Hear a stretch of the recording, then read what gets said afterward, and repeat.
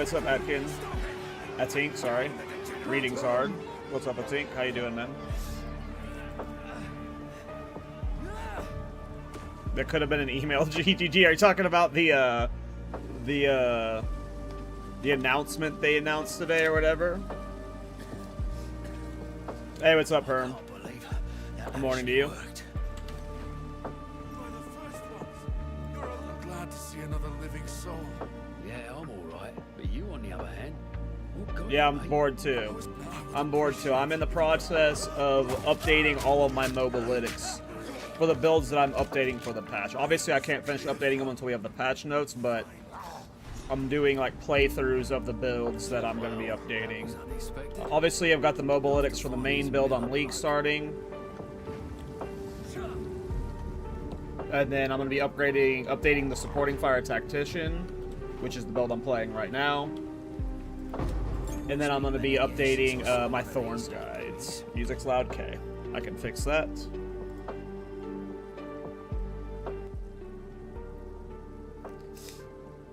Hey, what's up, Shape? How are you doing, JT? Yeah, I know. Some of these announcements they're drip feeding us is just like the exact segment we've seen from the mainstream. But yeah, I'm bored as hell, so that's why I'm just like doing. Normally, I don't even like care to do like reruns and stuff, but you know, I'm super bored. They said Mage Blood will be amazing. Yeah, I'm hyped for it. It's part of the reason why I'm considering League starting Ritual, because if I got one of the first, Mage Bloods, that'd be hilarious.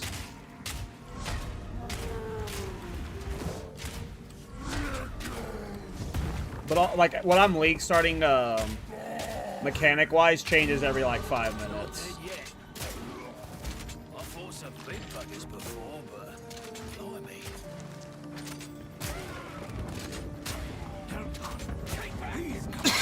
Excuse me.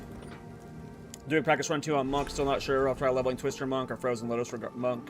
Yeah, I mean, Monk got super interesting as well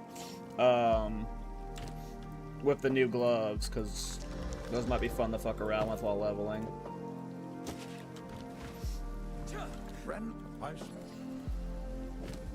There's a time you could channel your violence against this devourer, as Finn calls it. We're being Kindness will get you killed in times like these, old man. Yeah, I'm definitely League starting the Warbringer build I've been Path of building or whatever. I've already got the mobalytics for it. If you type !build, you will see the mobalytics for it, but a lot of people have been asking specifically about the supporting fire Tactician, so I figured I would definitely update it. Hey, what's up, Arcana? How you doing?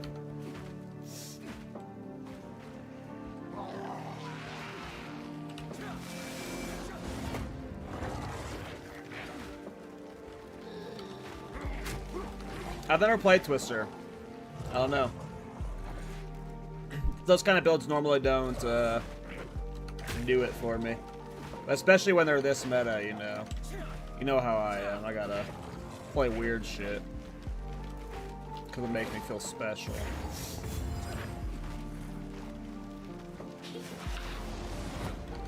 I mean, this build is really good in, like, solo self-found as, like, a standalone build, too, or, like...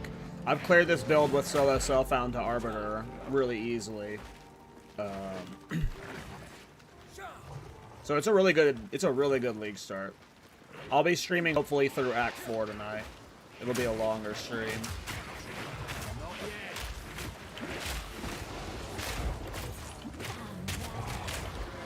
Too many baddies.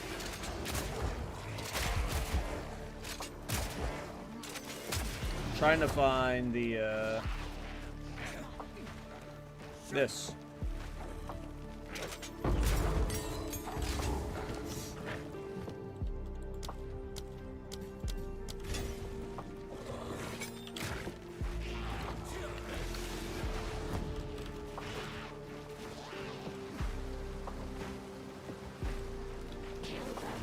I don't know if either of those are gonna be the meta, if I'm being honest with you, Executor.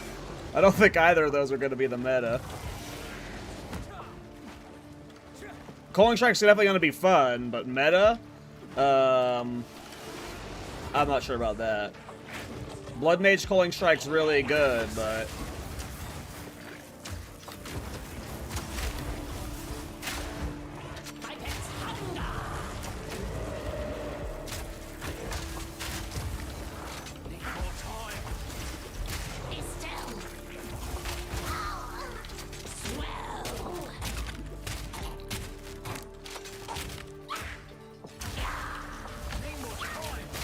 So, with the supporting fire tactician, you really don't have to play crossbows very long. At the latest, you play it till Red Veil. You really want to get a scepter and a shield. Really just a scepter, because it gives you the 100 spirit you need to get a bunch of skeletal snipers. And then you play skeletal snipers, which are really good, by the way. You play skeletal snipers until supporting fire. And then you don't really have to play anything but supporting fire at that point, but if you keep playing snipers, it'll help with the single target.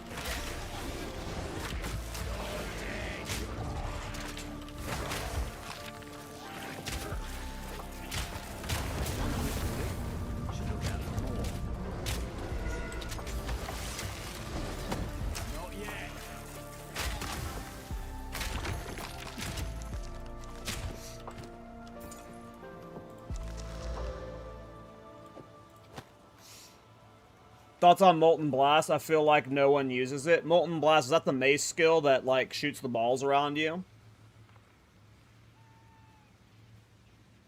Rabbit died here on Monk, did he really? My friend joined late league and went for your supporting fire build with the end game build. What is it intended away? Preventing dots to energy shield? I mean, with energy shield, you have to get, like, what do you mean dots with energy shield? Like, you talk about, like, standing on burning ground? Like, something like that?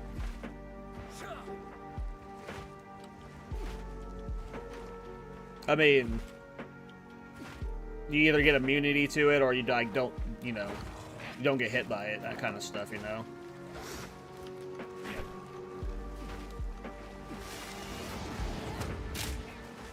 If you're, like, standing in burning ground, you know, or something like that. That's gonna kill, like, any build. But supporting power is definitely not, like, a good defensive build, you know? Its tree is kind of, like, all over the place, so...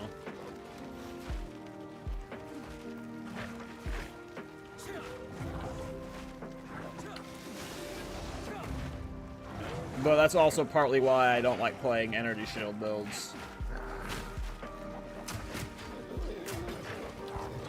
I got my ass turned around.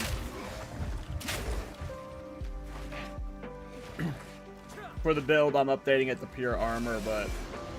Yeah, I mean, damage over time, like... Without playing something like high regen or high recoup, the only thing you can do is, like, Coalescence. Which you'd have to give up Spirit Gem or Spirit for.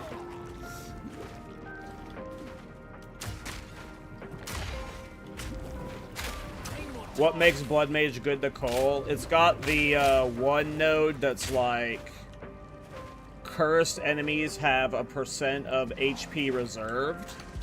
It's something like that. That node like fucks with the Calling Strike threshold. Speaking of Calling Strike, Kadachi is playing a Blood Mage Calling Strike build.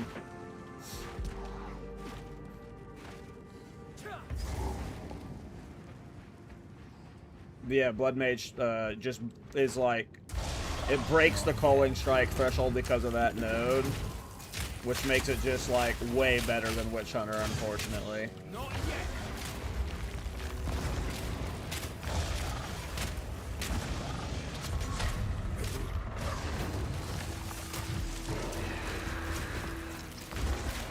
Damn it.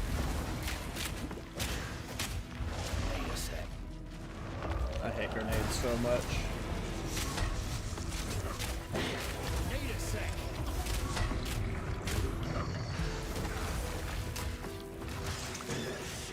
Look out!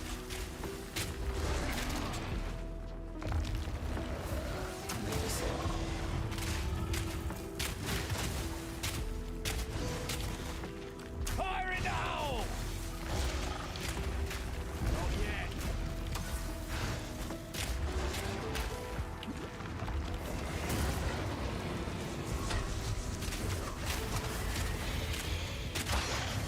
Need more time.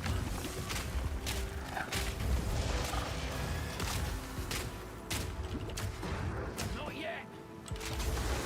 No. Quit burrowing away from my grenades, you dweeb. Just stay there, you dweeb. Need a sec.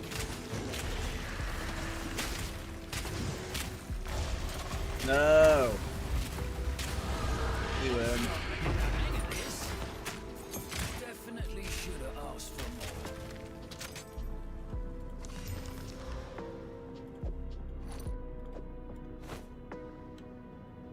Okay.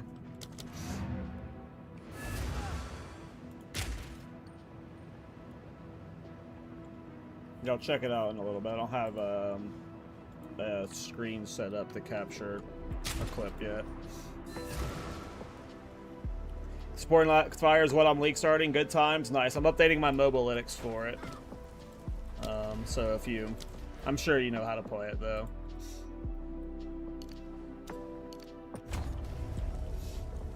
Witch Hunter is good for with Decimating Strike. Decimating Strike is unfortunately like not near as good or consistent as the Blood Mage Cole. Like Witch Hunter's not bad, and it's but like trust me, I'm a Giga Witch Hunter simp.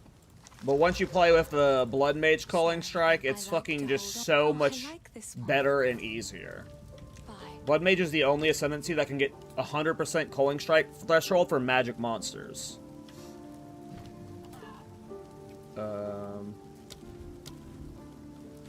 What can I afford? Nothing right now. Okay. We need to talk to Renly. Back to supporting fire. I'm just doing it to update the mobalytics for 0.5. We're just doing a practice run. Just so I can... Obviously, I can't finish updating the guide until we get the patch notes and the noob trees, but I just want to do a playthrough on solo self-found just so I can, like... Because my old guide was set up for, like... When I played supporting fire, it was like a month into Fate of the Val, so, like, everyone had a bunch of currency for twink gear, so it was like a twink leveling guide. And I need to set it up for league start.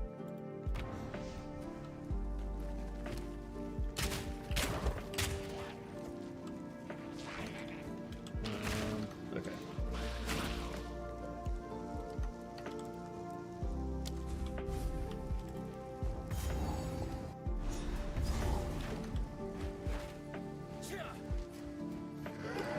Honestly, supporting fire is not like that overpowered of a build that like... One, it does get some buffs if armor EV gets some cool changes. Tactician has the armor EV like hybrid nodes, so like Tactician might get a buff defensively just through that, depending on how we end up scaling it. But also, it's just not like Tactician is like one of those ascendancies where it's like, what the hell's going on? And you never know if it like just gets a little bit of like minor buffs.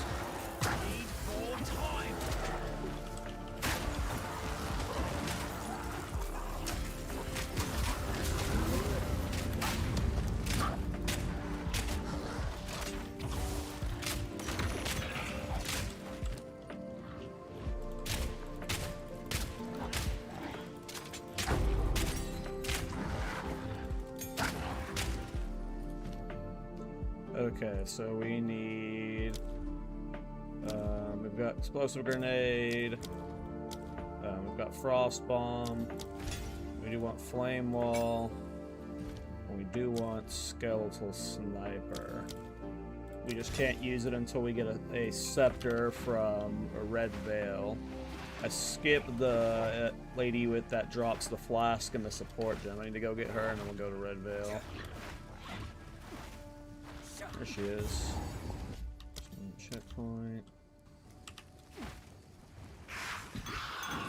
I think I heard a fable about this kind of thing. She had so much energy shield. Need a sec.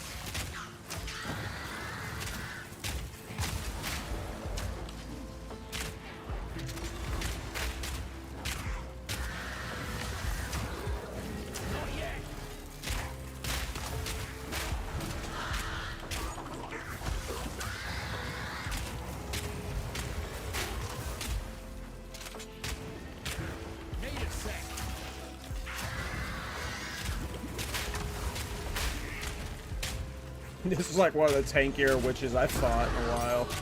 She was beef. That one, didn't I? Is this what makes calling Blood Mage good? Yes, Whisper of Flesh. The 15% reserved life like fucks with the culling strike threshold, so it's like just makes it really easy to cull. And it's like really easy to cull without those gloves. With those gloves, it's gonna be fucking cracked. But the thing with culling strike is it is really good at mapping, but it struggles at bossing. So you have to find something for like weapon set 2 that's like a skill or something you can boss with. I was very likely league starting a culling strike build until until I found the build that I am league starting. But I love culling strike builds, and yeah. He's not that they're bad on Witch Hunter. You know, Decimating Strike can be very good. You know, Witch Hunter has a lot of fun aspects to it, but like if you're just talking about playing purely a culling strike build, Blood Mage is really good. Will allow you to cull rares, which is nice, but like it still doesn't solve the bossing problem. Because you have to kill, I think it's like 20 mobs or something, 20 souls, before you can like get maximum power for the skill. So it's like you can't use it on bossing, which, like something like Uber Arbiter rather. Like obviously on a map, you can go into a boss with some kills, but yeah, I'm excited to see what you do. Every time I've played Culling Strike, I usually do it with like some form of like crossbow skill. But I've always wanted to do a strike, a quarterstaff, cull build. And Blood Mage is like perfect for a quarterstaff strike build, culling build, whatever. Do you expect +1 minions during leveling to be so much harder to find next slave? Nah. If you're checking the vendor all the time, you'll be fine.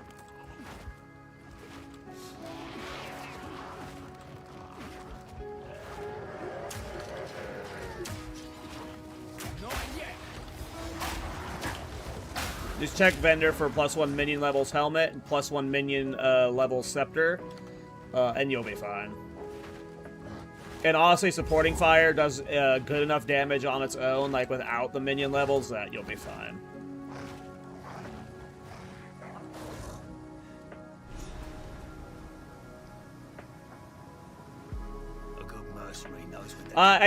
So I used to do the crossbow variation yo-yo. So like what I used to do is like I'd come down here, get these two-handed damage nodes. I'd come over here, get these two-handed damage nodes, and I could do some I would do a bunch of crossbow stuff to support it. But now I play skeletal snipers. I come over here, I get like armor nodes. I get armor nodes here. Supporting fire scales off your strength, so I get these nodes. And then I usually path up here to cooldown recovery and get the cooldown and the minion stuff up here. And then I continue to path like down here towards like more strength stacking stuff. But I supplement my early game damage now with, you'll see soon why. But skeletal snipers, as soon as you get it online, which is like level 4 at the latest, unless you get really unlucky and you don't find a scepter, which I think you're guaranteed to find a scepter in this area. But yeah, it's not bad going the crossbow version. I used to do the crossbow version. It's just now I prefer the skeletal sniper version because it saves you gold. If you don't mind spending the gold to like respec out of the crossbow stuff, then you know, you do you. But with this setup on League Start, and I know a lot of people care about this on League Start, there's no like wasted gold.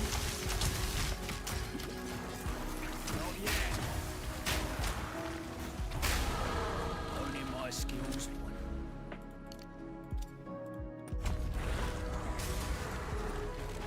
We need to find the scepter. I want to get the scepter online before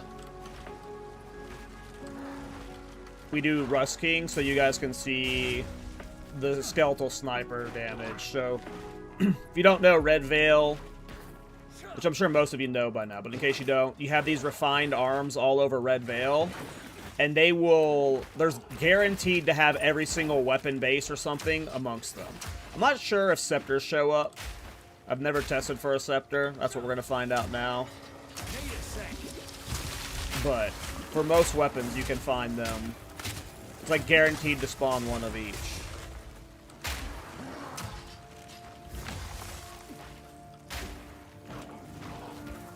Need more time.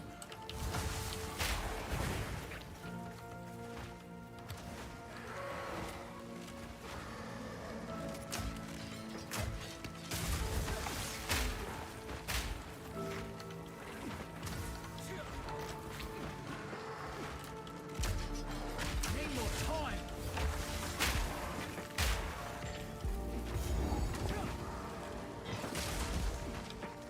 No room.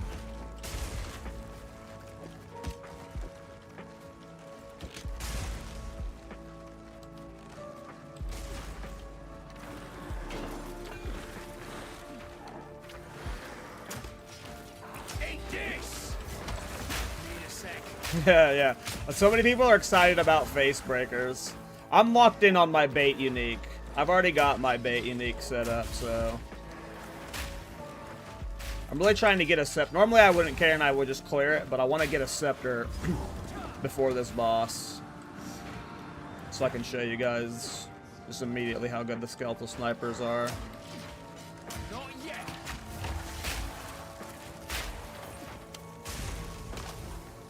Hey, no problem, Kadachi. That's the build I'm League starting, but that's not the build I'm playing. Hey, Esker. If you click on my Mobilytics profile, you can find my supporting fire tactician someplace on the page. That's the build I'm currently trying to level. God damn it. I was just trying to click that thing. See, I don't know if you can actually get a scepter from one of these. I'm kind of wanting to confirm that now. Is there a guaranteed rattling scepter? Supporting fire is very fun. It is very fun. You know, it's not like the most overpowered build, but it might be a lot better in this patch, you know. I think we got, like, things that, like, I think I saw, minion damage on rings. Like, that's not something we had before. So that would be, like, a damage buff for this build, right? Like, maybe it doesn't spawn a force scepter. Gotta stay quick on my feet. If it doesn't, we'll just go buy one, which is fine. Okay, I'm just gonna go buy one real quick. We could probably afford a cheap one from What's Her Fart.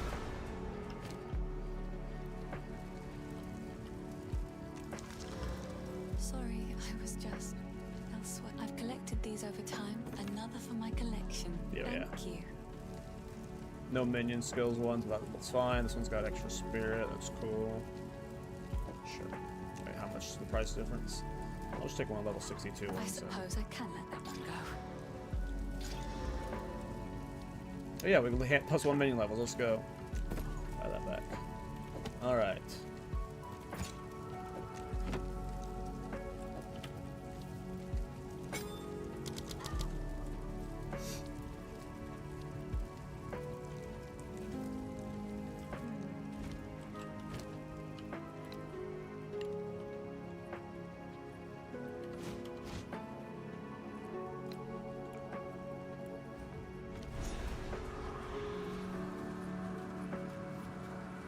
I mean, I'm not really an expert on minion builds, so I can't tell you if that'd be good or not, but in terms of, like, making your own build, fuck yeah, man, do it.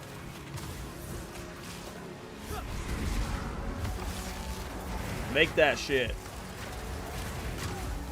Oh, right, I forgot to put the support gems in.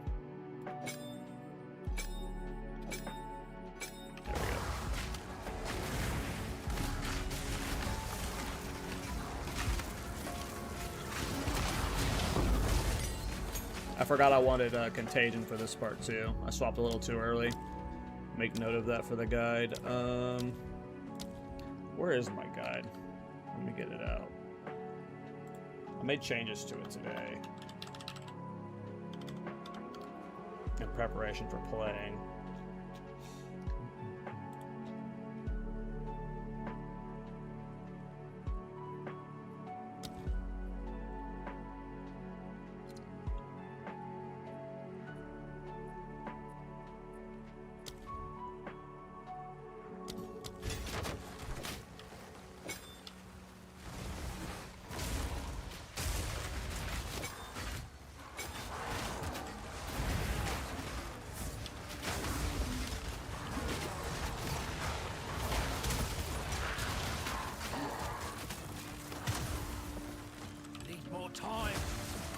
Should have got Contagion before I swap.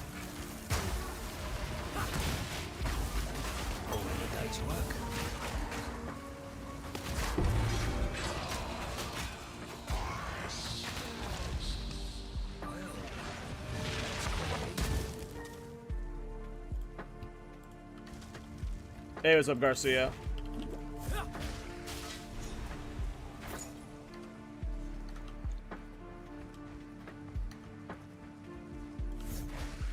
Didn't mean to click that there.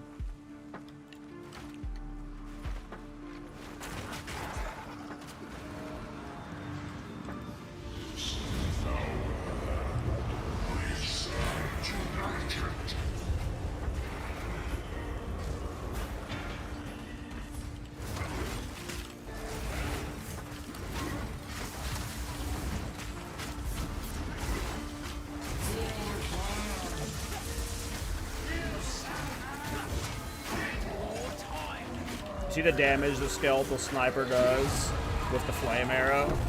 It just absolutely chunks. Ezimites never give up a fight. I expected no less.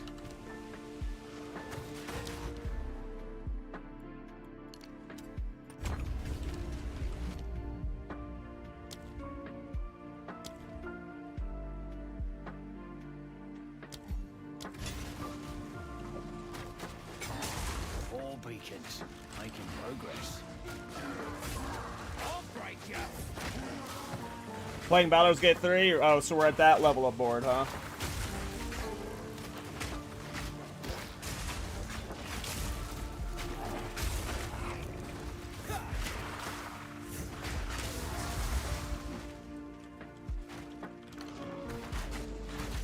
Where's the last enemy for this thing?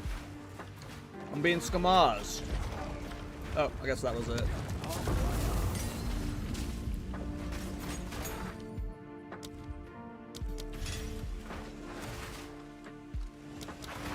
So again, it's not like grenades are bad.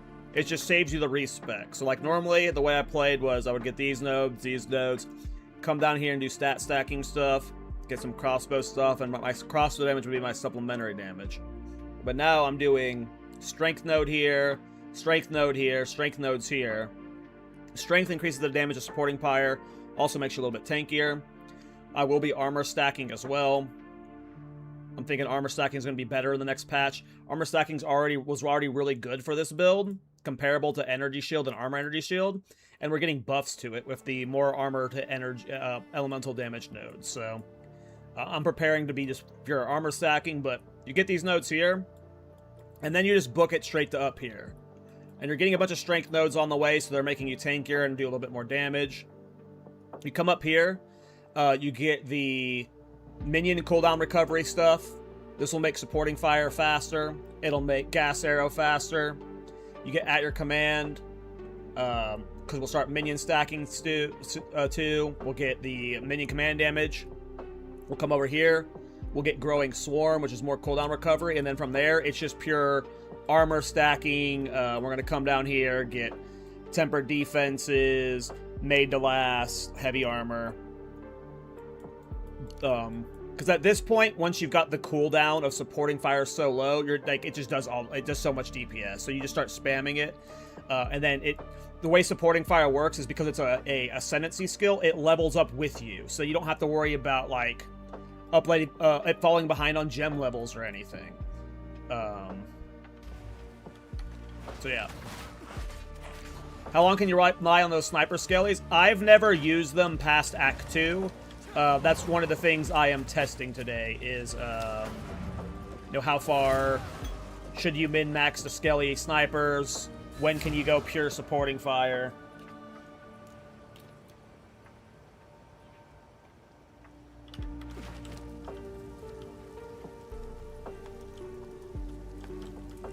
Etc. Sorry, I've collected these over time. What do you think?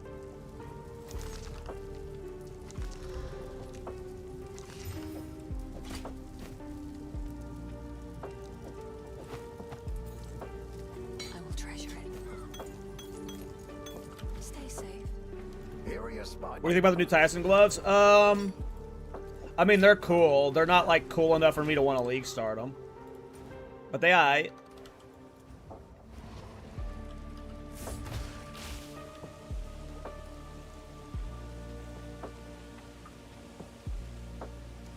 I mean, there's stuff like that, Abdul. But the skill is, like, limited in how it can be scaled.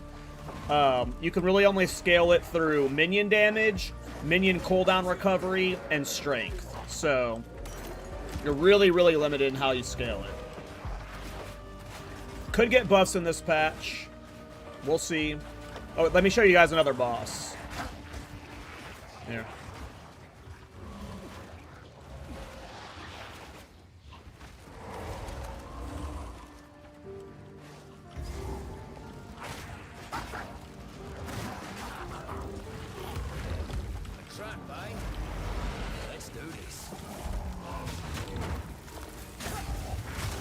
See that? You see this damage? See that damage? Like, you can level grenades, and at times it feels a little bit better, but that boss damage is just stupid. And then at some point, you can keep doing that for boss damage, and just use supporting fire purely for AoE, which is what we're going to be testing today, while armor and strength stacking.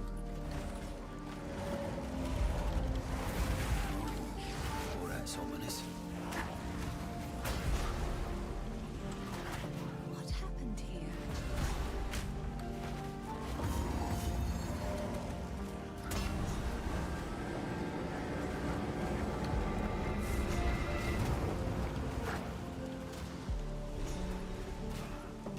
He's in goodbye.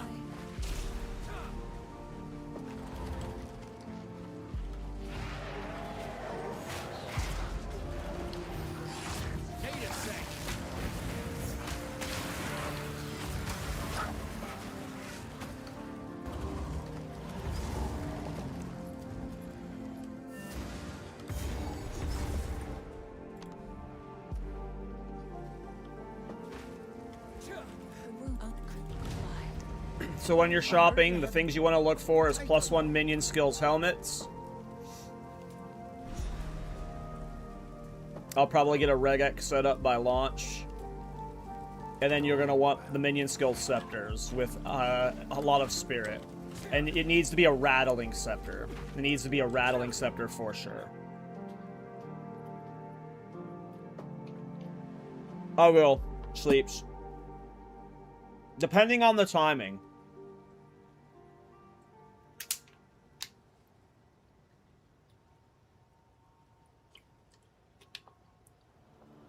Like, if I have enough time to do a dot build file for it, yes. If we have plenty of time to set those up, for sure. I'm planning on updating 4 builds for League launch. It's the one I'm actually League starting, which is the Ironbound Warbringer. This build, and then my Thorns Shaman and Warbringer. I plan on updating all 4 of those for League launch. And, like, as long as it's not, like, within, 24 hours of the launch that we have to scramble to put the build files together, I should have all 4 of those fully updated for launch. Hopefully. How strong you end up making this last time? It killed tier 3 Jet in like 40 seconds.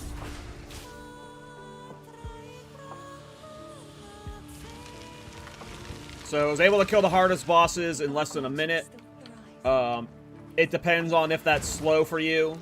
I full cleared Uber Arbiter, I full cleared every boss. It could pretty much AFK Simulacrum as long as you're holding down left click. And it's getting buffs in this patch for sure. We saw there's like rings that have % minion damage on them. Ooh, let's get that. We saw there's rings that had % minion damage on them, so it should be getting better.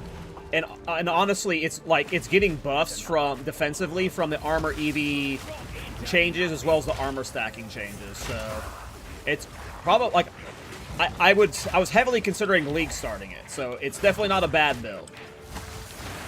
So you can basically do everything, yes. Unless you're like, you know, someone who's like, you know, a super juicer, min-maxer, who's trying to, you know, full clear everything with like 10-second clear times. And like go a bazillion miles an hour, which this build is pretty fast. You'll love this build. You'll love this build. It was my favorite build. It was one of my favorite, my favorite build of the League. I fucking love this build.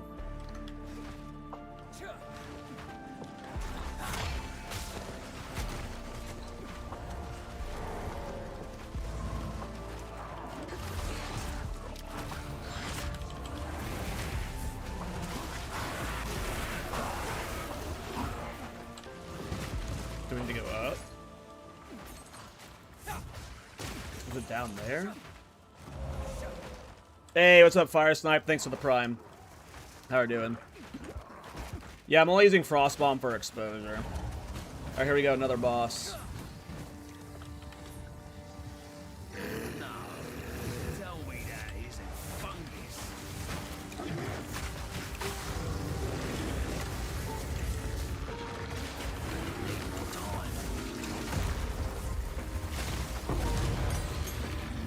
Fungus.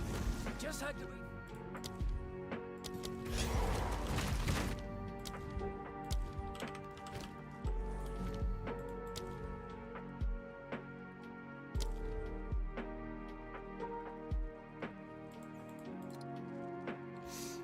I don't know what to put in this.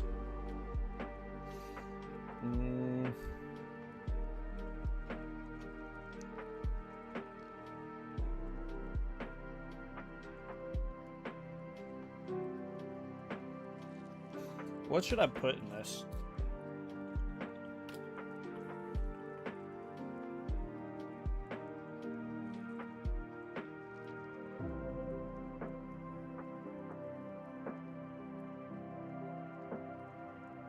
Maybe prolonged duration.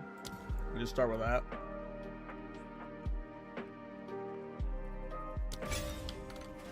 Whatever. I'll figure it out later.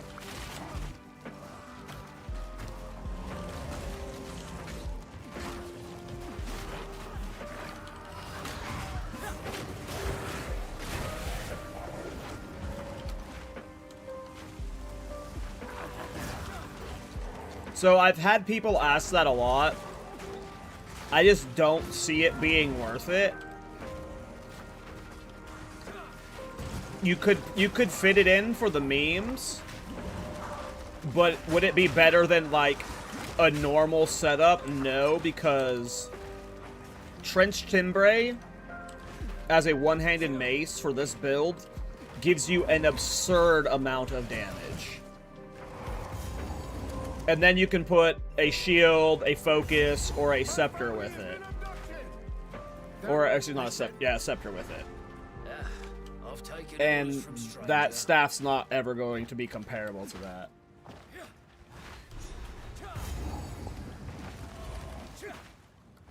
You can stay with crossbows, but the main skill you're using when you get to Act 2, which you guys will see when I get there. I'll stop wasting too much time. It's a minion skill. Even though it's like using arrows and projectiles, it's a minion skill, so... I'm trying to have a minion version set up, so like people don't have to waste gold changing from crossbow to minions later on. But yes, if you go look at like all my old versions of how I played, I always leveled as grenades.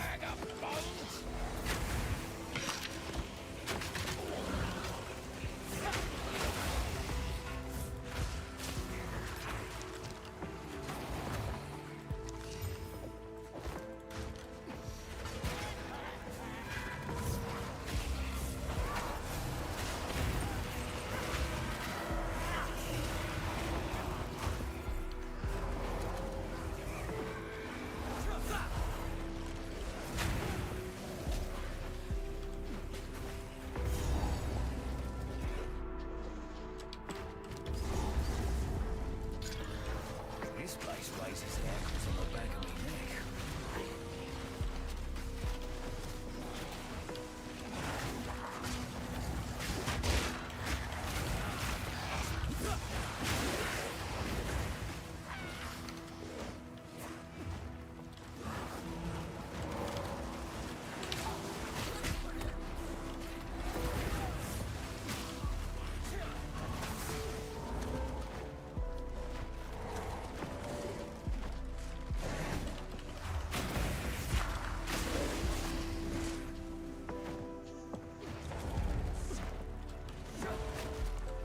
Where are you, boss?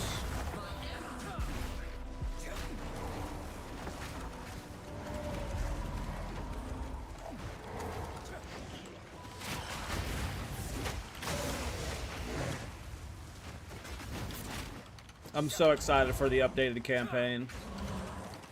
I know most of you should be too, right?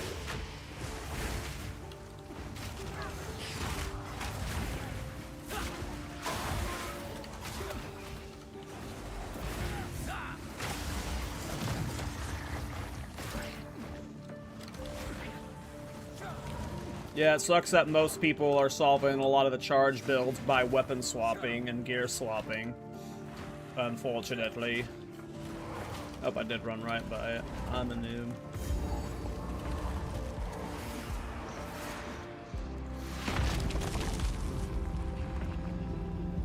You will have eternity to regret your intrusion. Good idea, JT. I'll try that. Rend your soul. The spirits yearn. Need more time.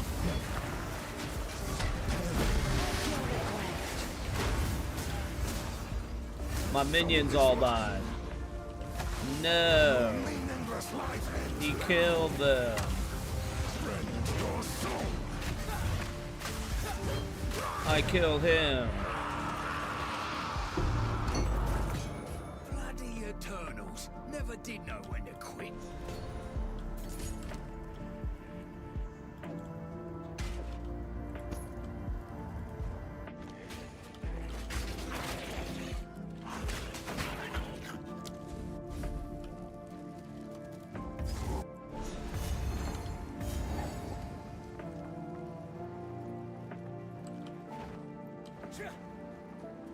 That make 5.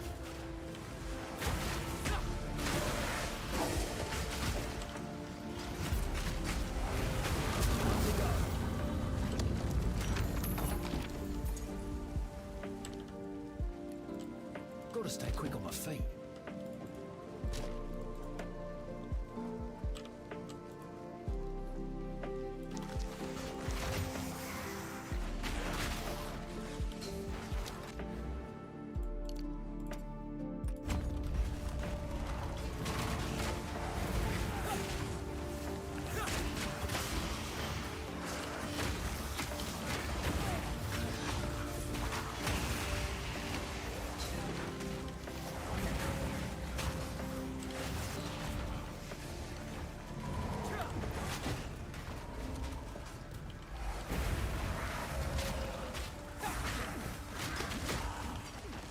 I fucked up.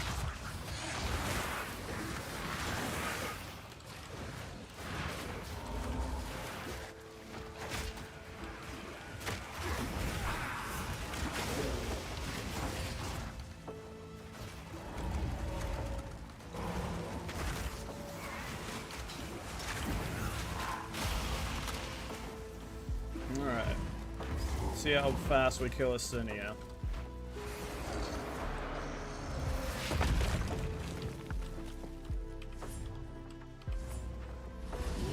Come on in.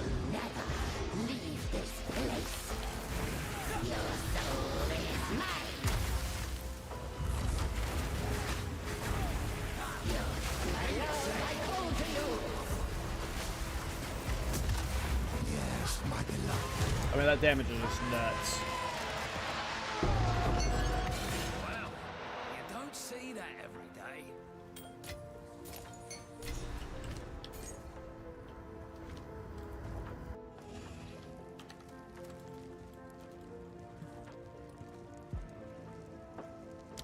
You do my eye.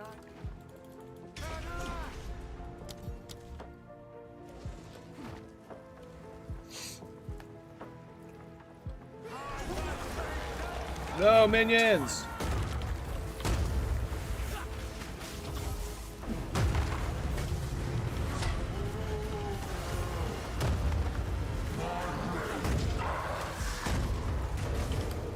I'm being stupid. More time.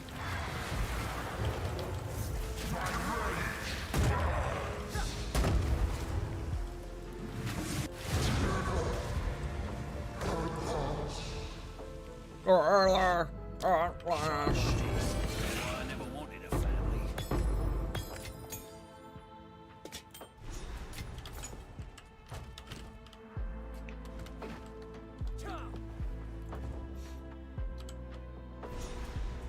Hold up a moment. Shut up, Delwyn. Shut up. Shut up, you stupid. Stop it. Will you pay them a visit?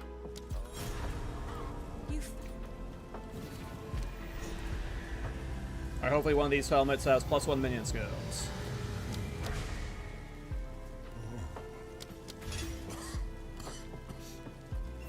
I don't know. It's in my this. Hello. Please take your time. Stay safe. This hooded one. That'll be useful. +1 minion skills! Boom! OP, OP!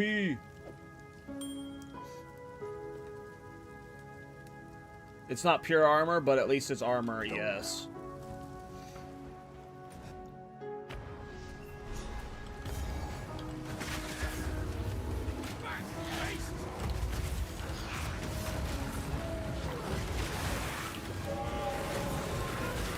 Straight to it then. The hunt begins. Don't be a sec. That damage is crazy. Hope your friend.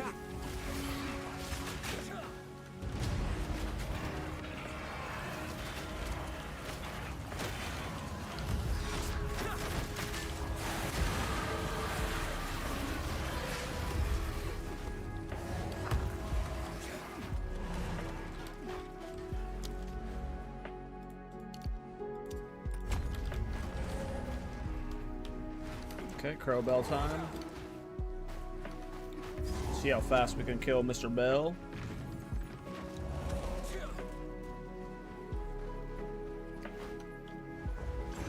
Am I seeing things?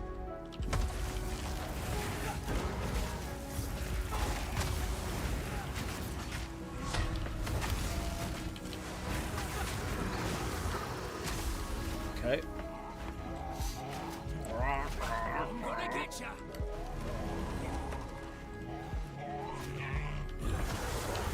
Oh, sure done it now. Oh my god. I'm not even in twink gear. I'm not even in twink gear.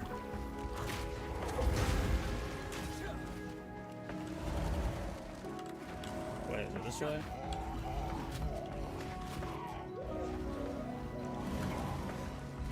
Need more time.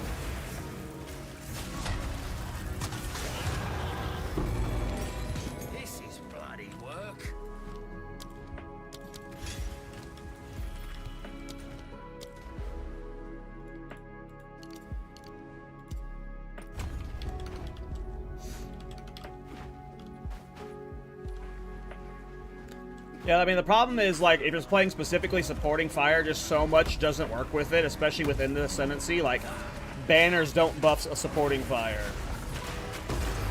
The, the weapon damage applies to minions. Doesn't buff supporting fire. Just kind of like, if you go supporting fire, luckily, again, I'll talk about it more when I have the ascendancy, so I can, like, read this stuff to you guys, but 2 of the ascendancy nodes for Tactician are highly slept on. It's the armor EV ones. I think, like, one of them, like, makes you defend with, like, 200% armor, but you're capped at 50%, and the other one's, like, deflection rating or base. Armor EV is getting a buff in this patch. And those nodes were already, like, kind of okay for supporting Fire Tactician. So just with Armor EV getting buffs in this patch, we're getting, like, new Armor EV nodes on the passive tree. We're also getting new Armor nodes on the passive tree. Just from that, this build's getting buffed in ways. But it's not like Tactician is an S-tier ascendancy, so it's, like, possible GGG just decides to buff supporting Fire, so... Even if that happens, I'm probably not league starting it. I'm locked in on the silly build that I'm playing. Am I dead? I might be dead. But, supporting Fire is probably like my 2nd or 3rd build of the league. I'm probably playing Supporting Fire 2nd, and then Thorn's build 3rd. But we'll see.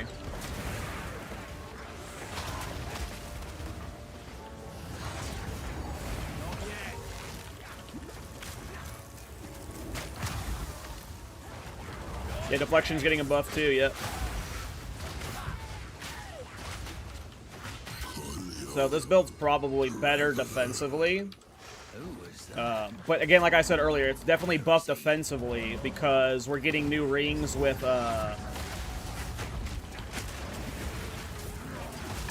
minion damage stuff on them. Which we didn't have this patch. And then also, a lot of the way we scaled our damage this patch was through jewels. And there's the new thing that gives you +4 jewels. So if you Giga min-max, it's gonna be a good build DPS-wise. You won't have any regrets playing it.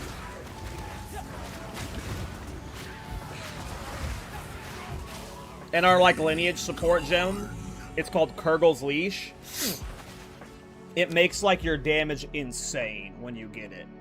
It is farmable in the campaign when you get to Act 4. Which, if we do that today on stream, which I'm hoping to. I'm hoping to clear Acts 1 through 4 today on stream. I can show you how you farm for it. And then once you get Kurgel's Leash, it's like GG.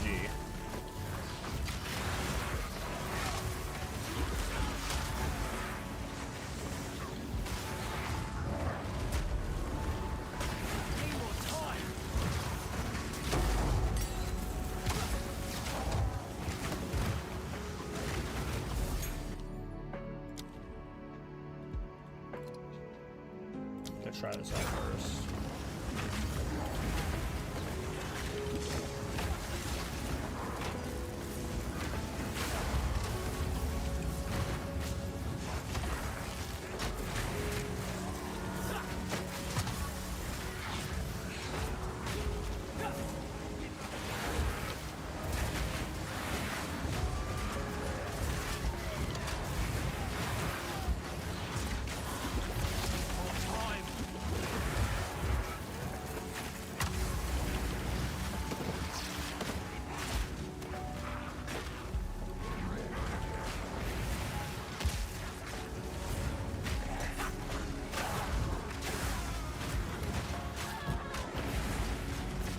Sorry, emoji. Sorry. This build's good, though. It's fun. Fun league starter. Still counts straight. 6. Not bad for a day's work.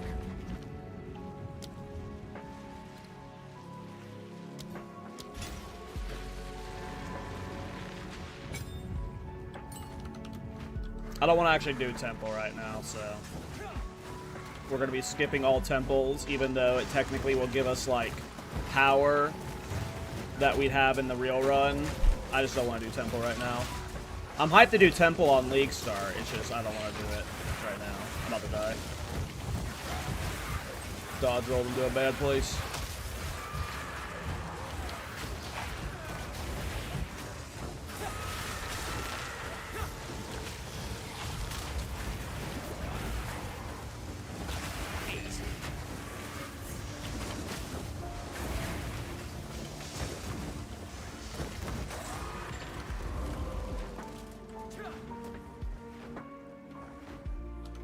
This is like the most annoying boss to find. Found ya.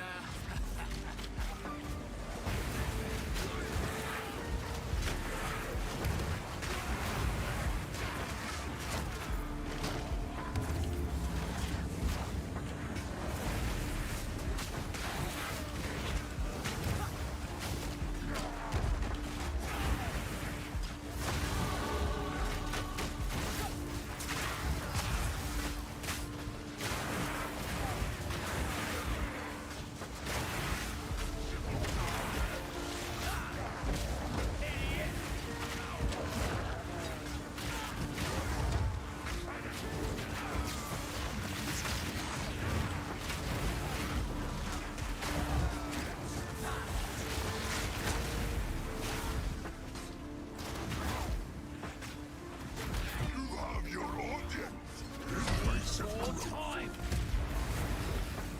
On fire. Marked for death. Keep running. Out. On fire. The Wild One's power is mine. I think they said Gemling's getting buffs, didn't they? Maybe they didn't.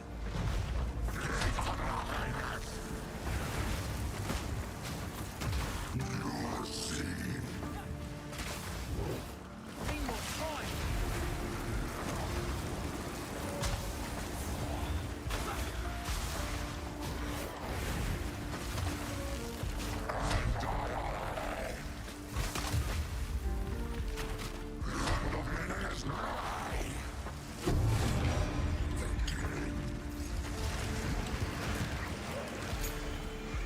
Oh, will you bugger off? We got enough problems.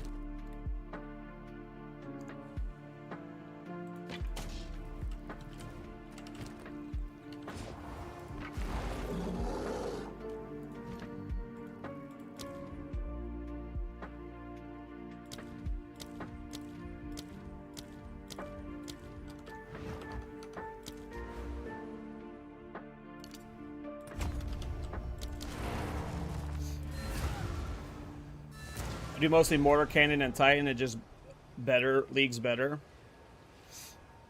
Never done it. Thank you. Better is subjective, though. You're feeling lucky?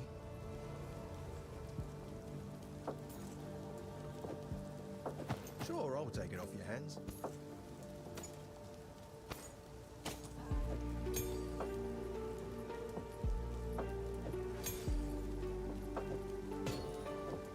Later. Okay. Let's finish this act, and then we will sprint towards supporting fire.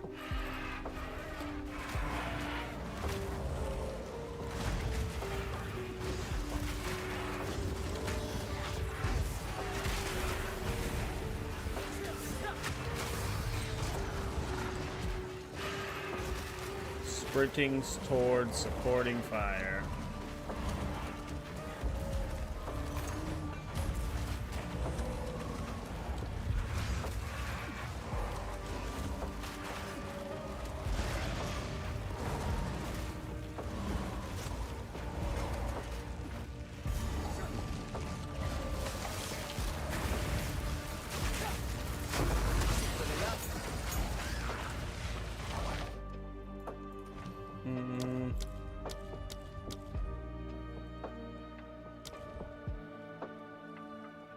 Oh, I wanted to use it on pounds. That's what I was thinking. Like, what did I need a level 3 gem for? It was for poops.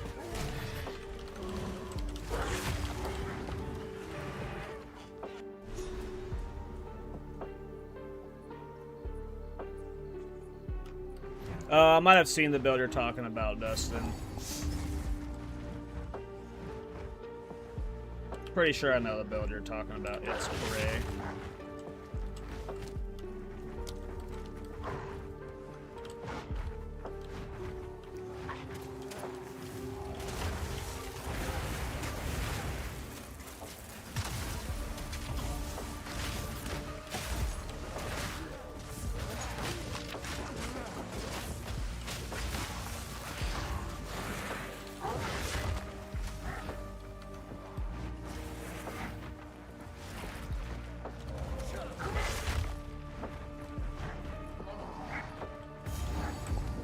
Well, the armor EB buffs are a small, like a pseudo buff potentially to Witch Hunter at least, as well. Sorcery Ward, you know.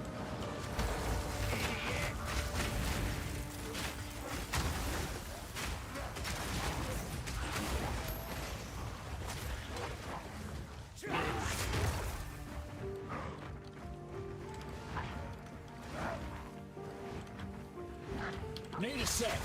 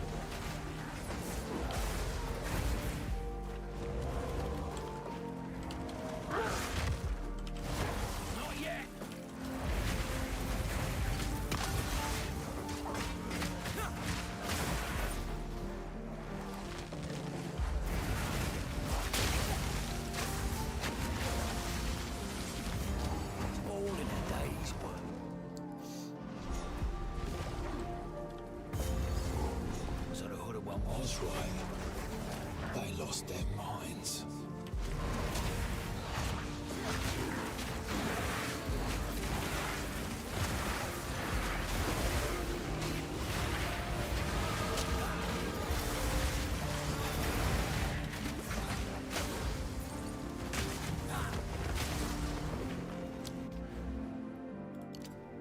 Hey, what's up, Angry Beard? How you doing?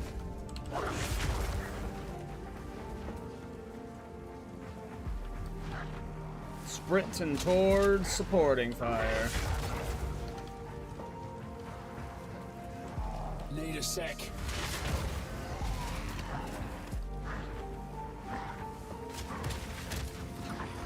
I think I was supposed to curve up. Hey, what's up, Melty?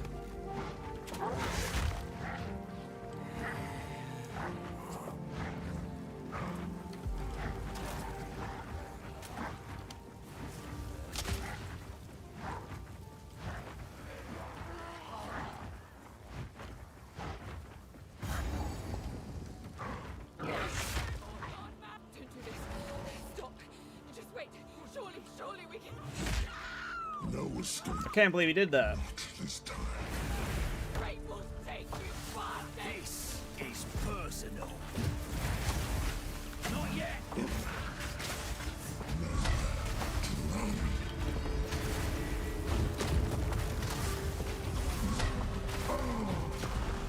He killed one of my scaly boys. That jerk.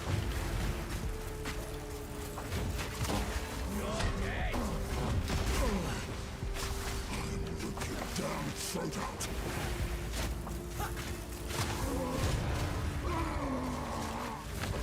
That one was for me.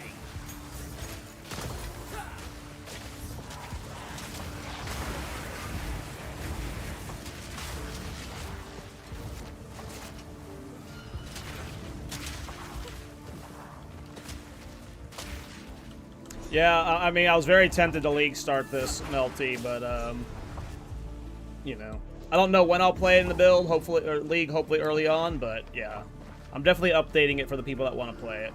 It is, I don't know if it was my most popular build that I made, but it's the one that I get the most, like, can you update this for 0.5 requests?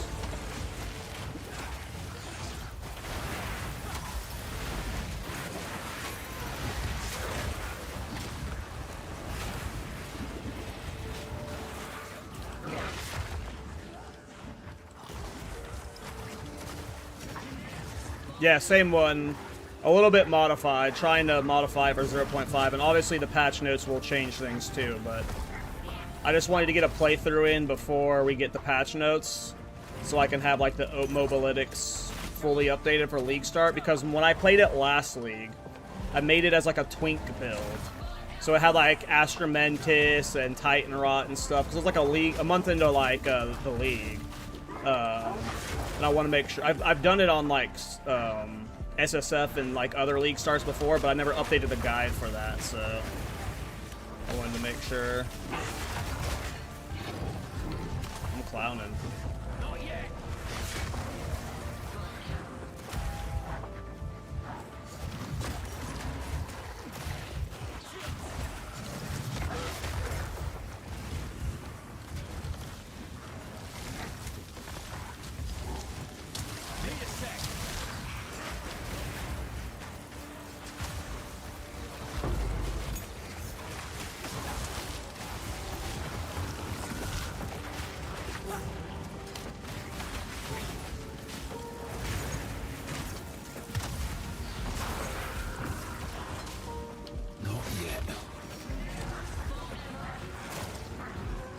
I mean, I'm not a big hardcore player, Quilthy, so I can't tell you what's viable there. Armor ES is definitely, like, even GGG said it needs some love, so...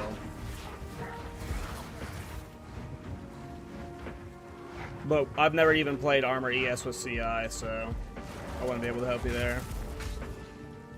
Can you update for 0.6, though? Unfortunately, no. Unfortunately, no, I can't. This place is right fancy. Do you break armor somehow on the final build? Yeah. Final build, you use Ulma tolls. You can also get armor break on your minions, but Ulma tolls does so much damage, plus it breaks armor, so... But yes, armor break is in the final build. Oop, I'm not paying attention.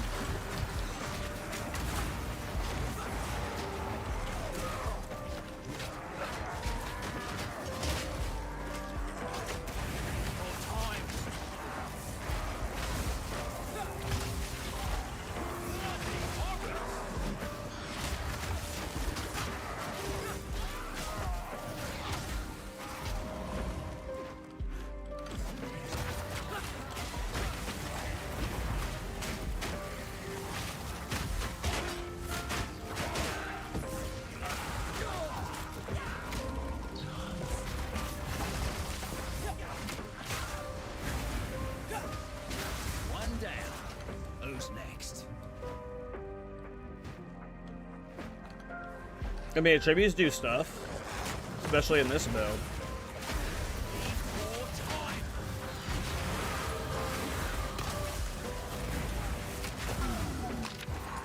Gotta stay quick on my feet.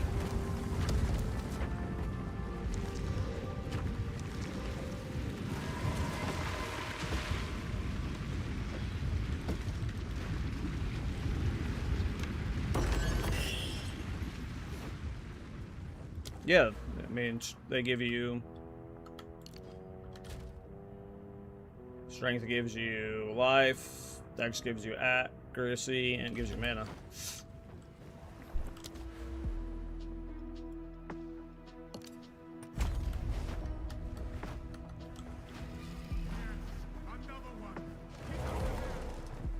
That's him.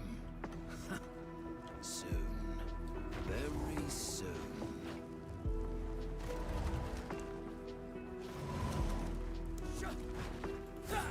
First ones. All I did was touch it.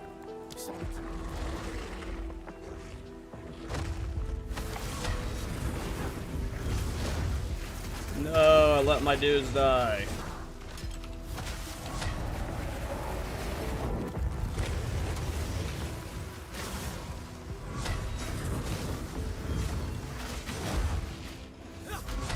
Not yet.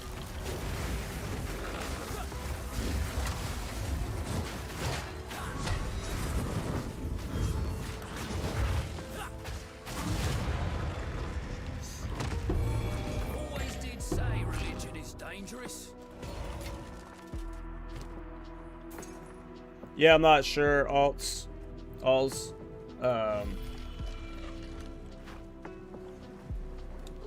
I have no idea what they mean by that. Hopefully it means we got, you know, more harder maps, but they're not like, you know, the awful tier 17 maps of old from PoE 1. I feel like GGG had to learn their lesson. I got left into a corner.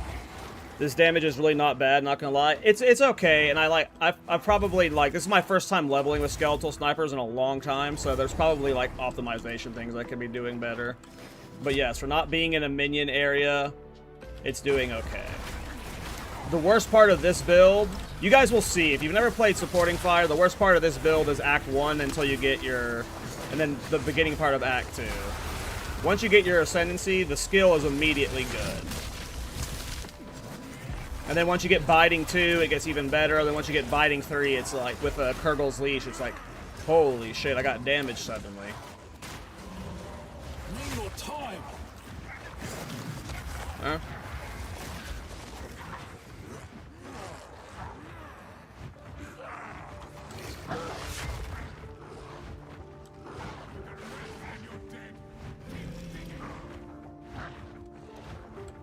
Oh yeah, like charges are what they completely gutted of any bonuses. Of any bonus, like, yeah, charges do nothing on their own without having, like, some form of, like, thing.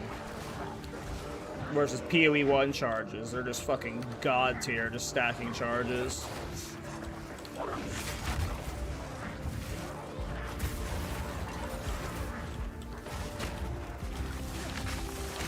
Need more time. Oh no, I'm dead. I'm dead. I'm dead. I'm dead. I'm a noob. How'd I end up way the fuck back here? Wait, I need to go down. Wait, was it? No, I was going the right way. Shit.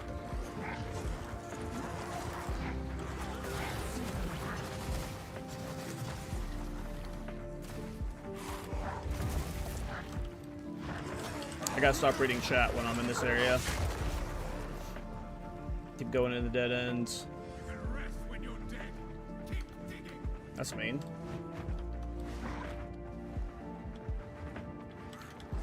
Wild creature.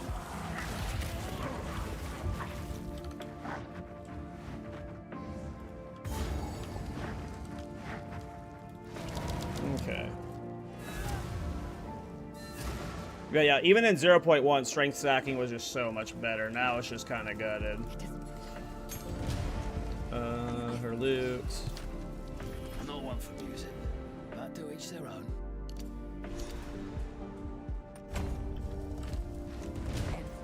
Thank you.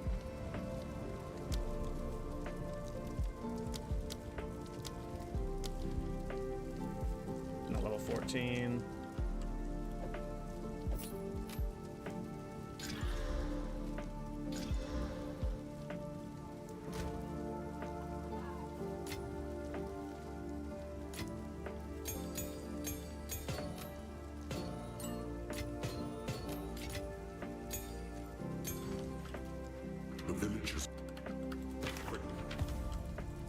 Sorry, I like to hold on to. I will treasure it. It seems shadows haunt us both. Oi.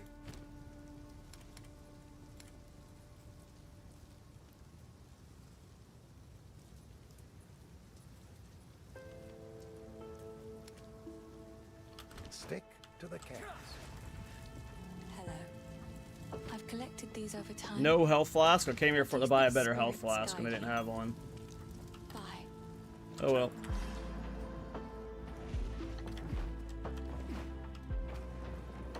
That's not the way I wanted to go.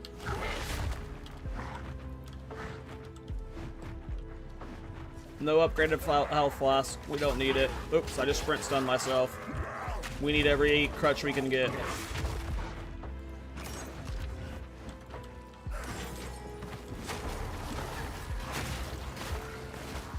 Need a sec.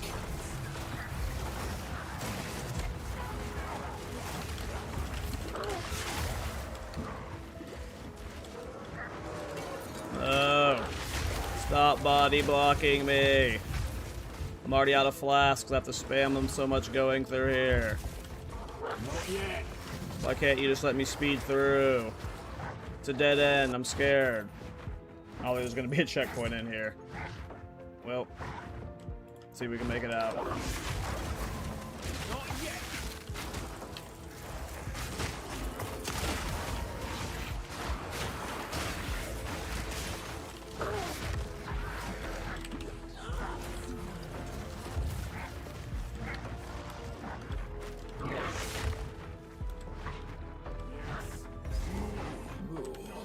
That's nasty. Level 13.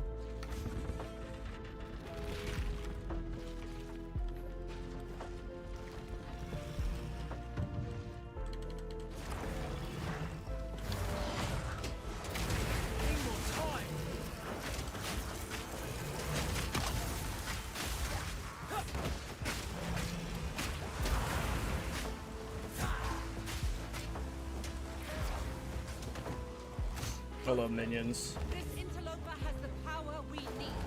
Kill him, and you shall have everything I promised. No use this time. I'll remove your head myself. You could bloody well try. Why did my archers just decide to, like, go in the middle? I fucking hate minion builds. Easy prey.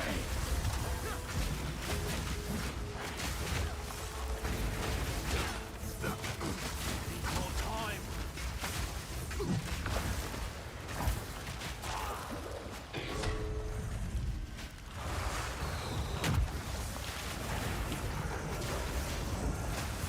Oriana! Oriana, open the cage. Release the beast. Oh no. What you promised. Oh no. More from you. Since you are too weak to do the job, I'll find someone who can. Goodbye, husband. You manipulative whore. How dare you abandon me? After All I've given you, you simp. You fucking cringe ass simp.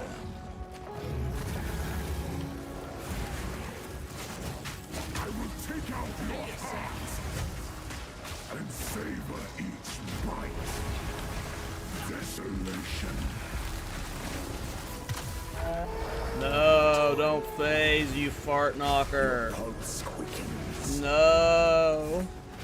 The eternal impure. With bloodlust empowered. Our You resume fart knocker. endured, but soon all were devoured. In unending war. Death waited at the door. Then hour by hour, men fell as summer sour. No, don't land on my minions. I hate minion builds so much. I can't wait till we have supporting fire. And your minions don't mean shit. Desolation. I smell your blood. Not yet. And I am ravenous.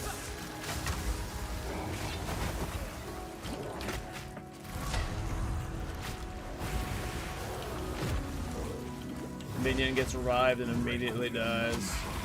Such is the minion life. One immediately died when it respawned. Classic minions.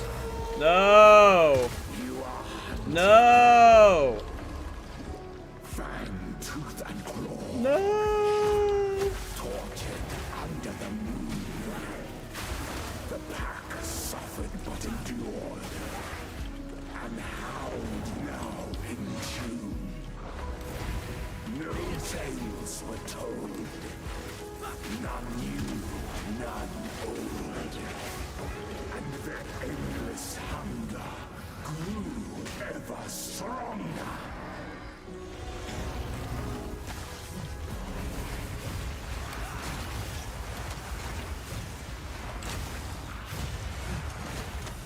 Freezing gale. I will take out your heart and savor each bite.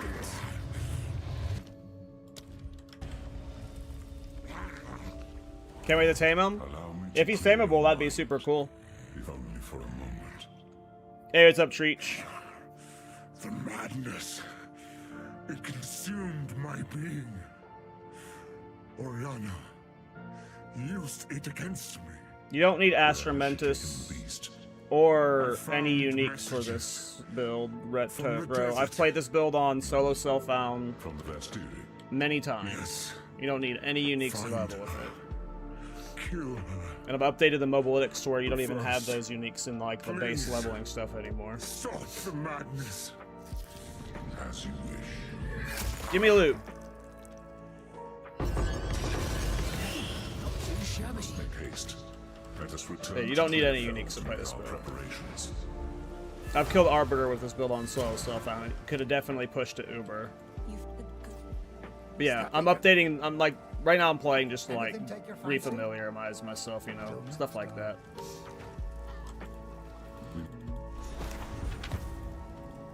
Following the Beast Trail. Corruption. The Countess has escaped with the beast.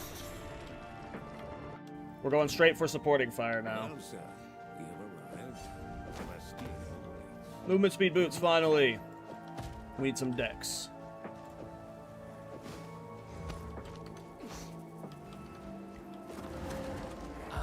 Yeah, I almost feel like I like the Best show 'em my the minions are neat and all, but I hate using minions for clear and bossing. Like the damage is cool, but like I'd almost like rather keep playing grenades and just force the respec.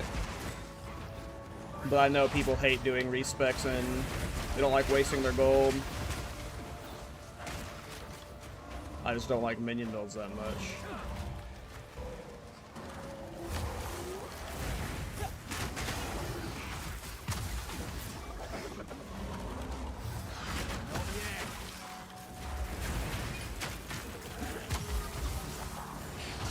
Because I get too far in, and then my minions die like this, and then I'm like sitting here waiting for them to respawn.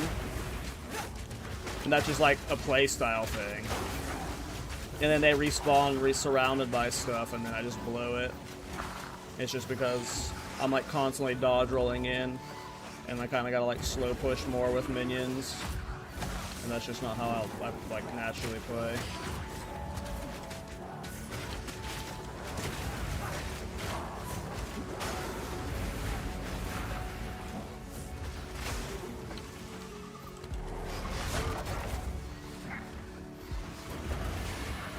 Need a sec.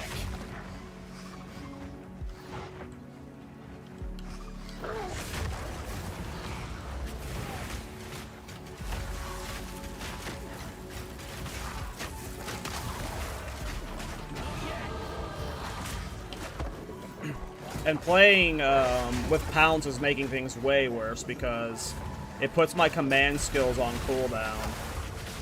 And then like whenever I do shapeshift back, I have to wait a long time for they get up.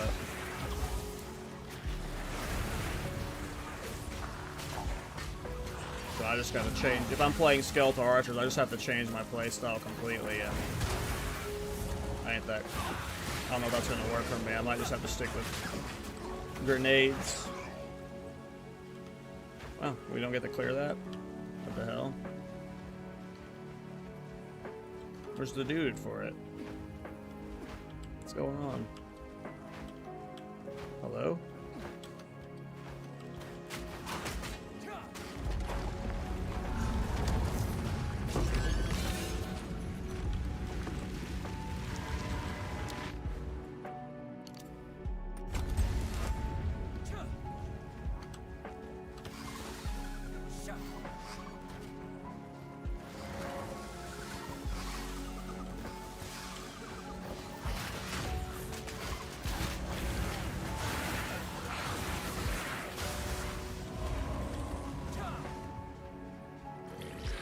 Yeah, this is a lo-fi remix of the PoE soundtrack. You can find it on YouTube. It's got like songs from both PoE 1 and PoE 2 in the mix, both.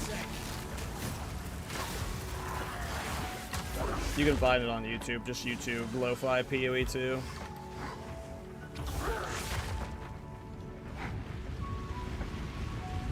Yeah, it's got both. It's got PoE 1 and PoE 2 sounds and songs in it.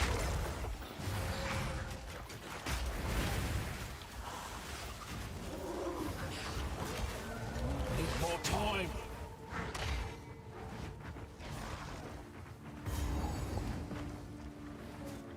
On the cliff.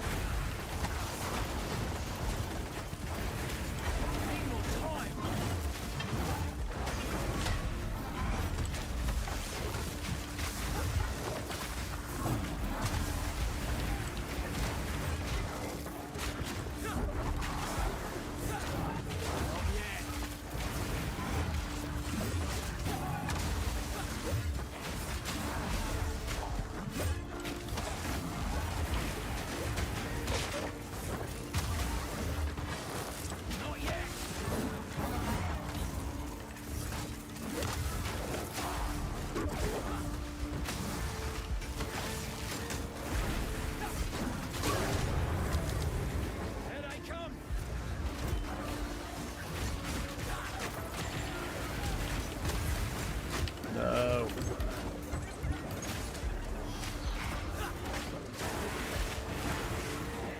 Gotta stay quick on the feet.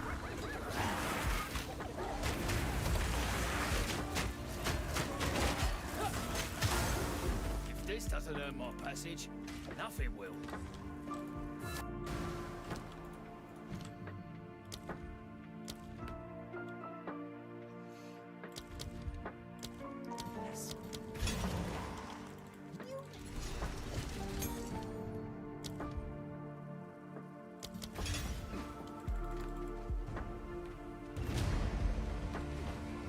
No, it's definitely not costly.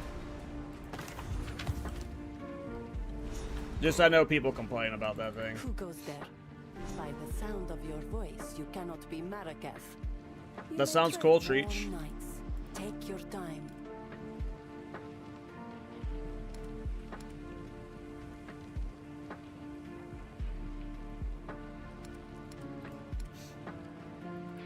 I shall put this to use. Blessings. New strategy required. Okay. Time to get supporting fire.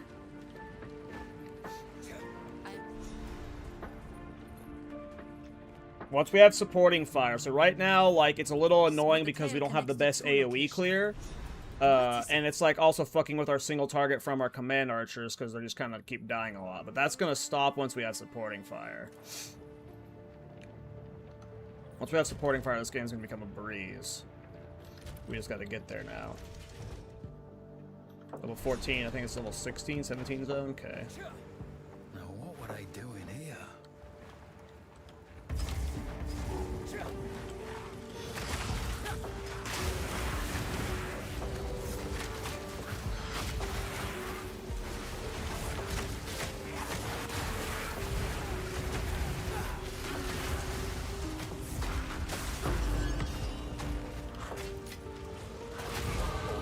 Another day, another call.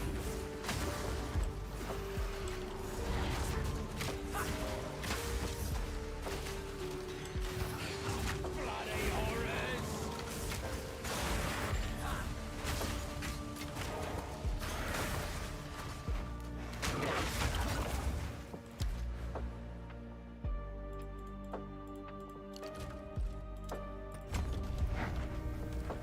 Not yet.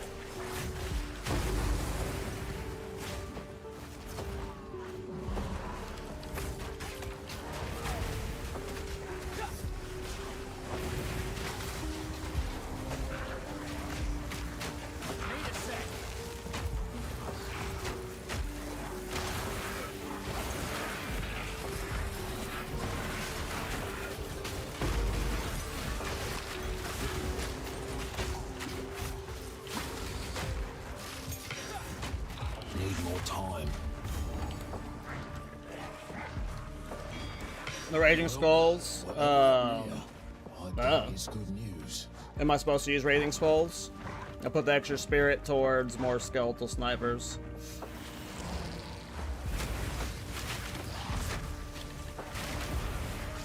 I thought Raging Skulls was dog ass.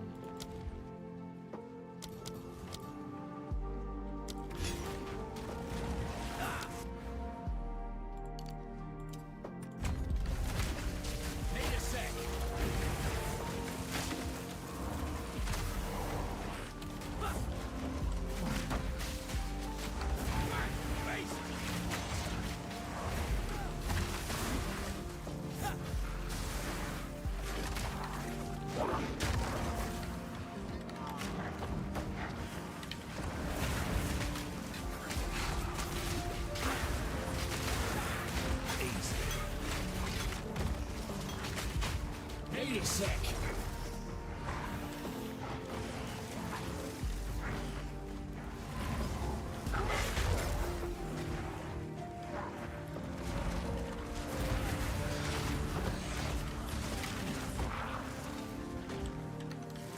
They always just die.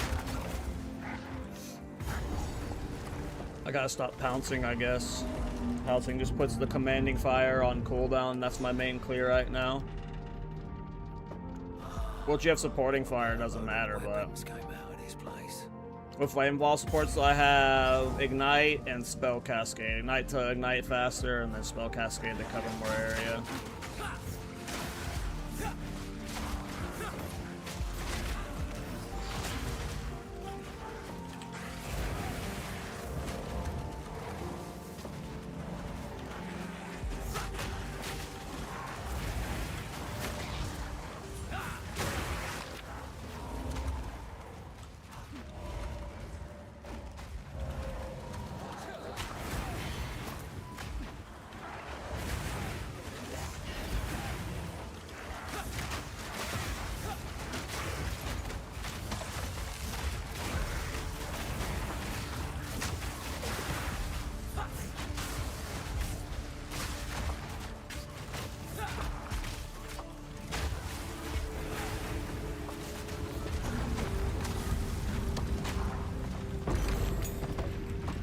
I think this can be biting to, or biting to, whatever it is.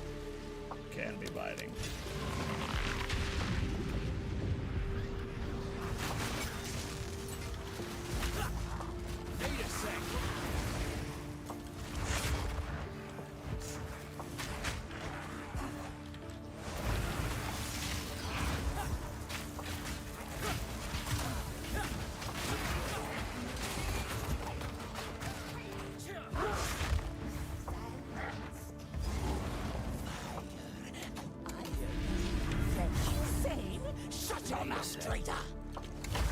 No, I didn't mean to point them at her.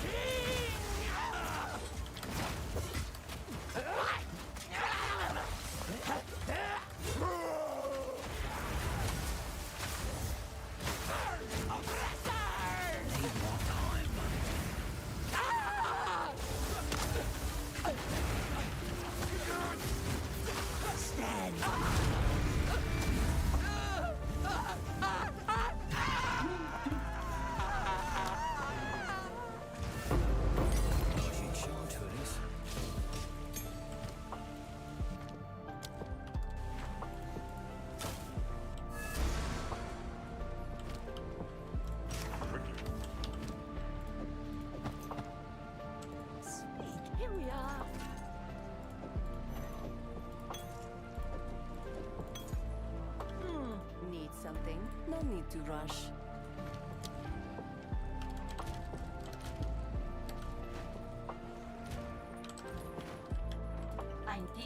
Welcome.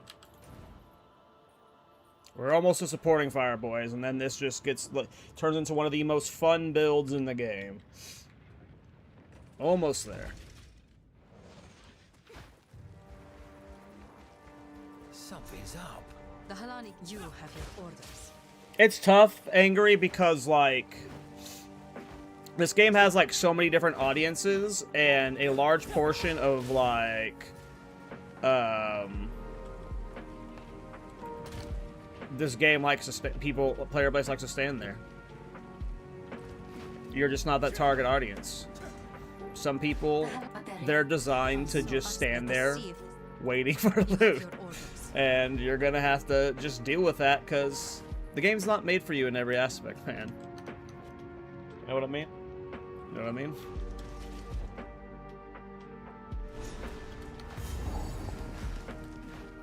I have movement in the dark. Yeah, some of them are pretty annoying, but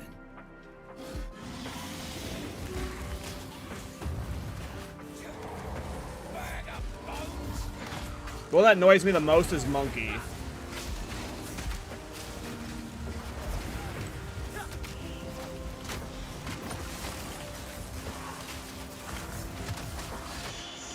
Need a sec. When you kill him, he like drops all his loot, and then he takes forever to drop his passive skills. That one always annoys me. Hey, what's up, DJ? How you doing? Just preparing all of my build guides for 0.5, so we're replaying through the campaign, all of the ones that I'll be updating. Won't be league starting supporting fire, but we are updating it, so I needed to get a quick solo self-found campaign clear. So about the new gloves? Not really. They're alright. Not to bring up that discussion about, like, the importance of weapons and stuff, but to me, like, none of that stuff gets me as excited as new melee skills and new melee weapons. And like Facebreakers is alright, but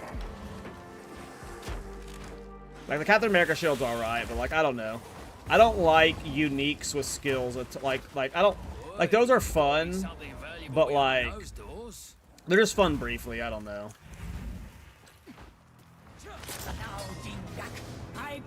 Especially since the Captain America shield is like a late game unique. As far as we know,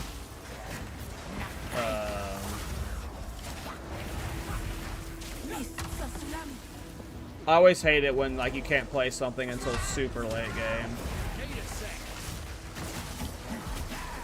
But I know there are people that like that. I hate Babala. Would you just stand still, you annoying turd?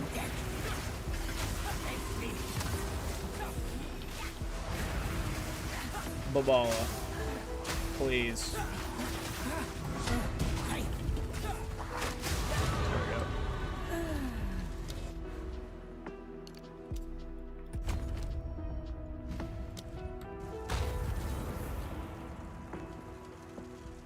Yes. Nice Raider plate.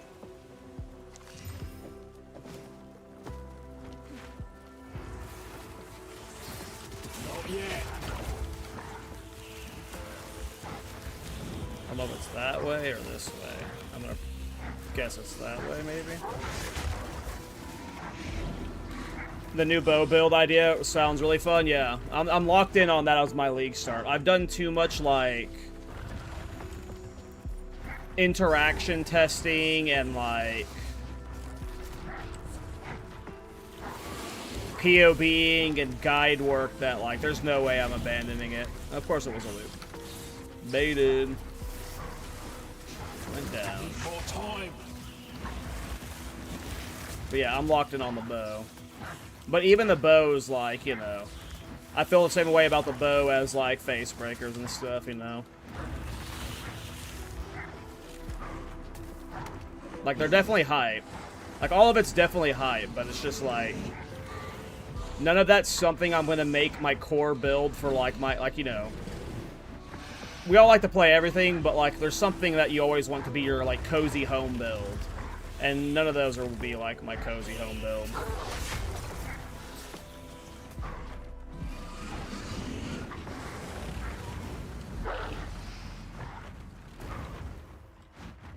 They're definitely all cool, though. But yeah, I'm hyped about my Warbringer build, and it's not even like the unique that I'm excited about. It's the fact that I'll be playing in late game. 75% block with 80% evasion. Yeah, Thunderfist is cool. You know, my concern is it's going to do something lame where it, like, changes it to EV stacking. Or, excuse me, not EV stacking, deck stacking, or, like, you know... Something like that.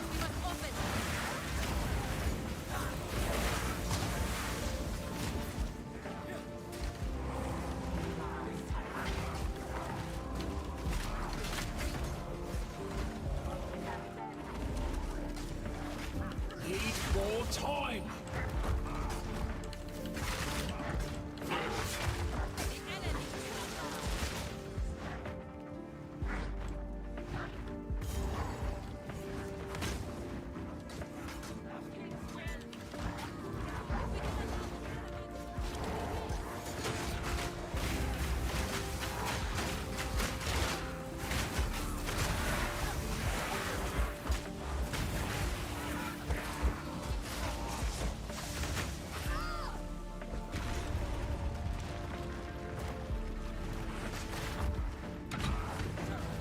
To me, like, in general, Martial Artless just seems like the ascendancy that's gonna be, like...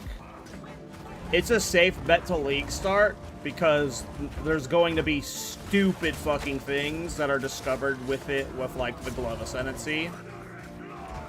And it just has so much comfort behind it with the 5 extra rune slots. Like, no matter what else the Ascendancy is... No matter what you're doing, like, it's got so much comfort to it that it's just kind of like...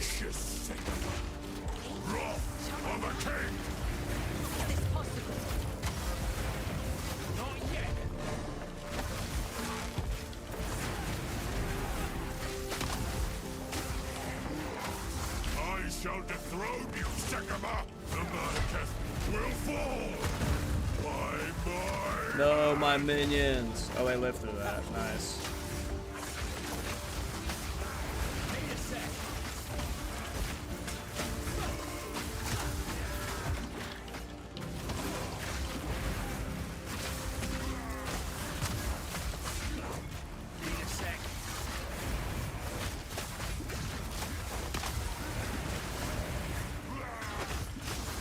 I tried to seek peace, and the Sekamas disgraced me.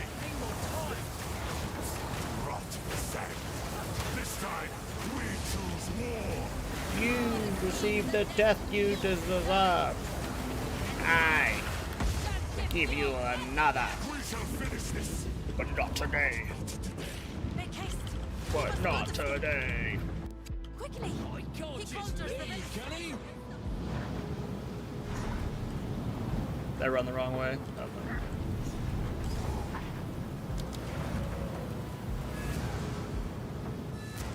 Jonathan strongly hinted at Acolyte Sheila having a hidden ascendancy in the Dreamer quest line, like Abyssalish. That can be good too. Yeah. The hidden ascendancies could always be awesome. Hopefully the ritual farming tech for Freythorn works. I hope so too. Because my league start would be way better with that, that's for sure. Still not level 18, I'm so under-leveled. Hell yeah. Okay.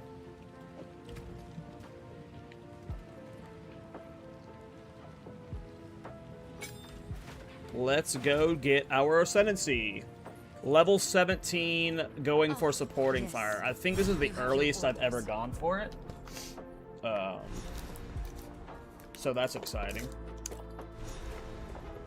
Despite how much I've been bitching about, like, this minion build, I'm, like, super under-leveled and I'm clearing pretty fast, so...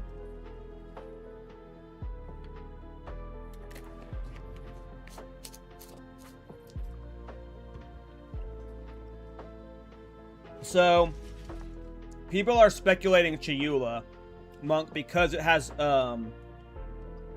interactions with the Dreamer, but Miso pointed out that if you look at Lich, it doesn't have interactions with Abyss, but you become the Abyssal Lich. So does it make sense for Chiula to interact with the Dreamer to become extra Chilupad? It's possible whatever Dreamer side ascendancy they're talking about is not necessarily for Chalupa Monk, but it's for a different ascendancy. All we know is there's something Dreamer related with this side ascendancy, but we don't know who it is for.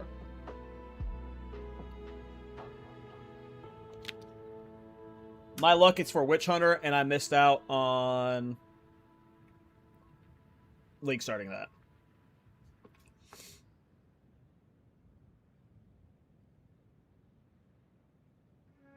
Tame the unique scarab in Keth? I'm not sure.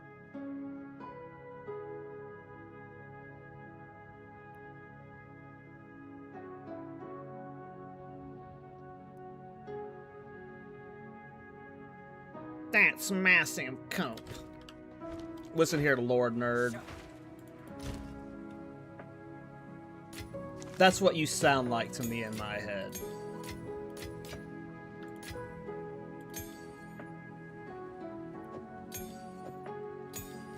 You could be right. Could be wrong, though. We'll find out.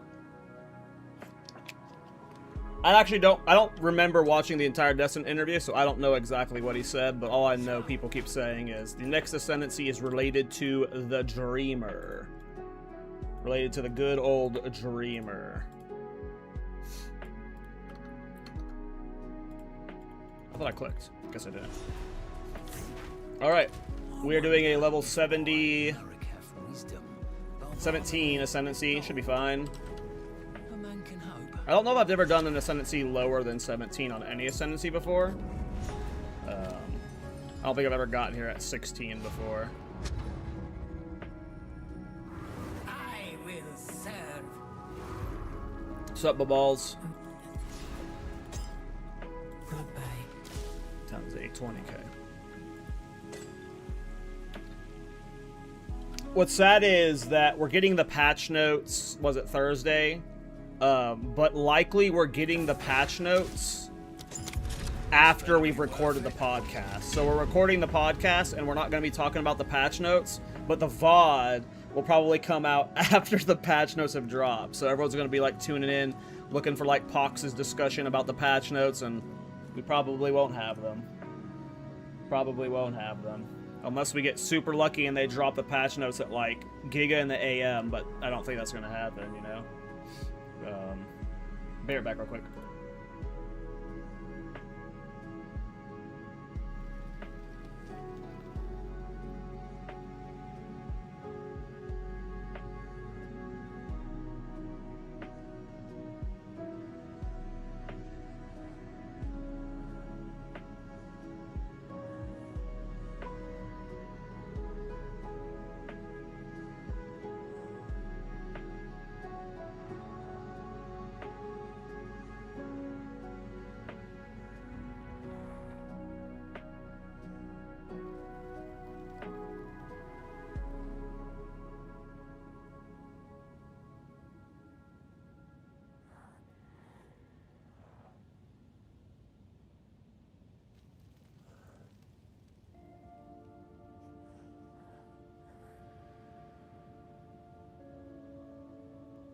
I'm glad you knew I was teasing you, Onao, because I felt bad when I was in the bathroom. But, yeah, I mean, I don't know, Laura. I was just going off of what Miso said. Maybe you're right. Maybe that's why Abyssal is the Lich. then Miso's theory is wrong. I'm okay with Miso being wrong. I can just blame him for that theory. That's what he said on the podcast.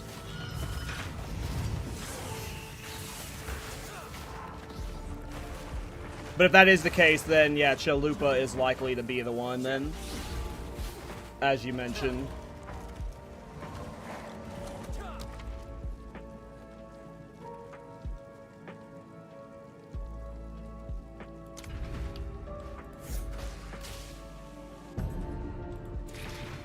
I'm usually not a minion player. The only minion build I ever play is supporting Fire Tactician. I played a minion build in,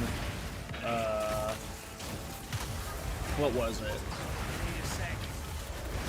0.2. It was like a Spectre, like Zerg Swarm build. Oh, in 0.1 I did play a Mass Skeletal Sniper build on a Titan. But, do you count Righteous Fire Roa as a minion build?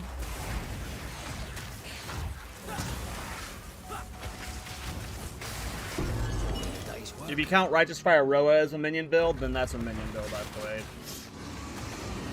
So I guess I've played more minion builds, but I guess they're not traditional. Oh, I guess all minion builds are weird. You got like the Infernal Legion varieties that are all like not necessarily minion swarm related, but ooh. A great challenge overcome.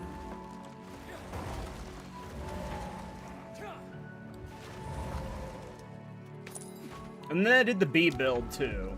I have played more minion builds than I originally said. I'm a liar. The mustache of lies.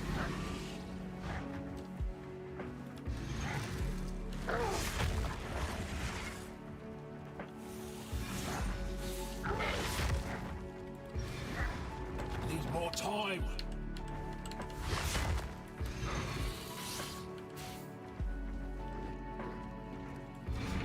Impressive endurance. Thanks, Babala. Thanks.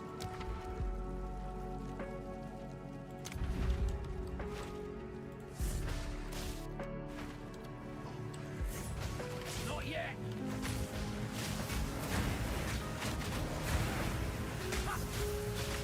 I'm igniting so slow right now that it's starting to explode stuff.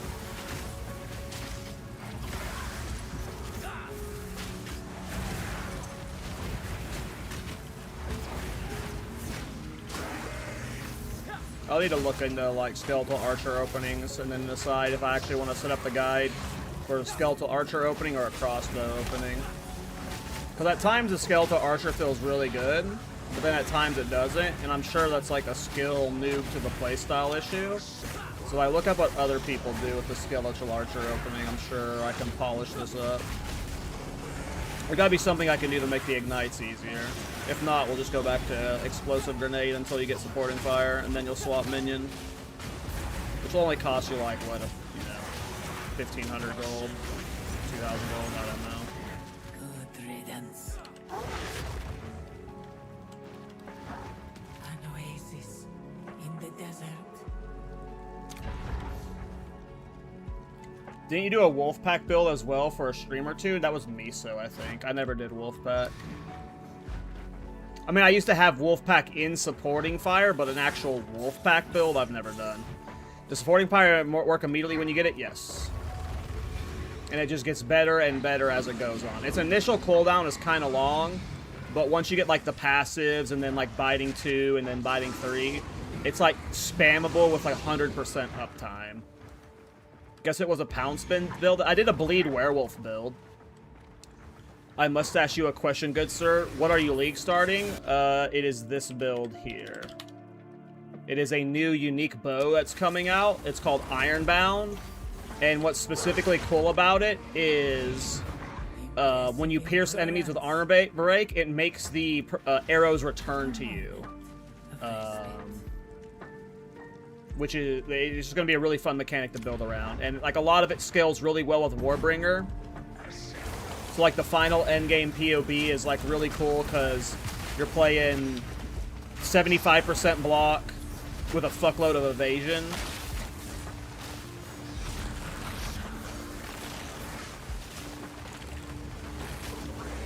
Man, I suck with skeletal archer. I gotta figure out how to clean that up, or we're just gonna stay explosive grenade. Need more time.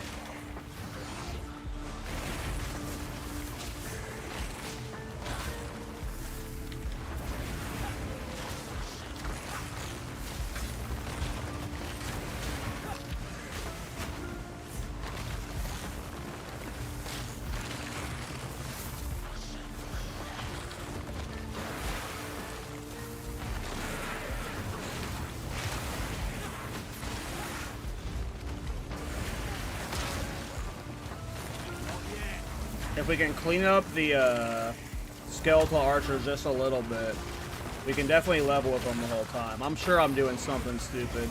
Maybe I do really need summon raging spirits. Like I think Rusty's who said it earlier was summoned raging spirits. Maybe that'll clean it up. How viable supporting fire for solo self-found? Very. Very viable. I've cleared through like 99% of the content. The only thing I haven't cleared with supporting fire and solo self-found was Uber Arbiter, and I very well could have. I just didn't want to farm the fragments for it.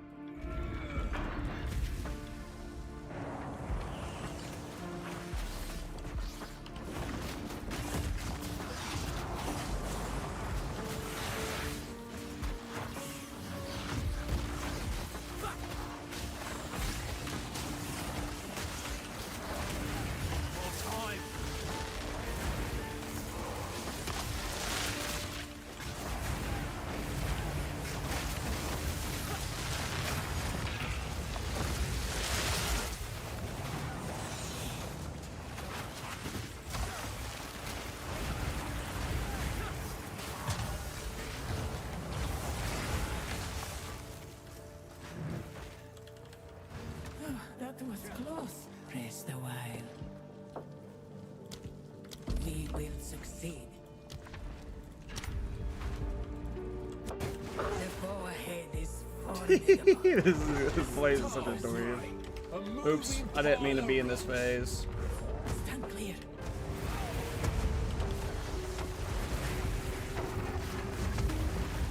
No.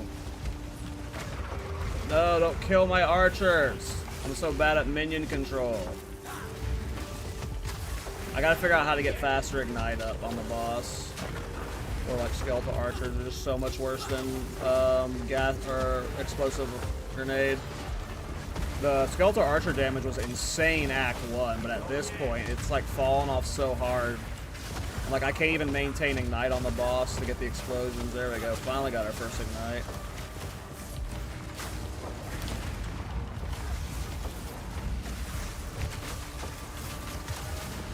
This damage at this point is not comparable with grenades if you have a reasonable crossbow right now. Oh, I let myself eat that whole thing. I'm watching other stuff.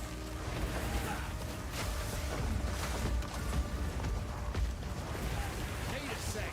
No, don't eat that.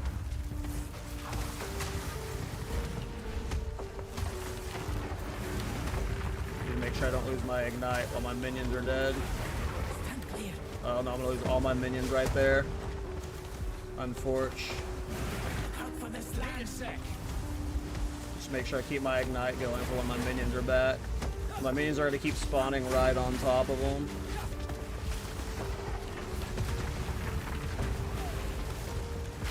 I let my exposure fall. I'm with my frost bomb there. Beware of the burst. That's awkward. Let my ignite fall. Fuck me.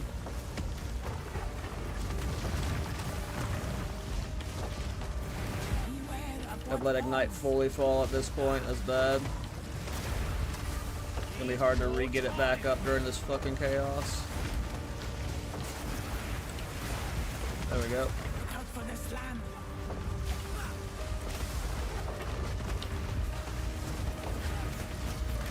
Should have him here. Made that harder than I needed it to make it. Yeah, I'm gonna revisit Act 1 and Act 2 tomorrow with this build. I need to clean that up. We'll just either commit to crossbows and then force the gold respec, or just figure out a more optimal way to play gas arrow. Gas arrow was like really good in Act 1, but like maybe I'm just more comfortable with grenades at this point, but at this point though, it doesn't matter. We got supporting fire. I shall aid you. May that serve you. So it is.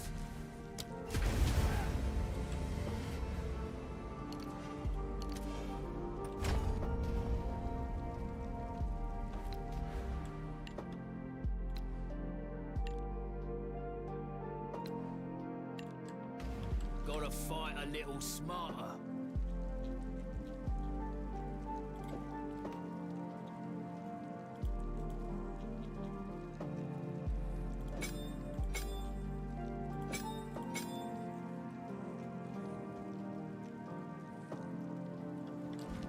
Okay. Now the fun begins.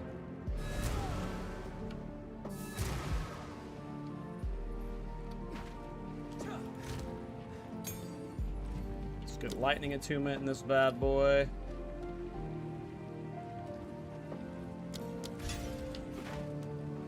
Alright. What is it? It's a Keth.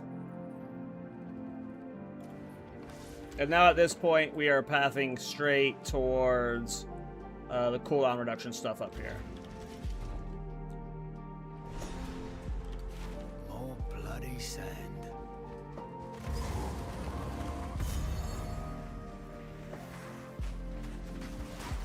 Better take cover!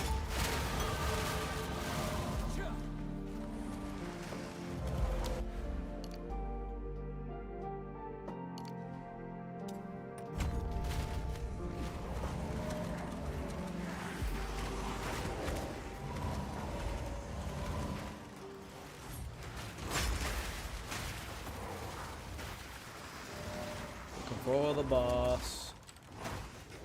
Down the boss. What fresh nightmare is this? Oh, she got hit by a wisp. Fun. I didn't know she could be wisped. I had no idea she could be wisped. That's cool. Ooh, she shocks.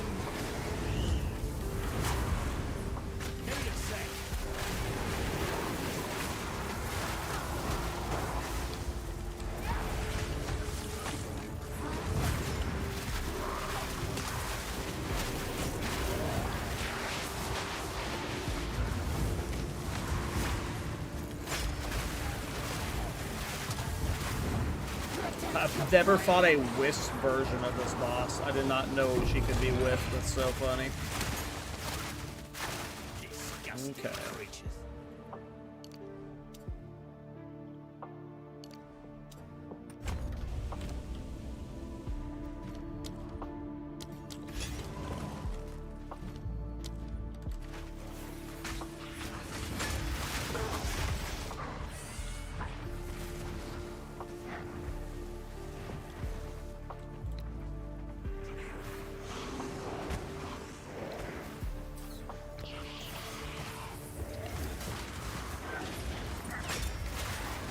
The cool thing about supporting fire is you can cast it from shapeshift.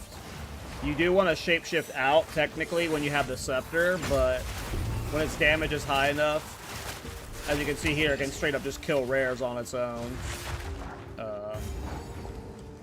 You don't have to shapeshift as much. But if you want to min-max your damage, you leave form, and drop supporting fire, move on. And at this point, it's just like speeding through the campaign. When you get the bosses, you'll try and use skeletal archers with supporting fire to clear it. Hope this place doesn't bloody cave in. So that's supporting fire. And right now its cooldown looks pretty long. Like it's got like half an uptime, so you cast it and then there's like 3 seconds where you can't use it again. Eventually it's permanent uptime. Like by the time you leave the campaign.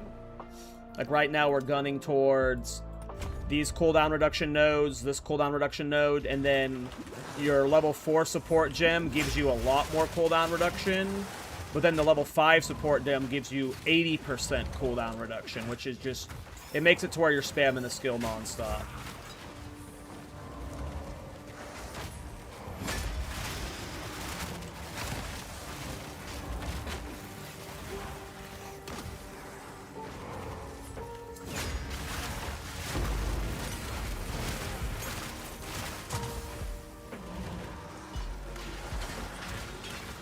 Like, this room's gonna get... Oh, I just got it. Never mind. This room gets easily cleared with a single sword supporting fire. At some point... So, like, in case you've never played supporting fire, if this is your first time seeing this skill, A, it's a tactician-only skill. Right now, you can only put on tactician. But what's fun about it is... Well, what's weird about it is, A, it's a minion skill. Doesn't scale off your weapon, doesn't scale off of anything but minion stuff. That's the only tag it has. So you basically have to use minion stuff to scale it. Minion levels, and then minion damage on the tree and whatnot. The other way you scale it, though, is with these tags right here. Your dexterity increases its area of effect per 3 dex, and then your damage increased by your strength. So you strengthen dex stack with it, too. So it's like a really weird minion build where you can strength dex stack. Eventually, you don't really need to use the minions for damage. You're only using supporting fire for damage. And since you're strength in stack or strength deck stacking, you can play armor EV or armor, which is also fun, at least for me. Oop, just sprint stun myself. My pockets are full. But as you can see, even from the get-go, it's soloing rares. But once you have a lot of investment into stat stacking, you know, 600 dexterity, 1000 strength, it's clearing a screen and a half away, and it's doing so much damage that it's like your core skill and only skill. You're just running around permanently dropping it down. Where the fuck was I supposed to go? Down here? Or this way? I'm guessing it's this way now.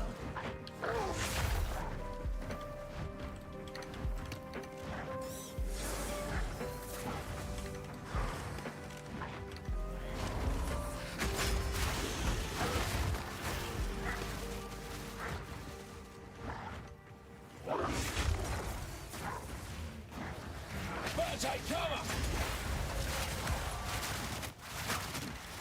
Need more time! And because it's so good at clearing and like such a fast cooldown, you end up like leveling really fast during the campaign. Like usually you end up several levels ahead when you're like clearing fast, but because you can like just pounce around, but every time you click supporting fire, you're clearing like a screen of minions. It's just like constant, easy experience.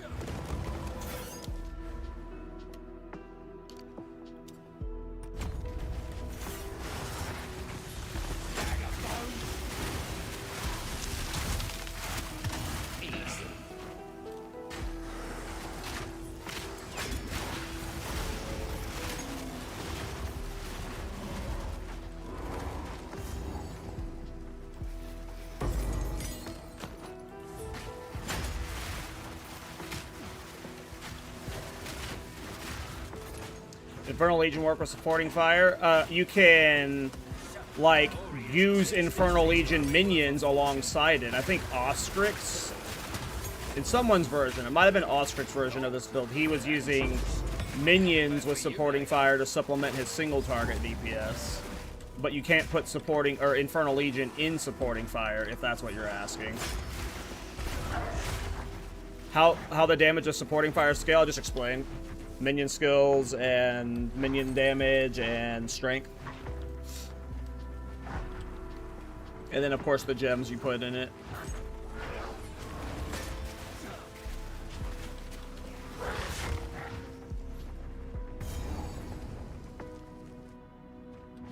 Minion skills, minion damage, and strength. This religion didn't help him in the end.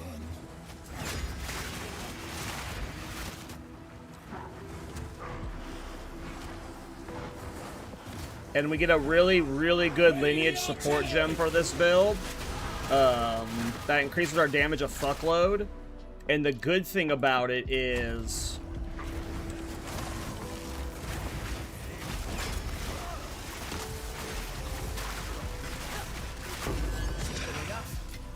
you can farm it for yourself in the campaign.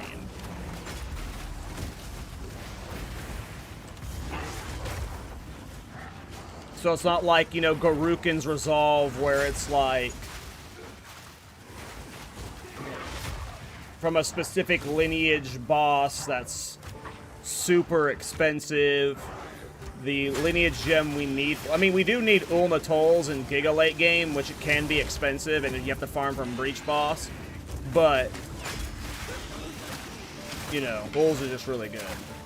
But before that, we get Kurgel's Leash, which is a massive DPS increase. And we get that in Act 4, which you can currently farm it yourself. He holds a new loyalty now.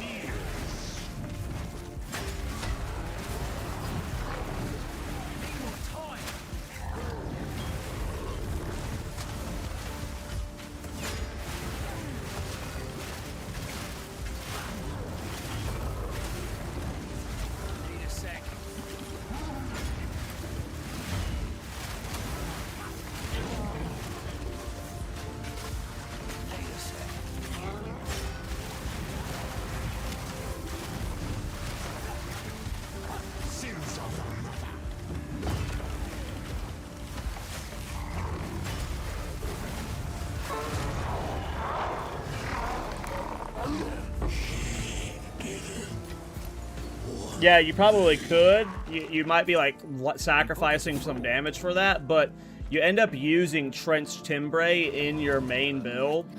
The thing about Trench Timbre is that A, it gives minion skills, but B, because it's a melee weapon, it can put one, I think it's the Rune of Leadership in it, that when you put it in a one-handed melee weapon, I didn't get the quest item. When you put it in a one-handed melee weapon, it gives your command skills 10% of damage as extra lightning or something. So you get a +2 minion skills Trench Timbre with 3 sockets, and it's like the best in slot weapon for this build.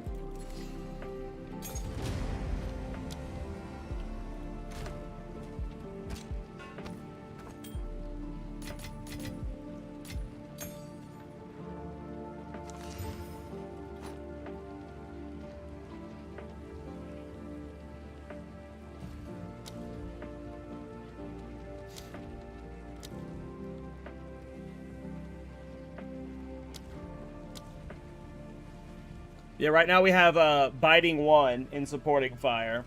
It increases the cooldown recovery by 20%, and it makes you 20% more damage. So it's really good.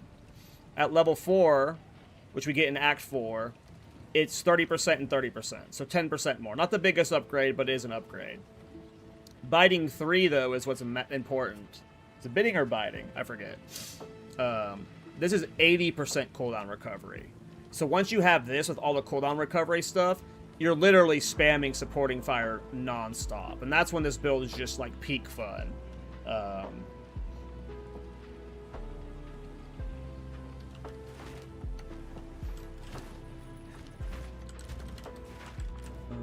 Okay, next area. Mastodon Badlands.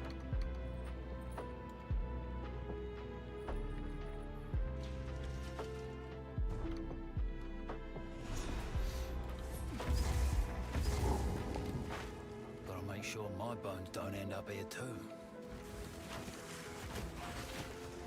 Ready the artillery! Won't be crawling out of that again.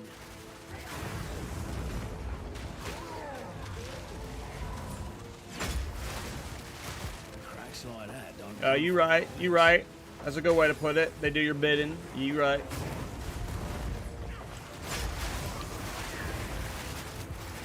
But as you can see, Supporting Fire is just fantastic during Abyss because it's got so much coverage. You can clear from so far away.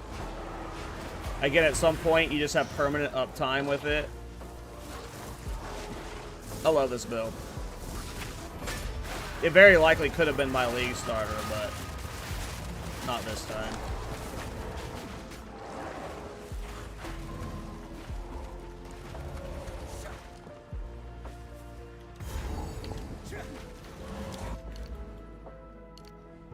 Alright, so if you wanted more damage immediately, you can get 25% increased damage right here. How many points am I away from the cooldown? 1, 2, 3. 1, 2, 3, 4, 5, 6, 7, 8, 9, 10, 11, 12, 13, 14, 15 points from all the cooldown stuff. I have 1, 2, 3, 4, 5, 6, 7, 8 points I can, like, re-skew to get those quicker if I wanted to do that right now.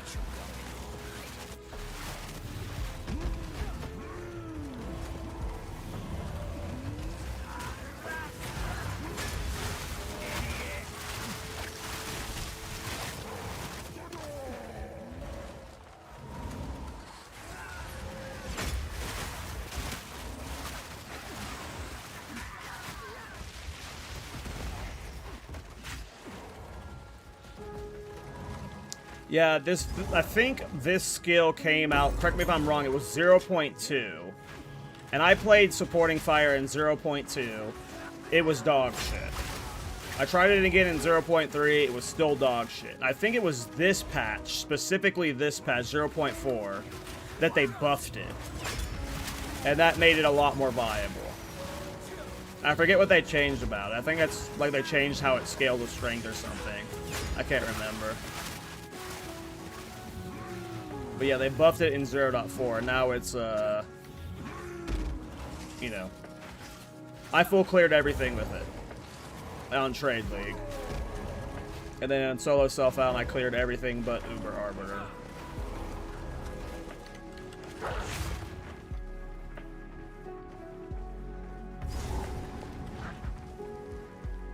Up there, I guess. Hey, what's up, Phalanx? How you doing, man? Thanks for the raid. Which of your builds was I watching recently? I talked about one of your builds recently. I gave you a shout out. I don't remember what build I was talking about.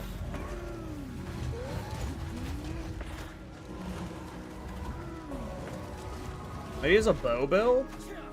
I'm not sure. Maybe it was Whirling Assault. I was referencing one of your builds recently. I can't remember which it was, though. How you doing, man? Are you league starting Whirling Assault for the patch? Yeah, you've done a lot of stuff. I think I was looking at your ice shot, your freezing snipe. I don't know if you did a freezing snipe stuff. The freeze snipe one-shot bullshit. Maybe that's what I was looking at of yours recently. Can't remember, though.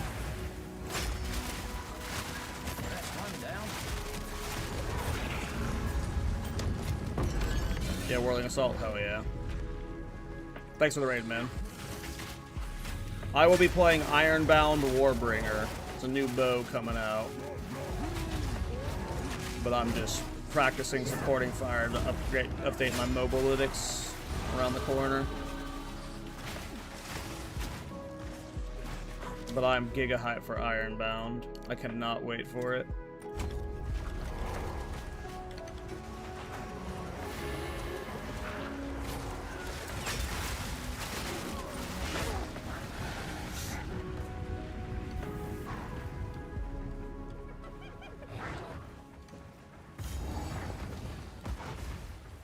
Hey, thanks, man. You have a good night. Appreciate the raid, and have a good launch if I don't talk to you until then.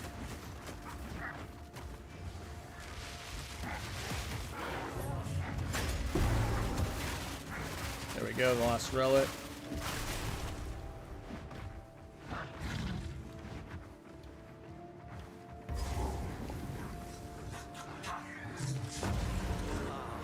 walked into this one.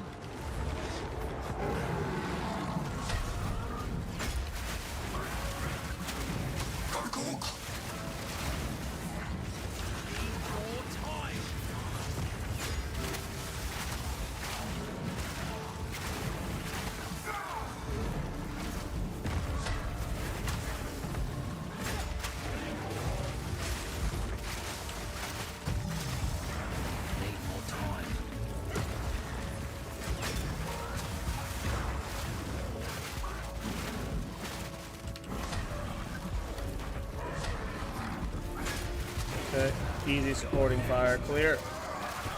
I despise necromancers. Make me do the job twice.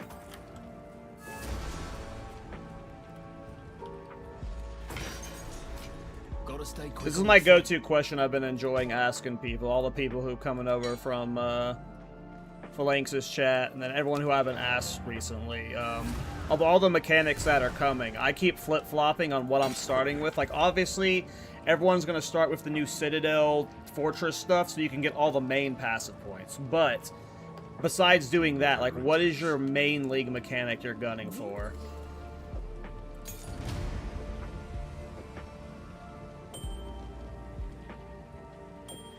Delve? I wish, man.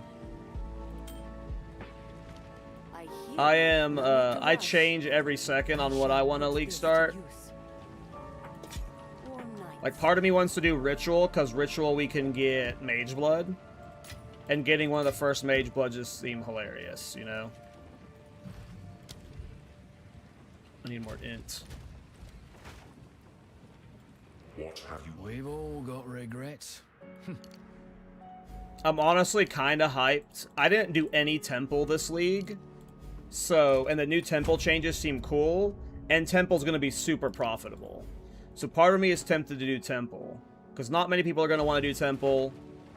And it's just going to be super profitable. Cultivation Orbs are so important. But new Breach just seems awesome. There's so much goodies from it. Same with new Delirium. The only ones I'm not excited to play is Abyss and Expedition. I'll probably play Expedition before Abyss because it's got the new core mechanic with the runes and the warding shit. But despite Abyss being an S tier League mechanic, it's kind of been my main League mechanic the last 2 leagues. So I'm probably not doing Abyss first, but all of them seem good. Like, Delirium has so much good to it. The new Breach rings seem insane. I also think someone told me that Breach has the new amulets that have the spirit gems attached to them. Which, for my League starter, I wouldn't mind getting one of those.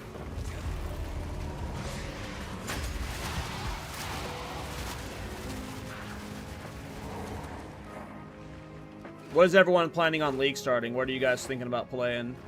Obviously, some people wait for patch notes. If you're a patch note guy, you know, I get it. But I'm pretty locked in. I shot our Twisters. Go figure. Question for you, Schmeagle, because like I never get caught up in like that kind of build. When you see that like Ice Shot and Albaturus, if you see that when you see that Ice Shot and Twister are both likely to be like very popular styles, does that like deter you at all, or do you like you're just fine with that? Like you're used to that type of thing. I mean, Twisters are awesome. I've never played them, but they're like easily the best projectile skill in the game. So I don't blame anyone for wanting to play fucking Twisters. They're fucking awesome. They're like crazy cool. And Ice Shot's equally awesome, you know. You're an economy player. I normally get Headhunter day 2. Gotcha. The popular doesn't affect me. That makes sense. That makes sense. Hey, that's a early Dode raise.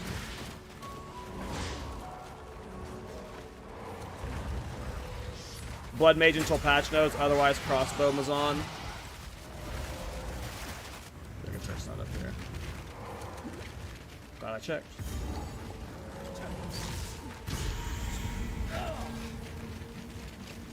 You changed my mind with this Ironbound bow. It's gonna be fun, regardless. Like no matter what, it's gonna be fun. We'll find a way to make its damage scale. Our player power is getting crazy. And yeah, like I said, the 75% block, like 80% evasion with deflection getting buffed. We're gonna be so tanky. It's gonna be so fun. And it's just gonna look cool. When you're using Spiral Volley or Ice Shot and all the projectiles are returning back towards you, it just looks awesome. So I'm just like, it's gonna be a fun build, but I'm confident it's gonna clear. It's gonna clear.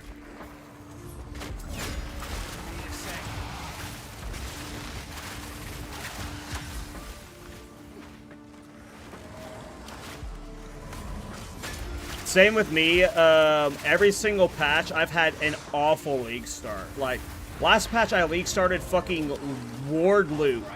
I did Iron Ward loot. It was like the goofiest off-meta build you could ever fucking do for a league starter. And, like, I've never had a league starter where I've, like, done well on the economy game. But this Iron-bound Warbringer build is actually, like, it's not going to be, like, competitive with any of the actual speed farming builds, but Oh, this must be the forbidden. it's a bow build, so, you know, it'll be good enough to make, like, most currency, so I should be able to actually make currency on this league start for a change. The problem with me is on league start, like, I like to stop and smell the roses. Like, I like to mess around with, like, all the new shit, and I hope I don't waste too much time in the campaign messing around with all the ward stuff, because all the ward skills look super cool.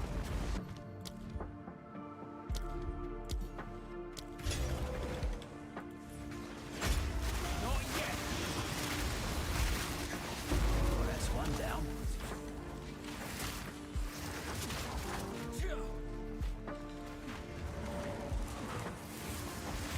You gonna start bow or grenade on league start? I'm going ideally straight for bow. I have played Thorns on league start in Trade League like 2 or 3 times now. No, not many times. Well, if you count Private League. And that build is like giga trade heavy. And I've never like had problems with that. So, like, I'm not worried about getting the bow early. I'm assuming I'm going to have it before, like, level 20.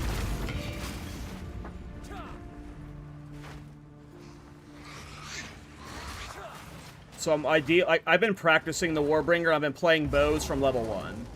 So, that's my intent. Though I don't know if that's necessarily the best way to level it. My intent is bows from the start.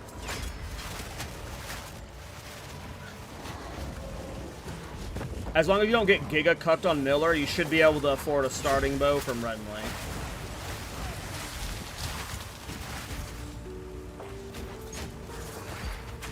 Where'd I get turned around at? There? Rip.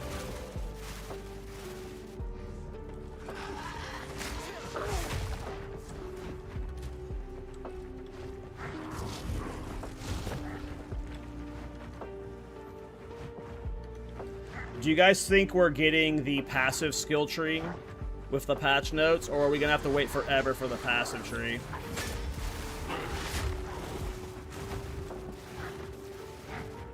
Not yet.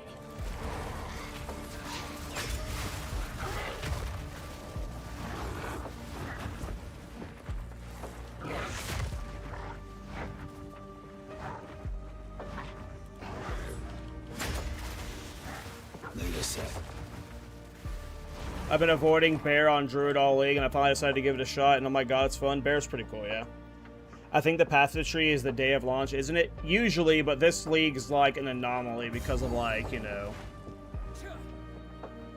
all the weird shit they've been doing with the lead up. Shy.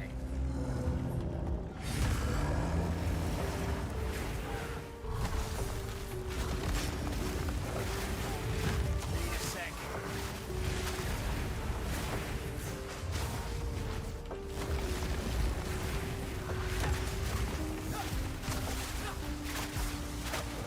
Need more time.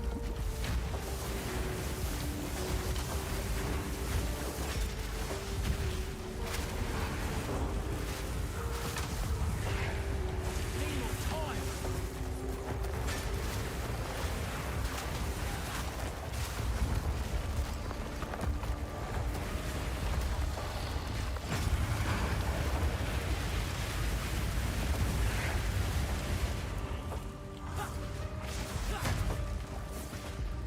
He keeps killing my Skelly Archers.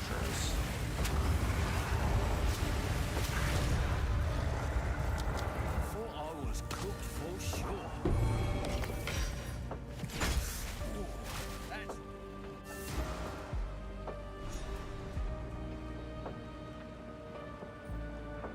I mean, yeah, that is true, Froggy. I mean, they like to work up until launch day. Would you take a vacation time for League launch if you worked a regular job? For sure, probably.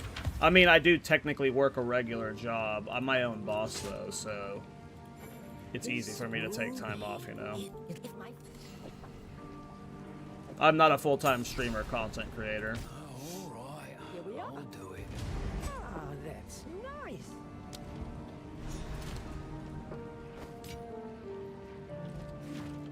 I hear you.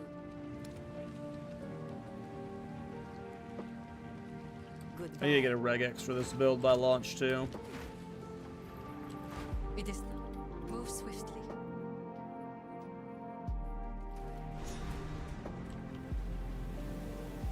Slaves. These Maracatha give House Cato a run for its money.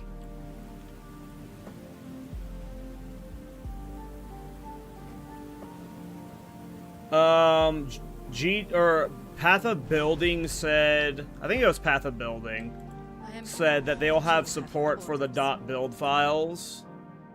I don't know when, but they said they're gonna have it by launch, so unless they release that support like 2 hours before launch, most of my guides should be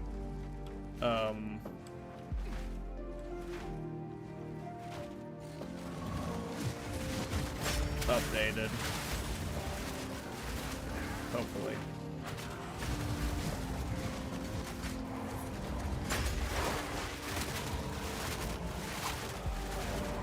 I'm at least updating a handful of MOBAs, but like if I have time, I'll have, for all the guides I update for 0.5, they'll have .build files with them too.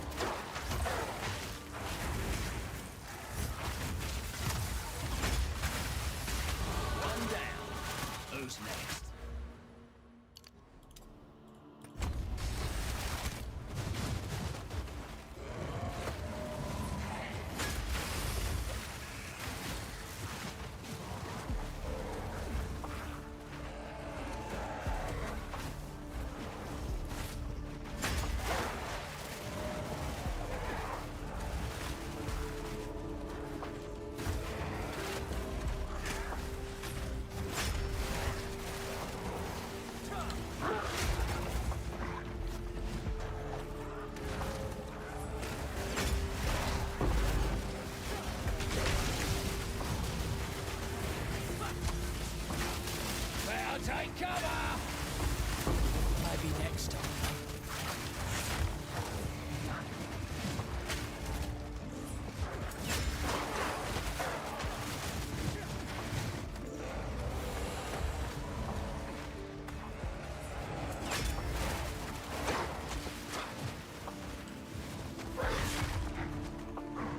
If you could add a tag to supporting fire, what tag would you pick?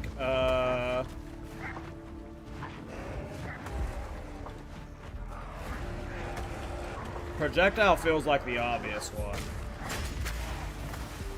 But honestly, I don't think I would add a tag. I kind of like that it can only be scaled via minion stuff. That makes it like kind of unique and weird for like this side of the tree. I would buff it other ways, personally. But adding a tag, off the top of my head, it would be projectile probably.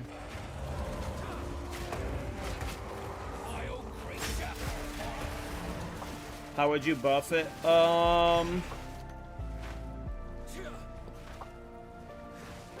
Honestly, I would just alter its base damage a little bit. It just needs like slightly more base damage. It's honestly really good. It's just like a little too weak at the top end. It takes a lot of, like, if you want it to be a pure single target skill at least, it's a little too weak. If you're somebody who's like okay supplementing its damage with like some minion damage and stuff, it's honestly like a near perfect skill. Never been so high. Precarious job, this one. That one video said supporting fire was easy. What video? But yeah, I mean, supporting fire is super easy. You literally just walk around and you click the ground and everything around you dies for a screen away. The super chill brain off build.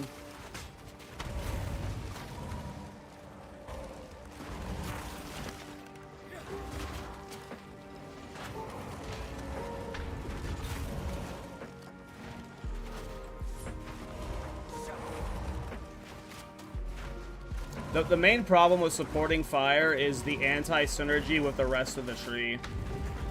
It's just like, the supporting fire is just kind of there. And like, it doesn't really benefit from much on the tree that the ascendancy gives, like. But that's just kind of Tactician as a whole. Like, maybe the change I would make is this node here.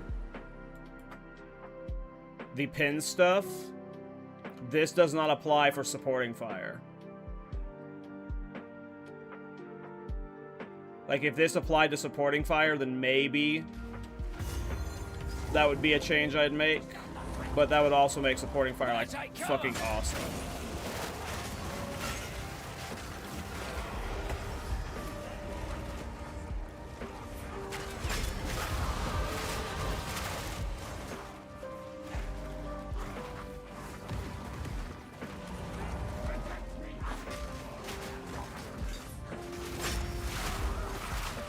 Yeah, there's a, like, I mean, that's the Tactician ascendancy as a whole. Like, you have this node right here.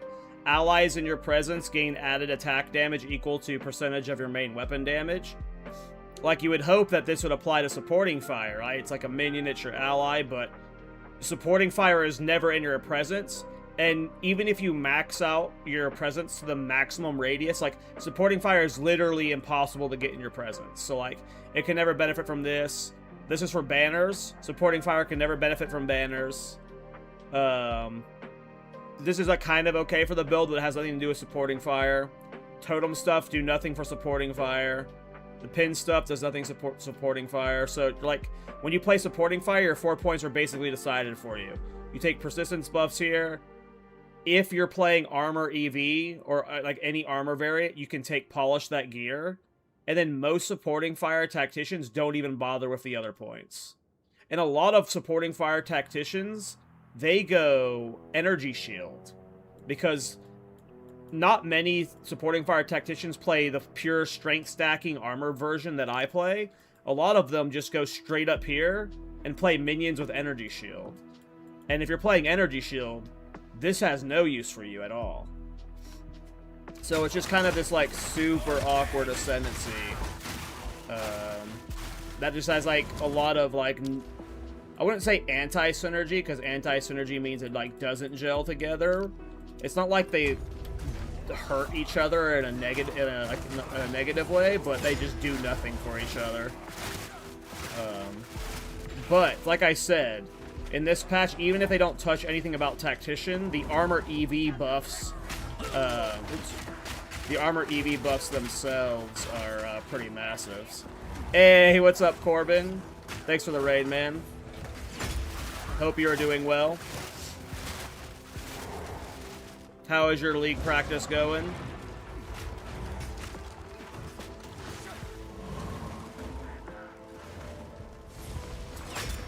Thanks for stopping by, everybody. Shout out to Daddy the Eddings, hell yeah. I am not league starting this build, but supporting fire tactician was one of my, like, it's the build I get the most requests for to update for 0.5, so I'm giving it a solo self-found practice run right now to refamiliarize myself with, so I can update the mobalytics for it. I'll be league starting this bow on a Warbringer. It's called Ironbound. It's got a lot of really cool stuff with it, but the bottom line, arrows return if they have pierced a target which has fully broken armor. So I'm looking to league start this bow. But right now, we can't practice that because it's a new bow, so... We're just stalling, I guess. Yeah, I love supporting fire. It's It's a very chill build, and it's probably getting a lot of buffs in this patch. The armor EV buffs are a pseudo buff. There's a bunch of new minion stuff, like minion damage on gear, on rings and whatnot.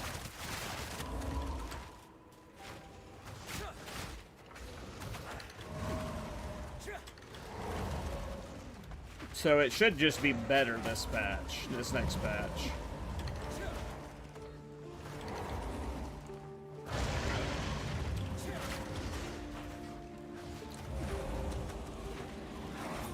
Yeah, it's a very good solo self-found build, surprisingly. Like, when I first played it, I played it with twink gear. Like, I had, like, a Titan Rod and Astramentus and stuff, but then later on I played it solo self-found, and that's what I'm doing right now, you know. It does reasonably well on its own. Normally I play it with grenades, but today is the first time I've ever tried skeletal snipers. And it's been interesting. Yeah, the new minion damage on rings is going to be really nice.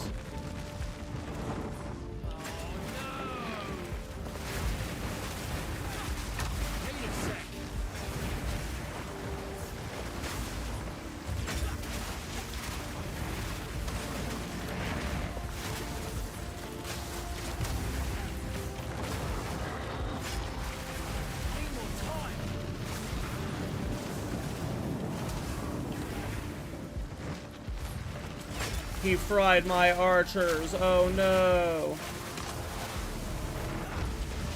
He fried them immediately after they res. Oh no.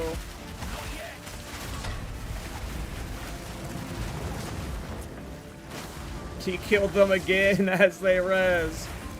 That's kind of why I'm like liking grenades a little bit more as like the pseudo boss damage, because the minion damage, when skeletal archers can just spam gas arrow and it's just exploding like crazy, it does crazy damage, but sometimes they're just like kind of dead all the time.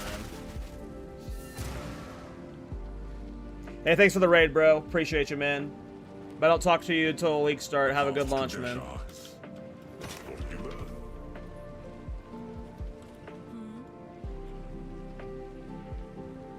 Yeah, the new grenade launcher looks cool. I mean, a lot of the new uniques look pretty cool, to be honest. The thing I'm most interested in is the 25 rune skills we haven't seen. Like, we haven't been teased the rune skills at all. Those could be fucking crazy, and all the support gems for them. Like...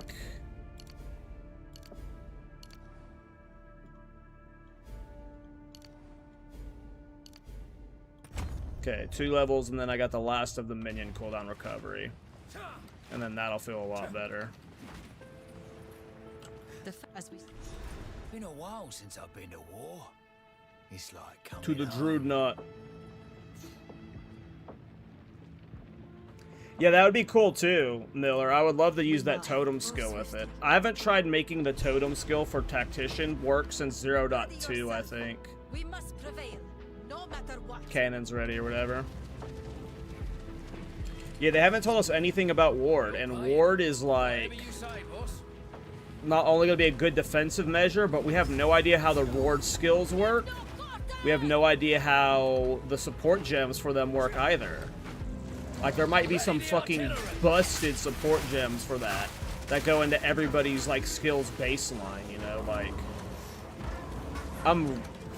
you know, I keep talking about how I'm hyped about the defensive layers for my build, but, like, the final part of that defensive layer is going to be Ward. Which just seems even better, you know? Ward's like, I think Fubgud described it as reverse energy shield, which is the best way to look at it. It is like... But it has no activation delay, which is crazy.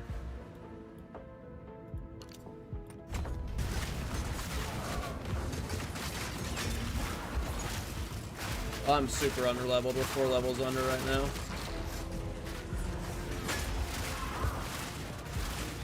We've been zooming.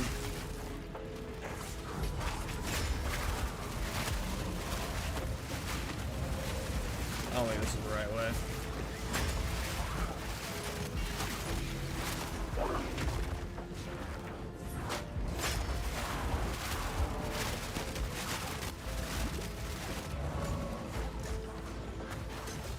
Yeah, like, can you increase the recovery for Runic Ward? Is there recoup for it? Is there leech for it? Like, how hard can you scale it?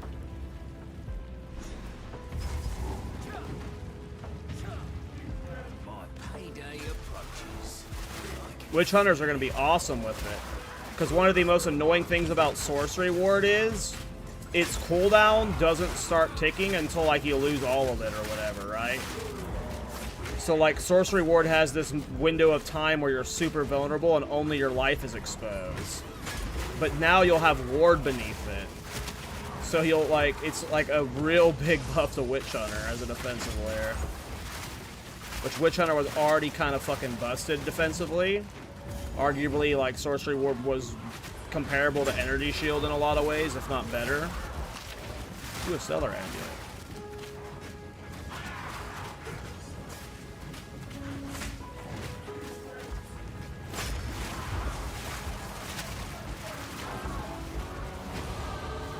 Nice, we got the additional cooldown recovery. Now we're spamming it all the time. We almost got like permanent uptime right now.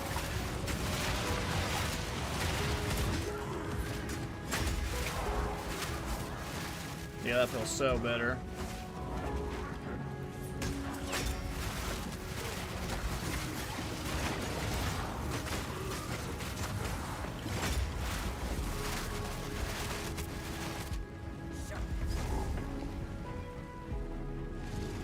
You again. The fool under the hooded one's sway.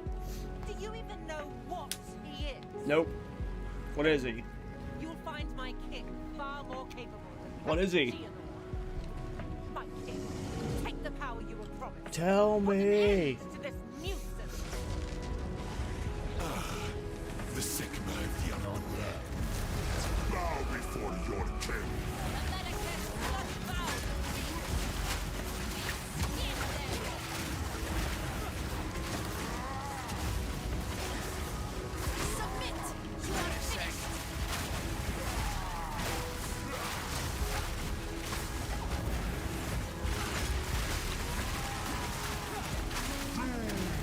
Of the desert!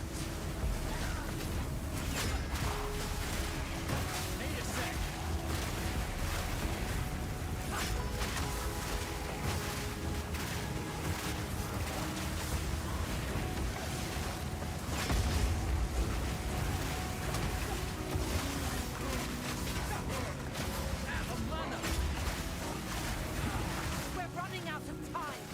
End this. The beast. What are you doing?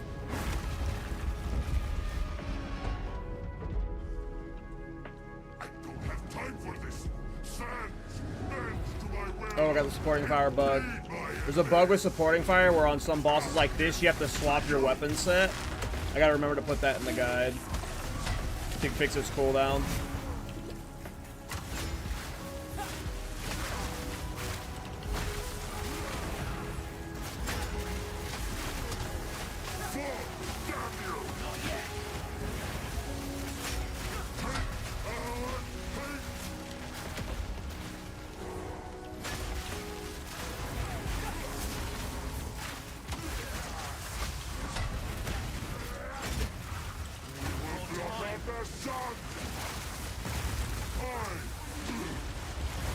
Need more time. Give up!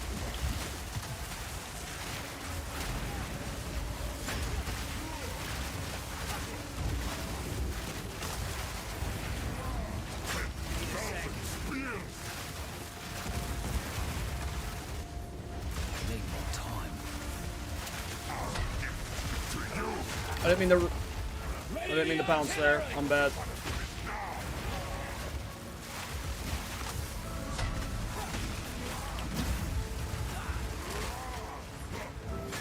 Goodbye. Boss lady. Boss lady. This is not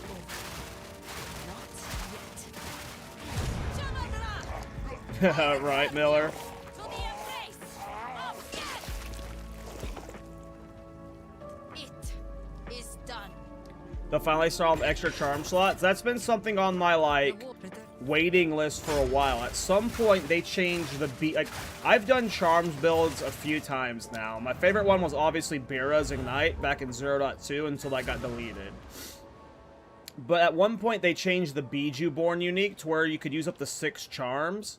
But we never got the support to use up to 6 charms. My wares, take care. And they haven't mentioned a charm rework anyway, which is why I don't think it's coming, but maybe it is.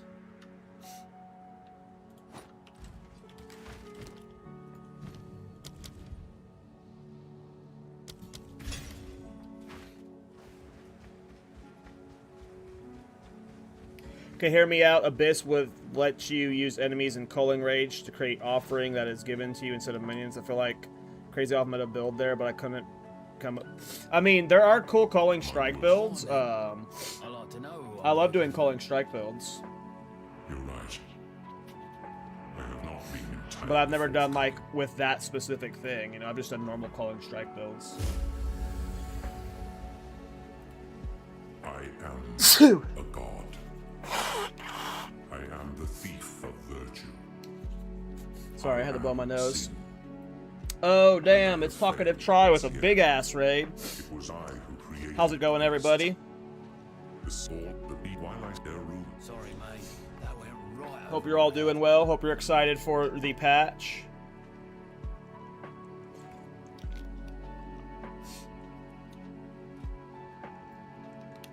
Hope you're doing well, Try. Hey, what's up, Deathstalker? I am currently doing a practice run on supporting fire. People have been asking me to update my mobalytics for it for 0.5, so I'm just doing a solo self-found run with it to just refresh my brain before the patch notes. Then I can make all the changes I need to make for it.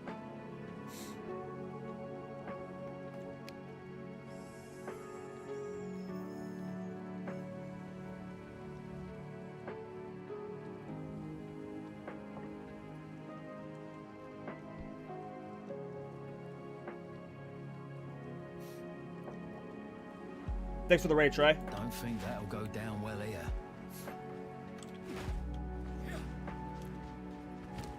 Alright. Let's get back to it. Act 3 time.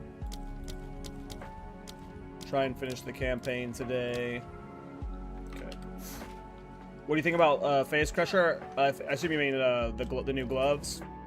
Face Breaker? I mean, they're alright. They're their own flavor of bait, and all bait tastes good. I don't plan on league starting them. I'm being baited by this unique. I am league starting this bow on a Warbringer. It's called Ironbound. It has the effect arrows return if they have pierced a target which has fully broken armor. I've already got my mobalytics fully set up. You can take a look at it if you want, but as set up as I can. But this is what I'm league starting. I'm pretty hyped about this bow. Obviously, the patch notes can change everything, but the idea of playing 75% block with, like, 80% evasion, and then they're reworking deflection so deflection's better, it just sounds, like, hilariously fun as a defensive layer. I've never done block with evasion. And then we're going to have 75% because we're a Warbringer, so...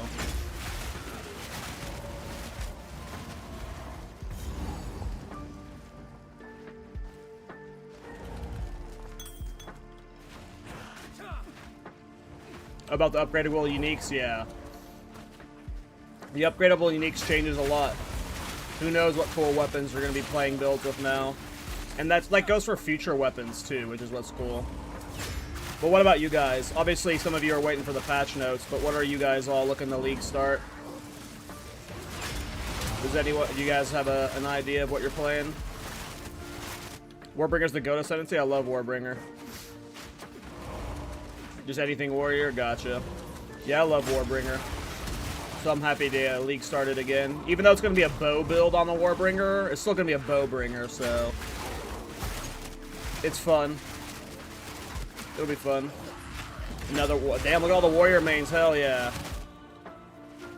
Okay, that skill is the most what thing I've ever seen. If you've ever played Supporting Fire Tactician, it is super fun. That's the skill here. It is it's a skill unique to the Tactician.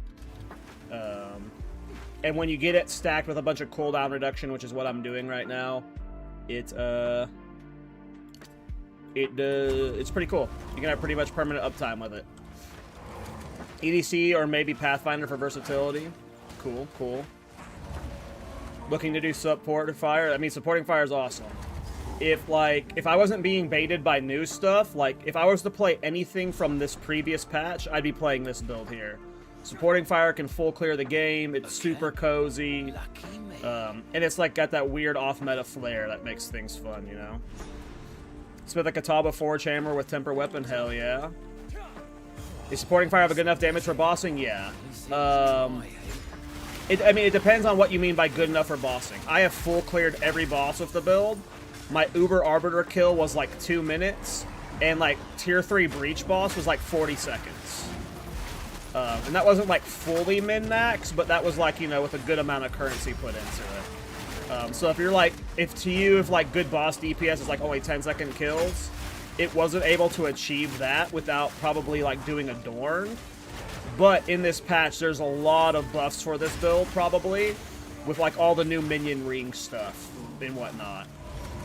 Plus defensively, it's just getting better from all the armor EV changes.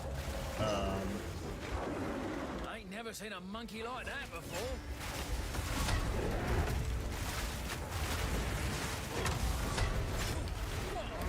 I ate that so bad.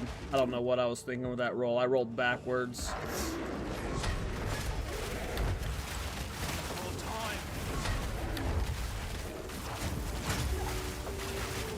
Just try to get Ignite up on him and just choke.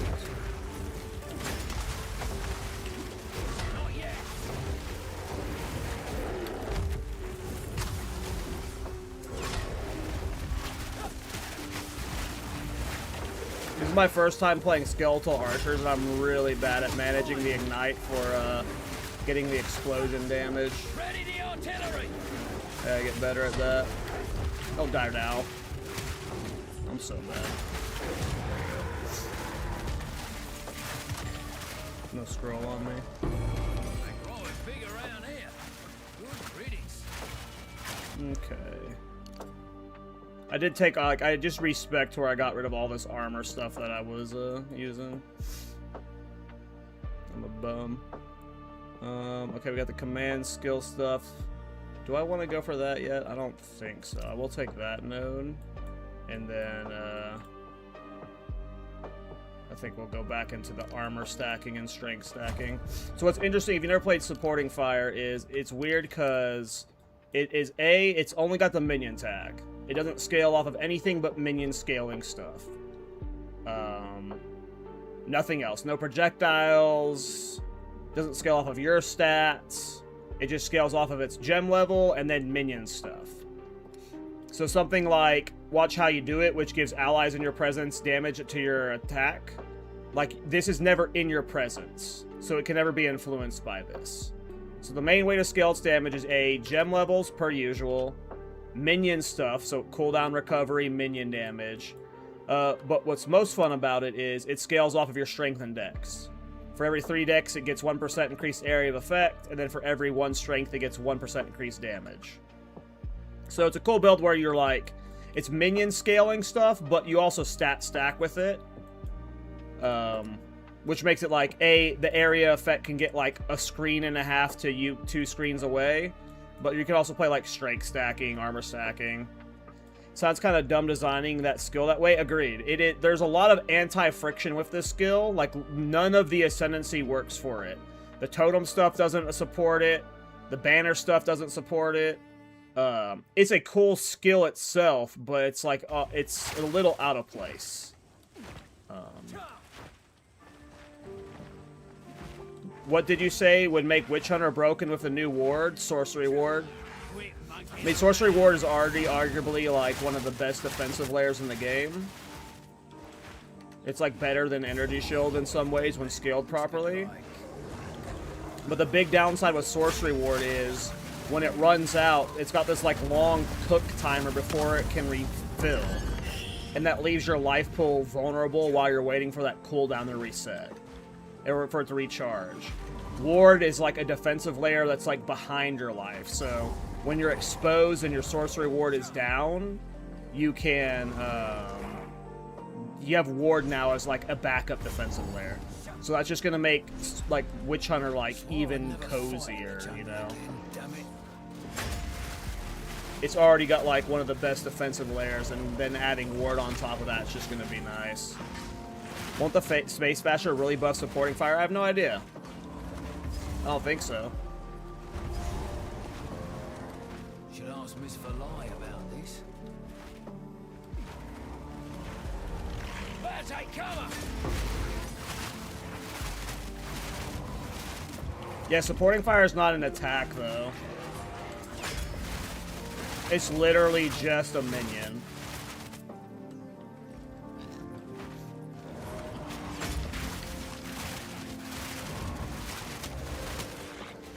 Yeah, especially with like a melee Witch Hunter. I played Whirling Assault Witch Hunter, which is like pseudo melee because Whirling Assault can get so AoE, big AoE, but yeah, exactly for that reason. How's my fire res? Oh, it's fine. Once that sorcery ward's down, you're a little bit exposed, but ward's gonna be so comfy behind it.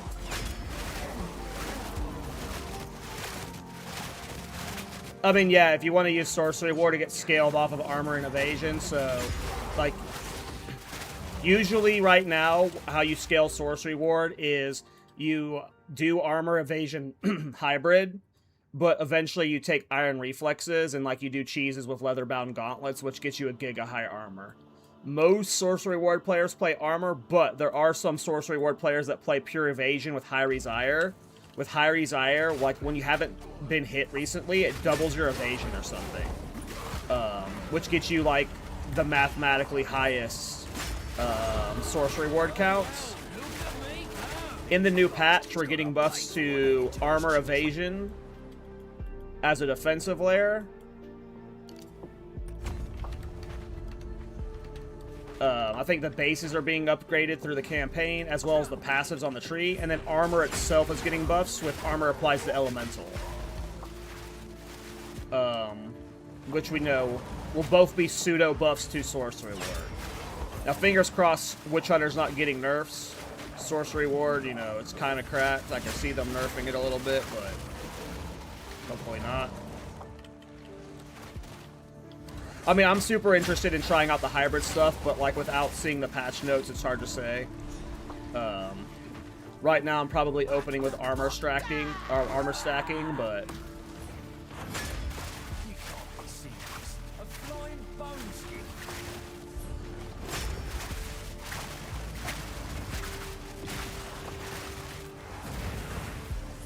you gonna keep going?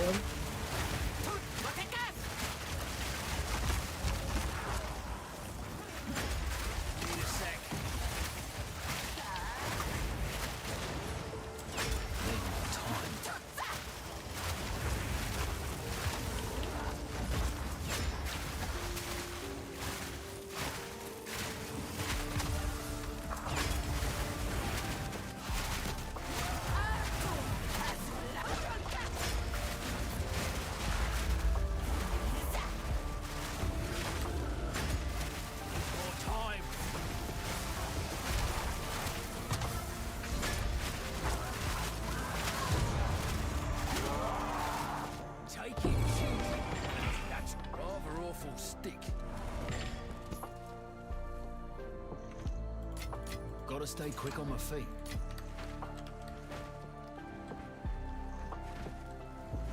I'm hoping that, Johnny, I agree with you. I bet Armor EV Sorcery Ward's going to be good now. I mean, I'm hopeful for Armor EV as a hybrid in general.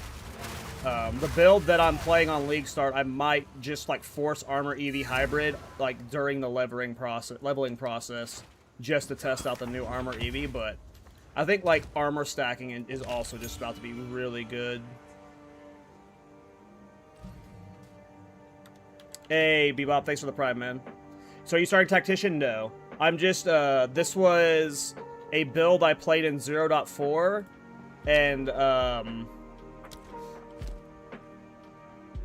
I'm just I want to update it for 0.5, and I haven't played it in a minute, so I'm just updating it.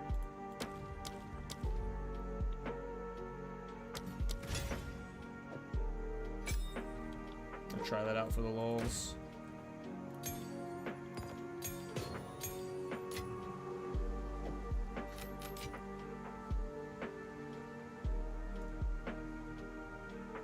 Concentration's interesting. The only use case I've had of concentration is with Thorns builds, because it puts their skills on cooldown, so they auto attack more for Thorns. That's like the only, like, it does like good, like the more damage you do from it is also good, but like I'm mainly talking about like the actual making them use their skills less. That's the one time I've had value with it.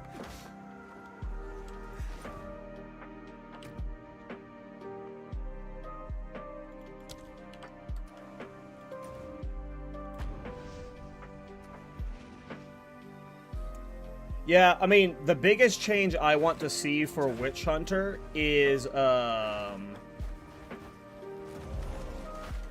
personally, my favorite node on the Witch Hunter is, well, first of all, there's two things I think is a problem with Witch Hunter.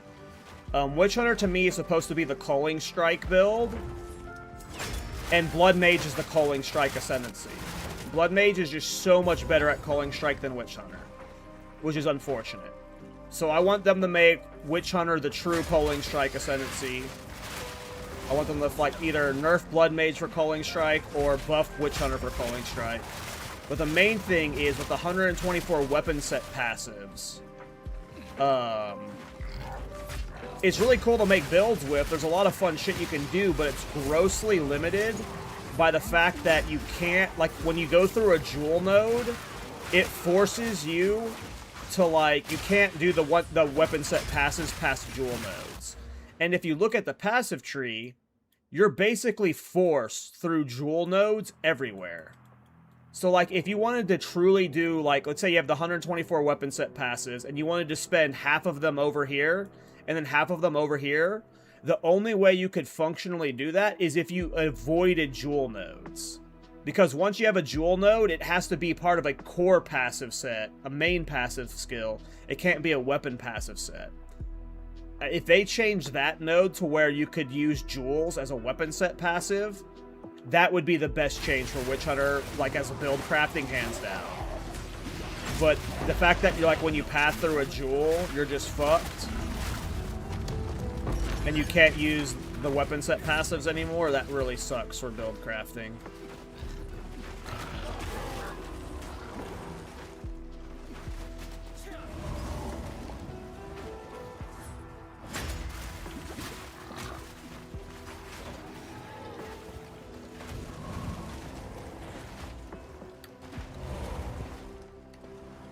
I mean, I don't know if Comet needs a nerf, but Cast On definitely needs an adjustment.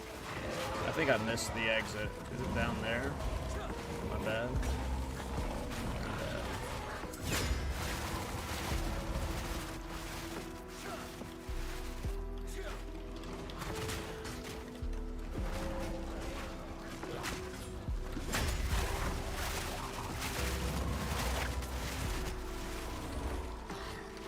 Yeah, I agreed, JD. A league started supporting fire in the second win private league, and yeah, it's a fantastic league start.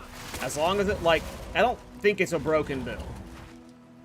So as long as it doesn't get nerfed in the patch notes, it should be a good league starter for whoever wants to play it.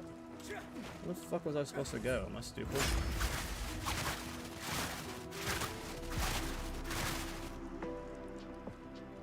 Right up here.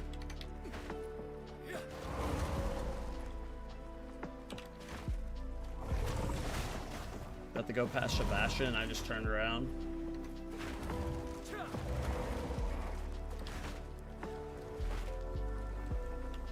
I was.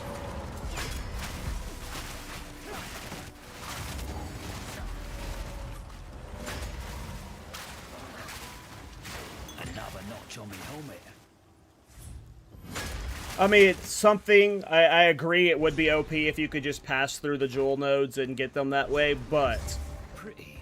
the whole point of the node is for you, like, it says you get 124 weapon set passives, but it's like almost impossible to use 124 because of the existence of the jewel nodes. They force you to use a set amount of main passive nodes, so I don't know what they need to change. Obviously, they could do something like that where it disables jewel nodes, but lets you use them as weapon set passives or something. I'm not sure. It makes sense that keystones kind of work that way, but it's also limiting to the build when you use keystones in the discussion as well.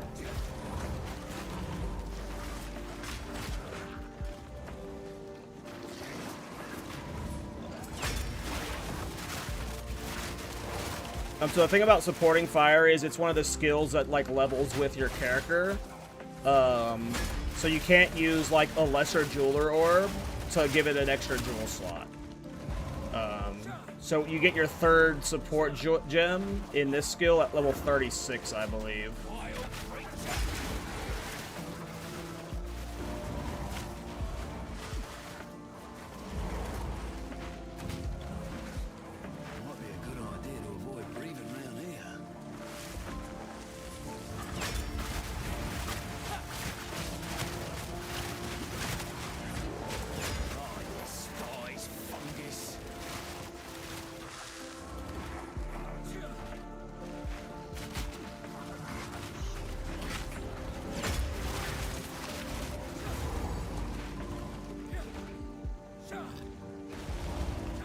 I asked this question earlier on stream, but we got a bunch of new people now.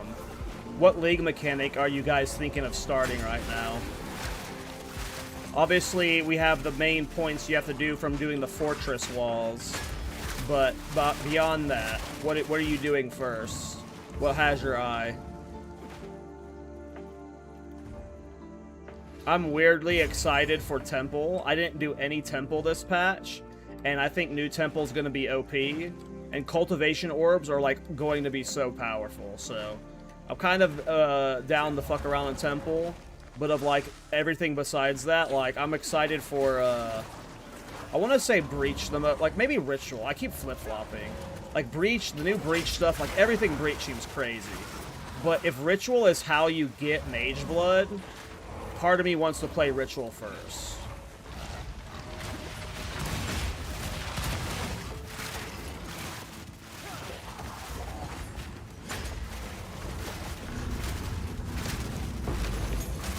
I personally am not excited for Expedition because, well, it just depends. I hate old logbook. I hate old Expedition, period. I hate doing it in the map. You know, I'm one of the big bomb players. Maybe the rework makes it better. Quickly. Need to make some changes. The one I'm least excited for is Abyss. It's just, I assume it's going to be exactly the same, and Abyss isn't bad, but I've been playing Abyss for 2 leagues now as my main mechanic, you know?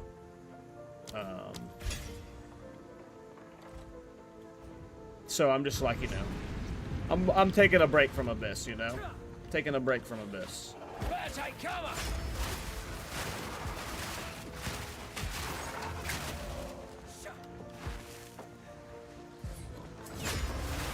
But the Genesis stream seems crazy. For my build that I'm league starting, I think it's the Genesis, or it's something from Breach, I think, that gives you the amulets with spirit gems on it. I think you can get, like, the Rage spirit gem and shit on a amulet base, and I want one of those for my build. So if I end up farming my own,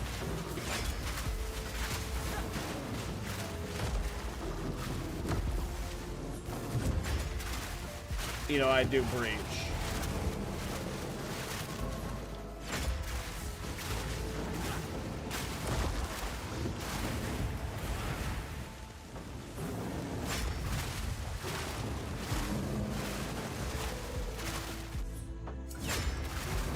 But the new Delirium seems cracked too.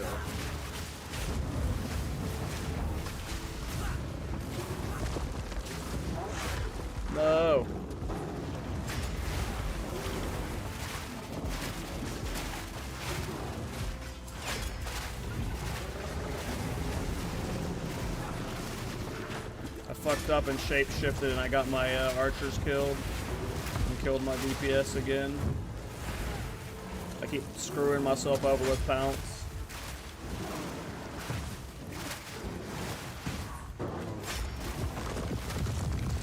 Come on, bum.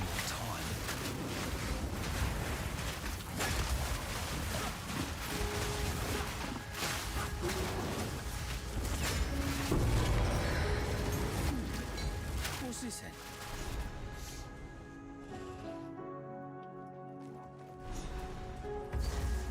What about league starts? That's gonna What are you come guys right considering league starting? Just know it.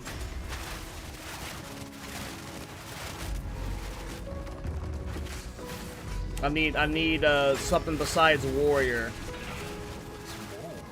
Give me a skill. Or are you guys waiting for the rune ward skills? Because that's the rune ward stuff could change a lot, you know. Like not just as a defensive player, but isn't there like they said 25 new skills? Like some of those skills could be cracked. So Varasha Jins, yeah, those are fun. Yeah, I get the people that are waiting for the patch notes too. I know some people don't care about patch notes though.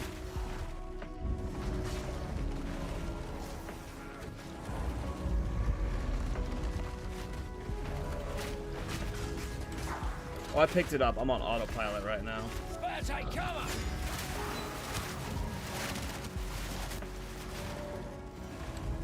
Hope it's something for a Hex Blast. Fingers crossed. Is anyone excited for the Chronomancer changes? I was originally thinking about League starting Chronomancer until I got baited by Ironbound.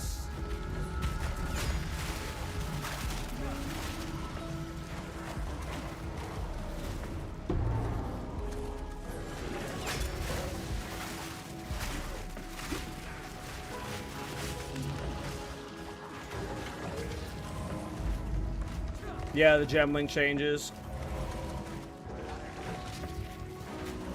I'll start your Bleed Werewolf. Hey, good luck. I never played that build on League Start, but it was fun. I don't know how well it'll do in the new patch. It wasn't an expensive build, but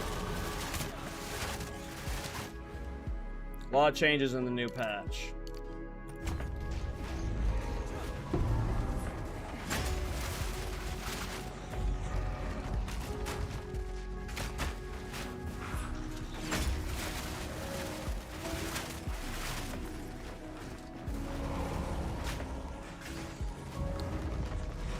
Yeah, despite playing this build, I'm not like a minion player, so like the Spirit Walker companion stuff, it's not really, you know, it's not really baiting me personally. Neither is like the Righteous Fire Staff, neither is the, you know, the grenade launcher. The shield was kind of cool, but like, see, I'm getting baited by a new unique because it's a level 11 unique. A lot of the new uniques, they're like endgame chase uniques, and like, I don't like, at least League starting a build that like you can't play from level, you know, early on. I don't mind doing those kind of builds, it's just, I don't want to do it on League Start. So I'm not really baited by a lot of the endgame uniques right now. I'm sure I'll play with some of them.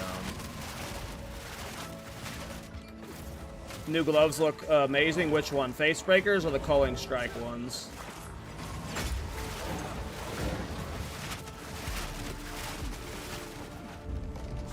Face Breaker. They look cool for sure. Like, to me, I don't think they look very powerful per se. I think they look bait in that extent. But I think, like, what's cool about them is just the introduction of that kind of mechanic. Like, that's fucking nuts, you know? I hope it works out mathematically. But just, like, the idea of this item that scales off of killing bosses is super cool.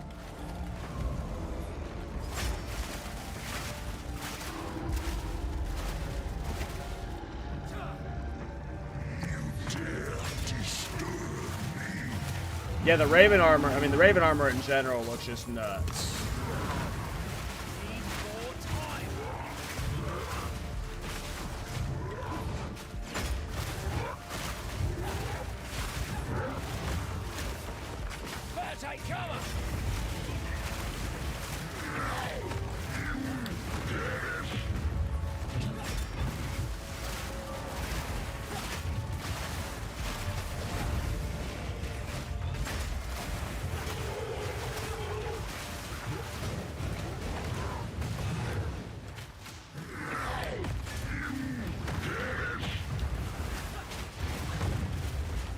Big nice ball at the bum.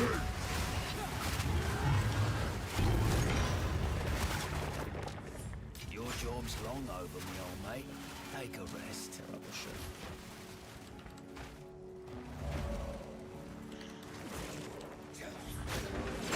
Twisters for you.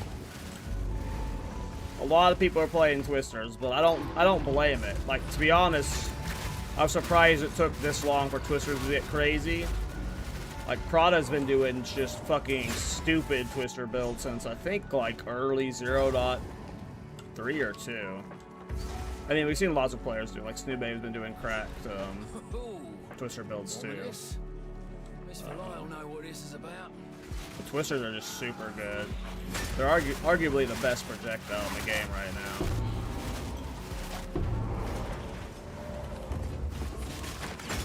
I have never played Twisters myself. This'll power something here, no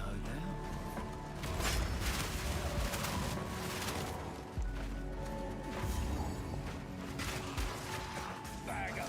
What are your guys' thoughts on the body armor? Do you think it's going to get nerfed by the time the patch comes out?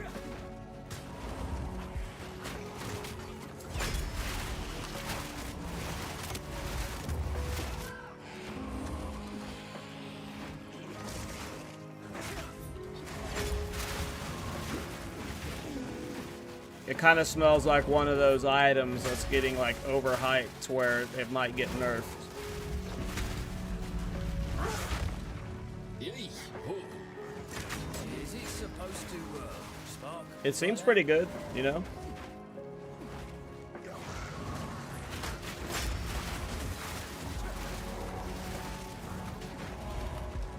Ready the artillery!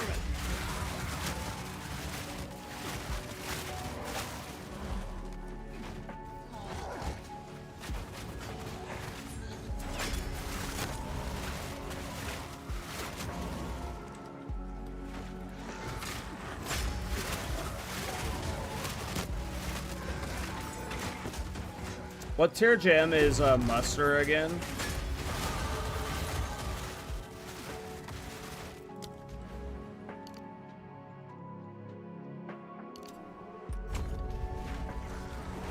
Is it 5 or 3 or 4?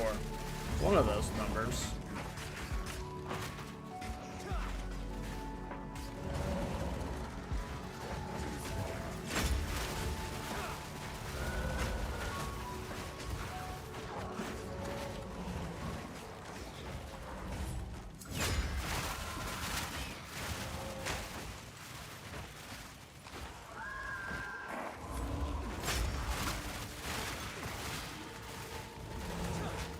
You like the secret ascendancy things they're doing? Me too.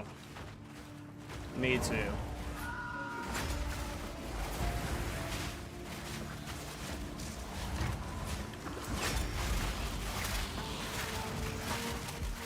I mean, at some point, I hope like every ascendancy has like multiple of them, you know? Muster is 3. Do I have a level 3 gem yet? I think I skipped the first automated one. I didn't get an extra thing. Your only gripe of PoE2 is the lack of spell skills. Well, shit, you should try being a melee player.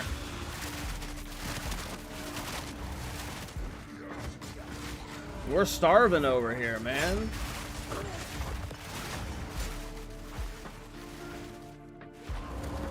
I'm not even league starting a melee build at this point because I've been playing the same melee skills for the last 18 patches.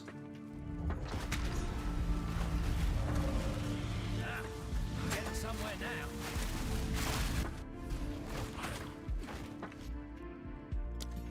Though, to be fair, we don't know if any of the new runic skills we're getting are melee, so we could be getting new melee skills.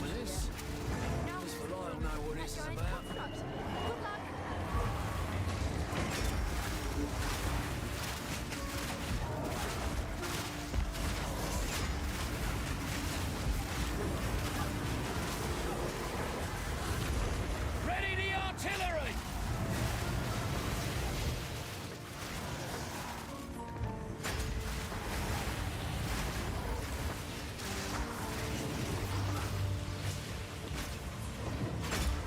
Oh, I left the ignite fall some trash.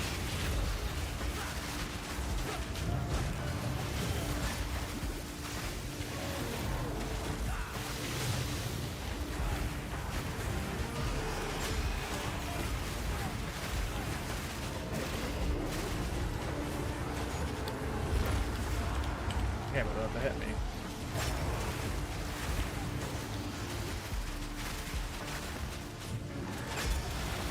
Alright, 3 more levels and I get my next support gem and supporting fire, which will help a lot with this damage.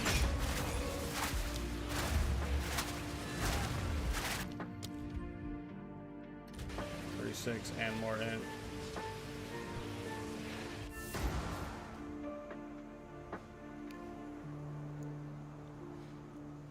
Agreed. I mean, there's like a lot of skills. Like, I was working on a video. I want to show you guys a thumbnail because I don't think I am showing it.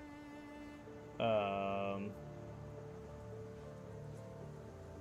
don't think I'm making a video out of this because, like, I'm tired of, like, the arguments around it. It's just not going to be a fun discussion. But let me find the thumbnail. I think it's this one.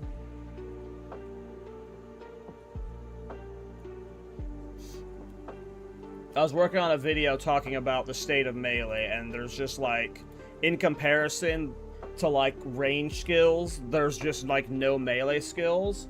And one of the problems I have with, like, melee skills in general is, there's a lot of skills of the melee tag, like Shield Wall, that are not, in my opinion, a melee skill. You know, something like, you know, Sunder. You know, that doesn't feel like a melee skill to me because it's like a range skill, you know, functionally.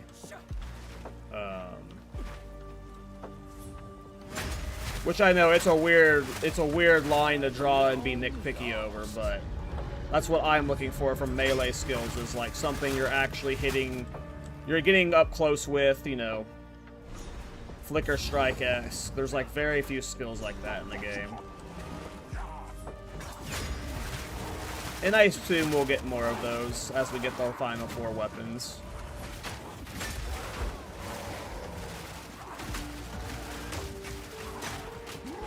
First of many, no doubt. Ready the artillery! Carver driver here. This is gonna get ugly. But yeah, as you guys can see, like, the difference between the Act 1 pull, like, and then, like, once you get supporting fire going, it's literally just... The boss DPS can be optimized to be a little bit better, either with grenades or a better, like, pathing next time, but when it comes to just clearing the area, you're just, like, dropping a supporting fire every few seconds. And then by the time you're in mapping, you know, it's a lot better. Easy to get Kurgle's Leech, which is a big damage increase. You can farm your own Kurgle's Leash. The Act 4 Abyss Well that spawns right before Tabakai. You can reset that area and farm it over and over.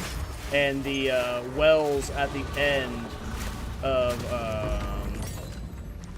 the Abyss, the chest at the end of the Abyss Well can drop Kurgle's Leash, which is like one of our Abyss lineage support gems. We actually use that like forever. You never get rid of Kurgle's Leash.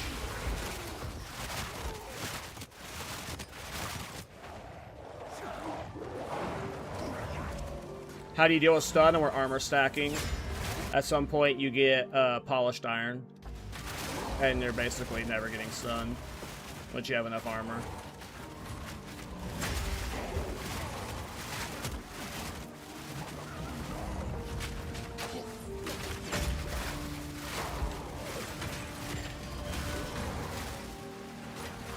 Gotta stay quick on my feet.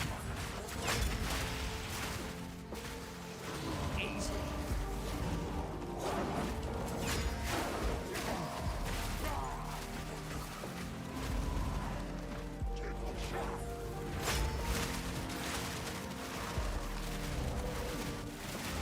Yes, Whirling Assault is striding the line. The reason why Whirling Assault I give the melee's pass to is because you do feel like it is a big range, but you do feel like you're still hitting stuff with your weapon despite the radius being so massive.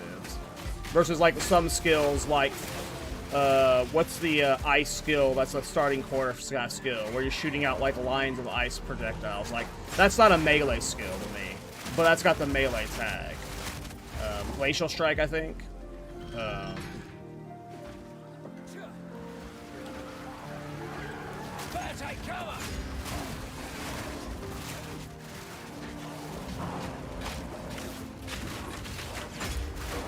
But right now, the,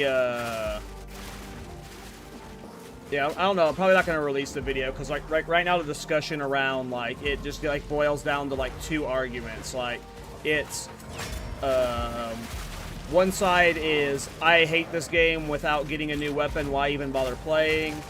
And the other side is, you're being a spoiled brat. You know, be happy with what we got. Melee weapon or new weapons don't matter to the experience. It's like very like black and white, and I'm just tired of talking about it. So I'm probably not releasing the video.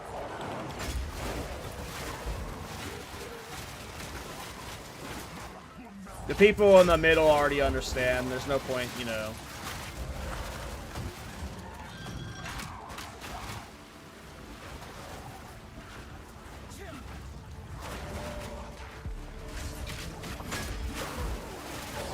The TLDR is we need more melee weapons or more melee skills, please, eventually.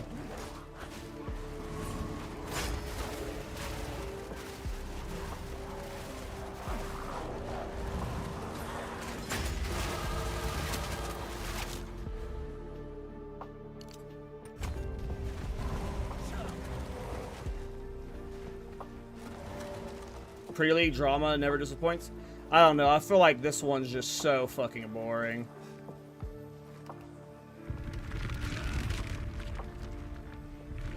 Like, I think it is the dumbest, most boring debate or discussion or whatever you want to call it.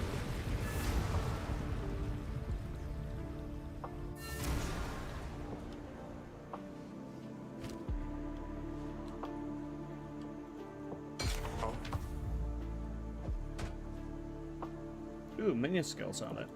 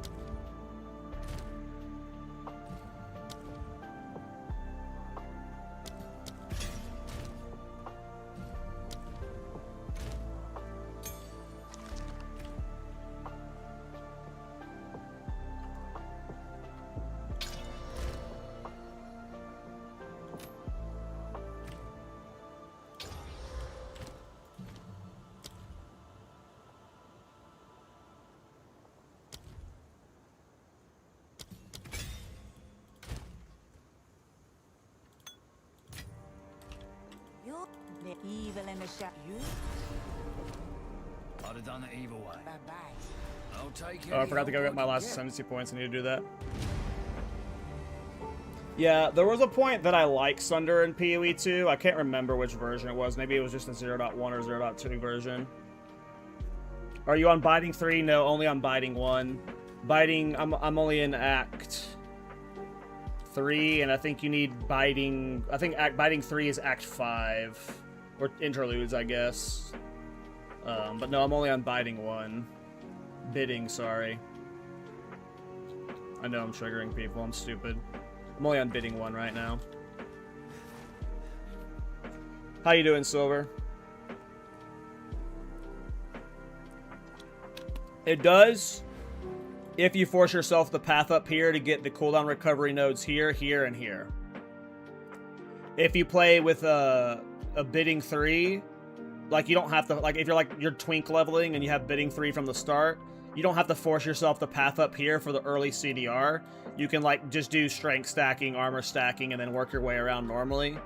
But it's this fast because of specifically, I got 40% right here, 60% with that node, and then Bidding 2 has 20%. So I already have 80% CDR with all my stuff. Why do you think they made Earthquake and Sunder so bad in PoE 2? It's hard to really criticize, like, all the current skills. Like, it's easy to shit talk a lot of skills because they're really bad, but they might be trying to make skills function certain ways because of how, like, some skills from swords, daggers, and flails function. So, like, without having the full kit of all the skills, it's hard to be like, what's wrong with Sunder? Because Sunder might work better with, like, other stuff, but, like, obviously, old Sunder was way more fun to play with than new Sunder.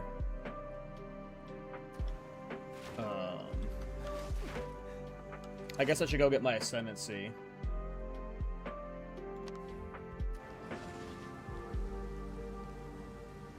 Until we find out how Mark saved Chrono. What's up, Wes? It's funny, I've already baited myself off of Chrono despite the no patch notes.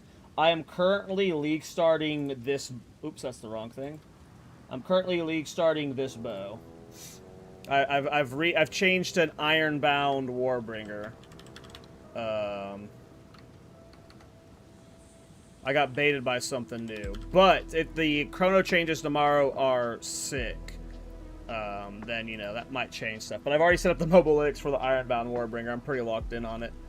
But shout out to Wes. How is this stuff? If you're playing a Sorcerer and you want a good league start, check out his channel. Yeah, it is a sick bow. The return effect's going to be awesome. And what I'm most excited for about it is in late game, I'm going to be playing...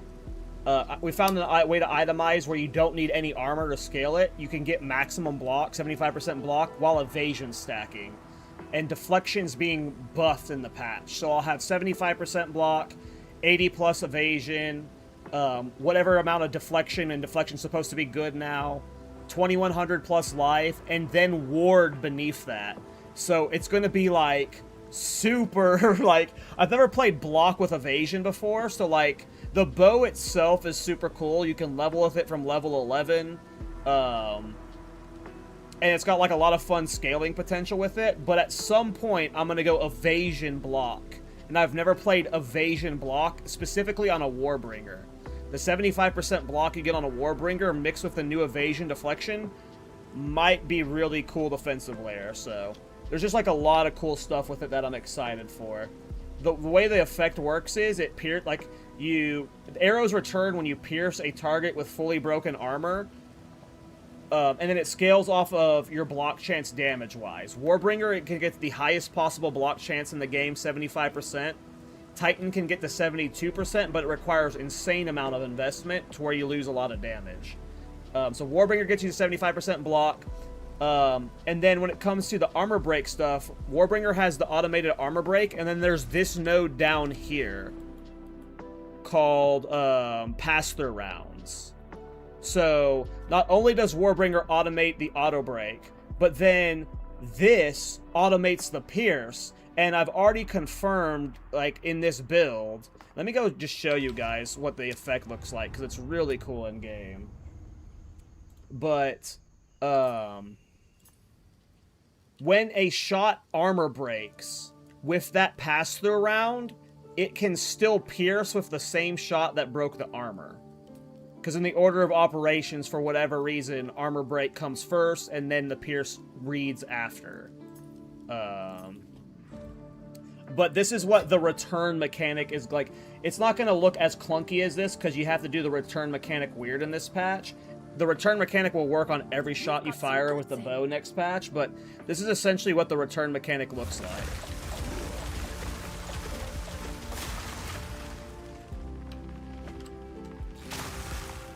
And, like, just every shot you fire is going to have, like, the crazy fun return mechanic. And that works with Snipe. Oh, I don't have Pierce and Snipe right now. But it works with Spiral Volley. So, like, when you're running around mapping, all your shots are going to armor break, all your shots are going to pierce, and all of them are going to return to you. And as you can see here, like, when you actually have the piercing returning to you with Spiral Volley, it looks pretty cool. And that's just going to be, like, permanent when mapping. When you talk about... so it's 2x damage, essentially, yes. Essentially, yes. And then it does work with Snipe. So, like... And one thing I did test was... Where is it?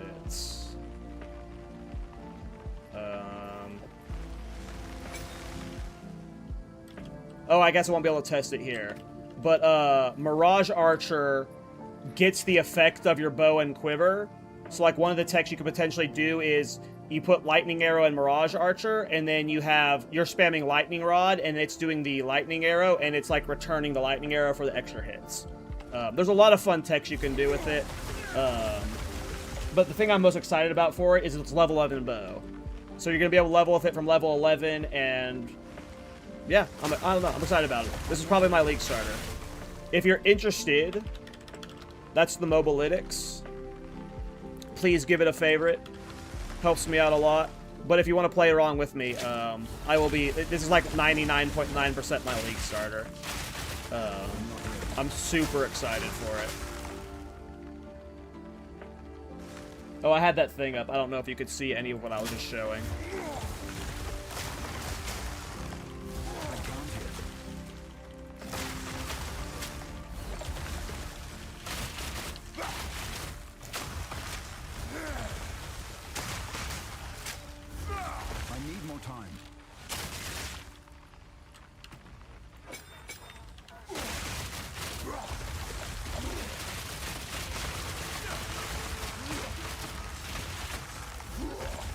Yeah.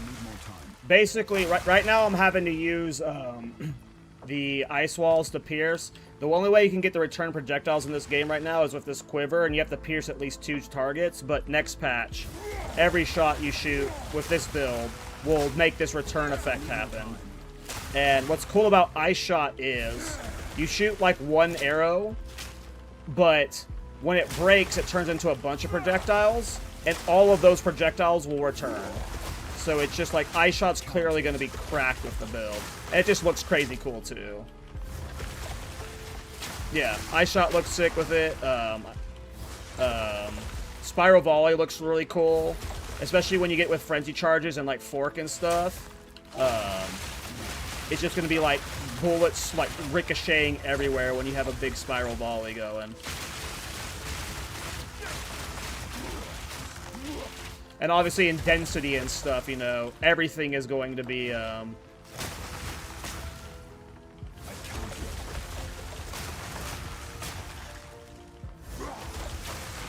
yeah, my last, like, 4 to 5 days has been just, like, just testing as much as I can for this build. So it's more than likely my league starter. I'm pretty hyped about the bow. I am pretty hyped about the bow. I'm probably going to be playing Spiral Volley in late game. Spiral Volley is like my favorite bow skill. Oh, what's up, Addicted to Games? I am going to Exile Con. Yep, and so is Miso and Rabbit. All 3 of us are. Yep.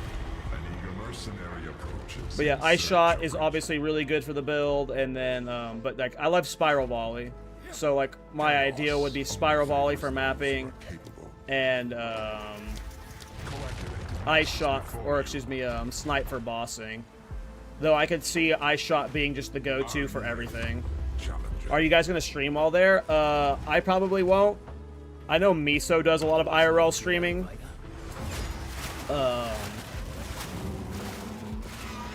So I'm sure he'll IRL stream while he's there, and then me and Rabbit will clearly be on his stream a lot while we're there, if that is the case. I know we're planning on making content while we're there. I know we're going to try and do 1 or 2 podcast episodes. And, you know, we're probably going to make content for Mobalytics while we're there.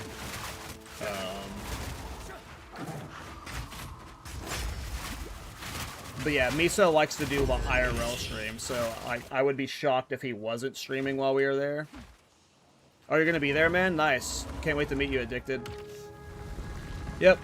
I think I fly in on the Tuesday. I flew in like 3 or 4 days early, so because I wanted to see like the sights and like meet people and stuff. Hey, what's up, Proper Panda? We are only getting started. Your guilt weighs you down.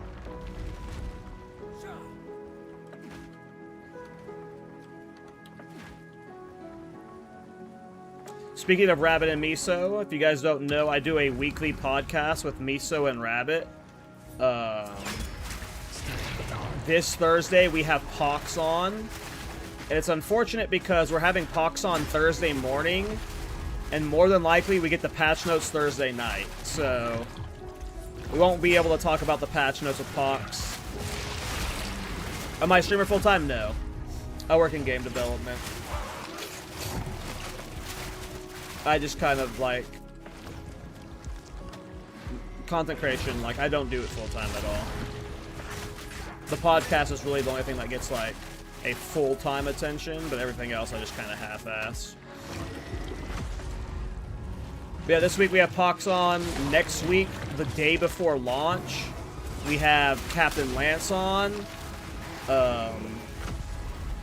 I think the week, we don't know who the week after that is yet, but the week after, like, I think it's like the day of the 11th or something, we're having Pauser on. And then at the end of the month, we're having Fubgun on. So we've got a pretty stacked lineup of guests for the podcast.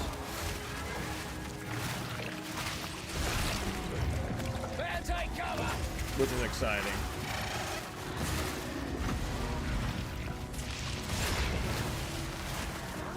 Am I not interested at all in Wild Speaker martial artists? Nah. I know it's weird to say this as I'm playing, like, a minion build, even though Supporting Fire is, like, a fake minion build. I don't really like minion builds. I really don't give a fuck about the companion stuff. I'm sure it'll be fun watching people try and make, like, the monkey solo Uber Arbiter, but, like, I'm not really interested in playing it. The projectile stuff seems neat from the Ascendancy for Wild Speaker, but I'm also not really, like, again, despite League starting a ranged build, I don't normally play those kind of builds, so. Martial Artist looks interesting. I just don't like, I mainly play down here. I'm mainly a strength, armor type player, like down here. Of all the areas, this is my least played. I just don't like starting over here. I don't like playing over here for whatever reason.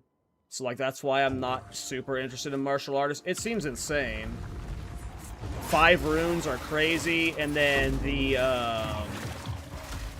glove upgrade thing is fucking nuts. I'm sure there's gonna be, like, a bunch of crazy-ass builds because of the glove upgrade thing.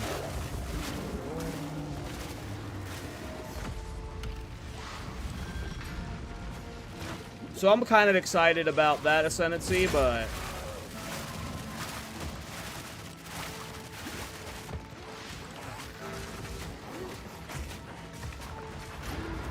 the thing I'm mainly excited about is the 25 new skills.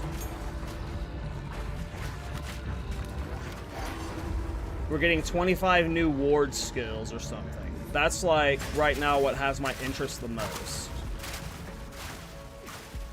And honestly, I'm excited about all the campaign changes, to be honest.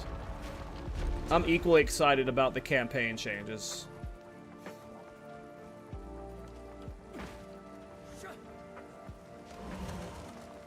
Alright, hopefully we don't have a horribly long boss fight. In a sanguine flood.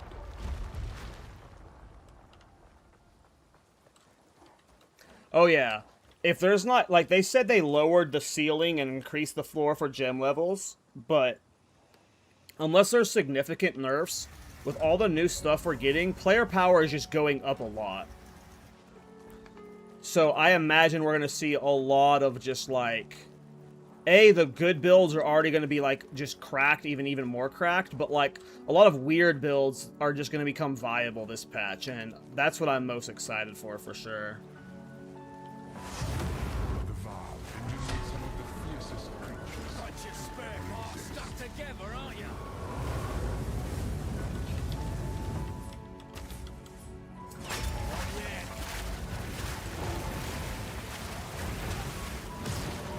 He bugged out. I can't hit him.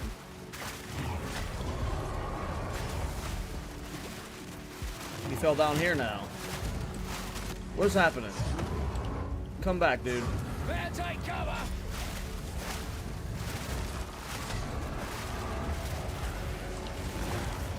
He's being a problem. Not yet.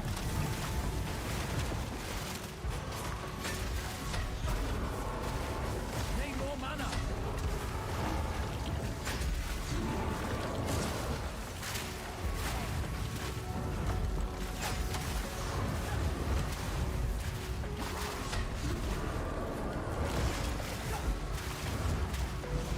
Need a sec.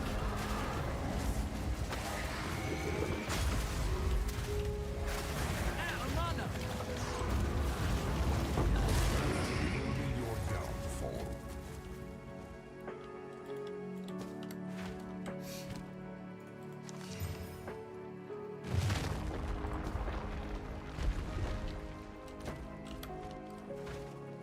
Okay. So the one thing I don't know until we get the patch notes, and I may not even be able to answer it until I do a playthrough myself in 0.5, is with the armor EV changes, we might change how we take our first 2 points. Because right now it's like, you might as well take the persistent buffs and have 50% less reservation. You could do like a couple more spirit gems, but with the armor EV buffs, it's quite possible you go for polish that gear first, which gives you deflection rating equal to your armor. Deflection's getting a buff, and we're going to be armor stacking. So I'm going to predict polish that gear being what you take Even stronger. first, just to be tankier. I don't have the most armor right now. How much deflection is that giving us? That's not too bad. It's only 16%, but we need to see what the patch notes say about the changes, though. Facebreaker will make concoction builds great again. I want to believe that, Scroats. I want to believe that. Oh hell, this is that unique that's getting buffs in the patch.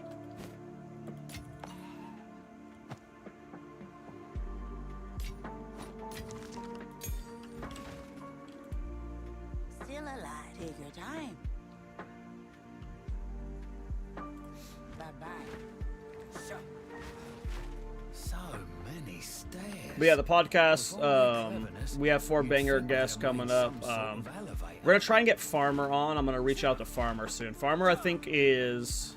Beyond, I recommend until I think it'd be like the 4th time we've had him on. And I mean, like, I love every time Farmer's on, it's a blast. So I think we try and get him on every league start. So hopefully he's down to be on. They weren't pulling my leg. There's a whole damn city down here. Ready the artillery!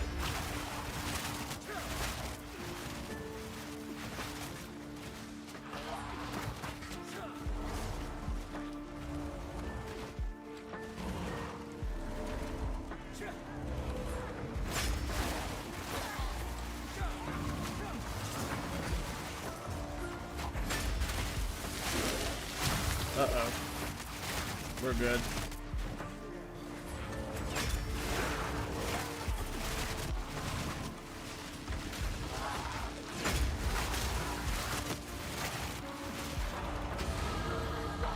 Alright, level 36 finally.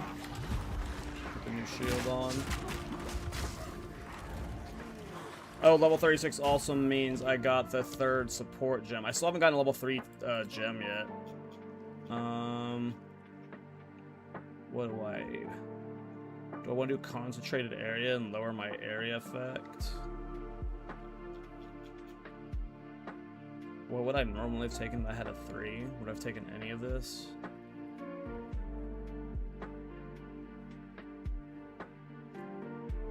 I gotta look up what I used to take.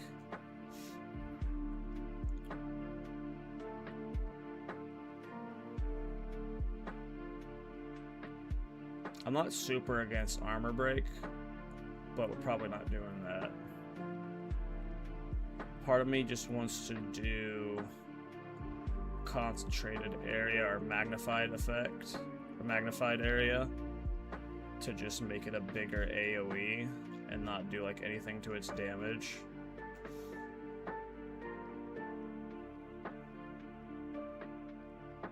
Whatever. Big AoE for now. Another bloody ambush.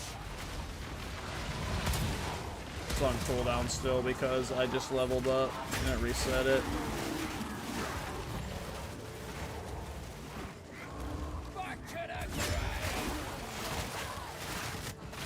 I feel like it still needs a lot of help. Well, they're buffing a deflection in this patch, so you know, you never know if like ward plus life plus EV is now in a good spot with the addition of ward.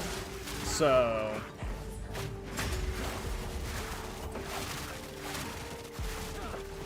you never know.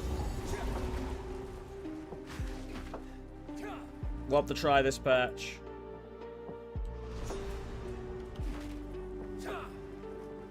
These probably ain't the good kind of mushrooms.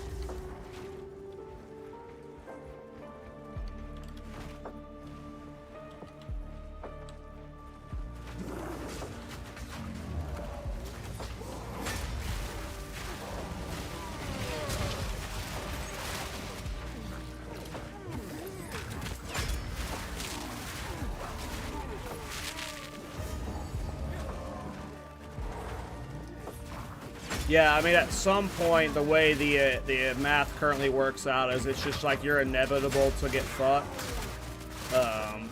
They said they're changing something about deflection in the patch. I don't remember what they said. But we're also getting a bunch more armor EV hybrid nodes, and then armor's getting some buffs as well, so should be better in the next patch. But good enough, can't promise. Better, hopefully. Better take cover.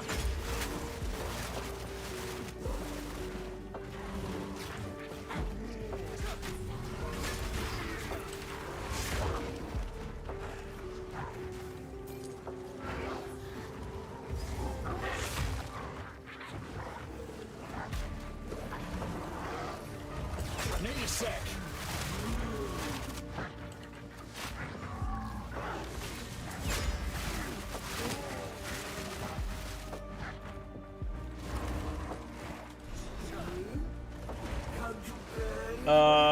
I don't remember where. Maybe the Destin interview, maybe the Q&A. I don't know. I've got like soup brain because of all the changes they made.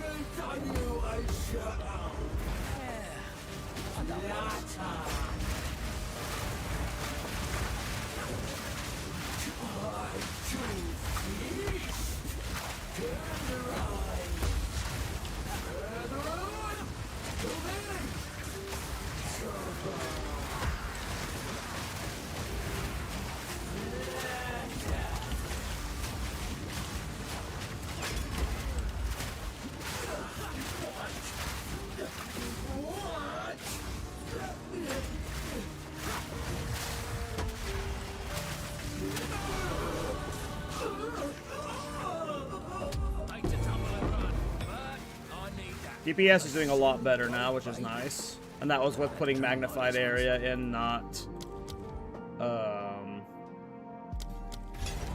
concentrated. Or do you think that boosted damage?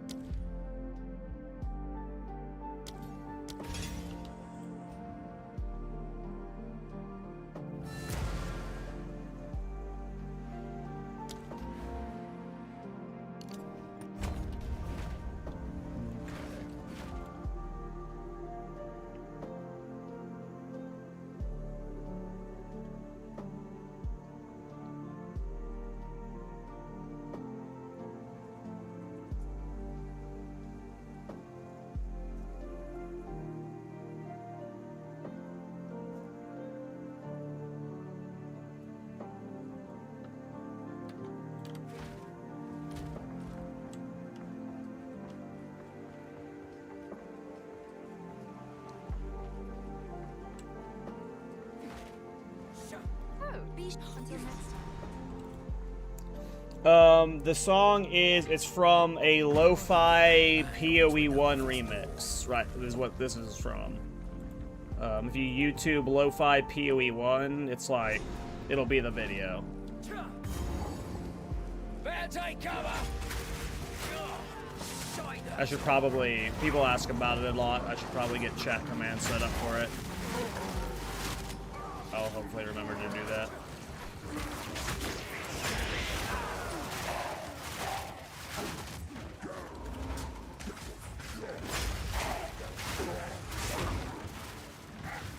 Need a sec.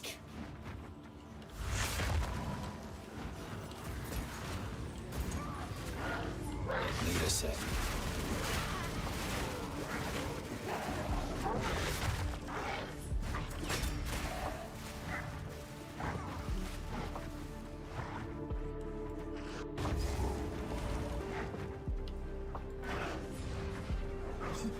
An indoor sun. Wonder how they managed that.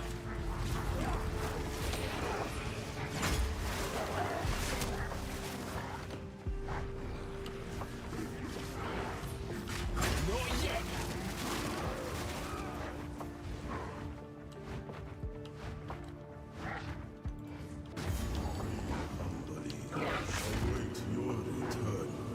Yeah, this map's annoying for sure. Ugh.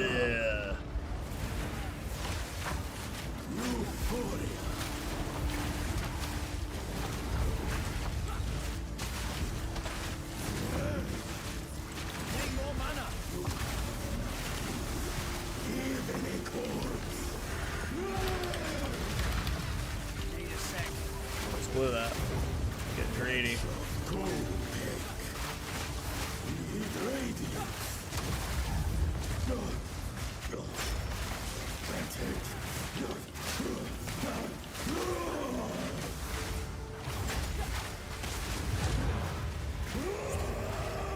I like the sun as much as the next guy, but you lot took it too far. All ingenuity never ceases. Yeah, which is like, again, why I'm extra excited about the build I'm league starting. If I'm doing 75% block while stacking evasion with high resire with the new deflection changes, it just seems like, you know, it's gonna be freaking awesome, right? It worked. Yeah, they buffed the bases, and then Now this is truly something. they're changing something about the deflection formula, It's opening. which is also freaking awesome. We're back in the encampment. I can't believe it. Give me a second. We were right on top of this device the entire time. Oh. What? Some sort of gateway. Oh, how incredible!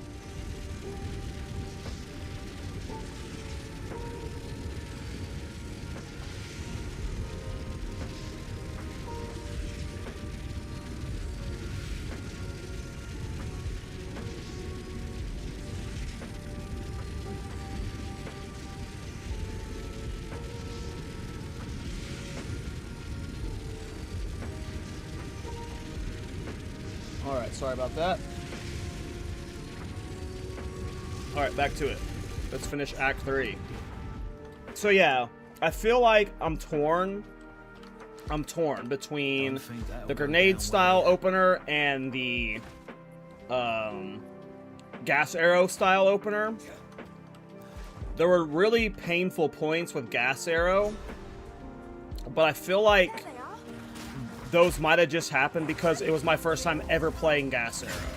So I was just like, I was bad support gem timing, not playing it properly, swapped too early maybe. At this point, it's feeling good again, to where gas arrows actually, with like minimal investment, contributing to bosses. More so than grenades would be at this point, because we're also just getting to keep out, you know, the scepter at all times, which is nice. So I'm probably going to do one more campaign run, either tomorrow or this weekend, just to fully get an idea of how I should league start it, or how people should league start it. Because I'm not league starting this, but I want to update this for the people that can. Let me read what that was said.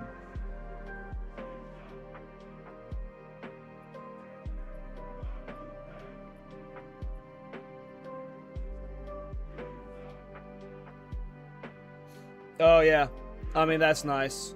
That's nice for sure. I mean, as someone who plays like almost primarily armor or armor builds, like I'm super excited about the patch. This is my tree so far.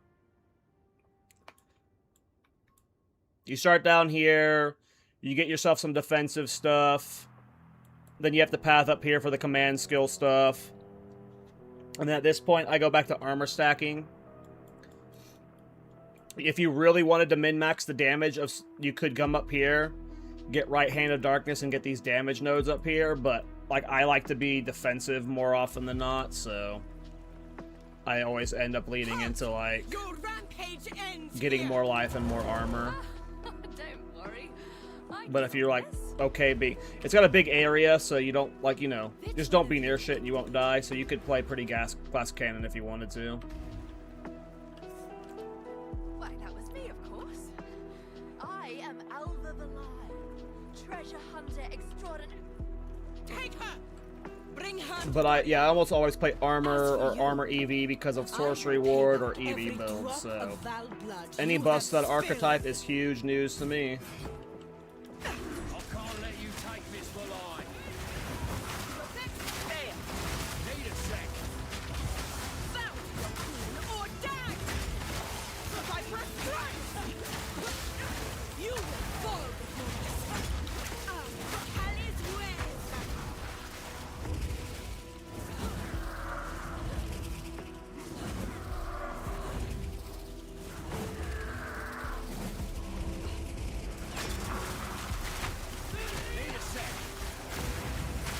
All my minions dead.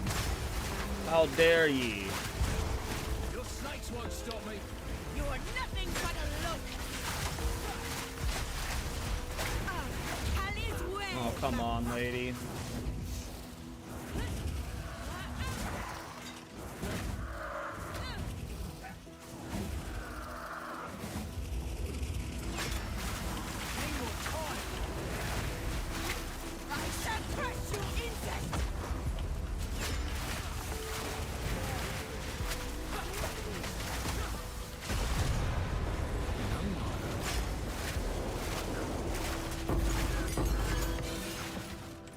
I think it was my first level 3 support gem I got. What level gem is muster? Ooh, muster I can get now. Nice. That's what your first 3 would probably be. And then you would probably get, if you can, additional minions. Where would this go? This would go up here. Don't have a low enough level gem right now to get another minion. Probably do a spirit shuffle here in a minute. Better take cover!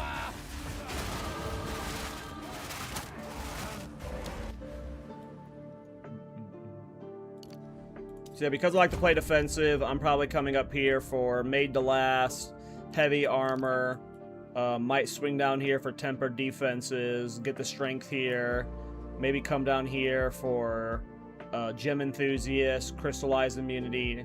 Depending on where I'm at that point, if it's trade league, you might be able to trade for Astramentus and some stacking stuff. If you have Astramentus and some good stacking gear, that's when you take Polymathy. But if not, and you're wanting more damage, you come up here, you get the minion damage nodes up here, get Right Hand of Darkness, you come over here, you get Entropic Incarnation, or whatever the fuck that word is. And if you're super desperate for damage, you come over here and get Bringer of Order, but you shouldn't come over here. Most of your damage comes from strength stacking and gem levels. And of course the cooldown reduction. Bidding 3, yes, for sure. You do use bidding. Well, you swap between bidding 2 and bidding 3 in late game. If you want like more single target, sometimes like if your cooldown reductions is high enough, you can use bidding 2. But at some point you do use bidding 3. I just it's a level 5 support gem, and I'm only at level 3. But yes, bidding 3 is very good for this build. But as you can see, even with only bidding 1, you can have pretty like serious uptime with death from above.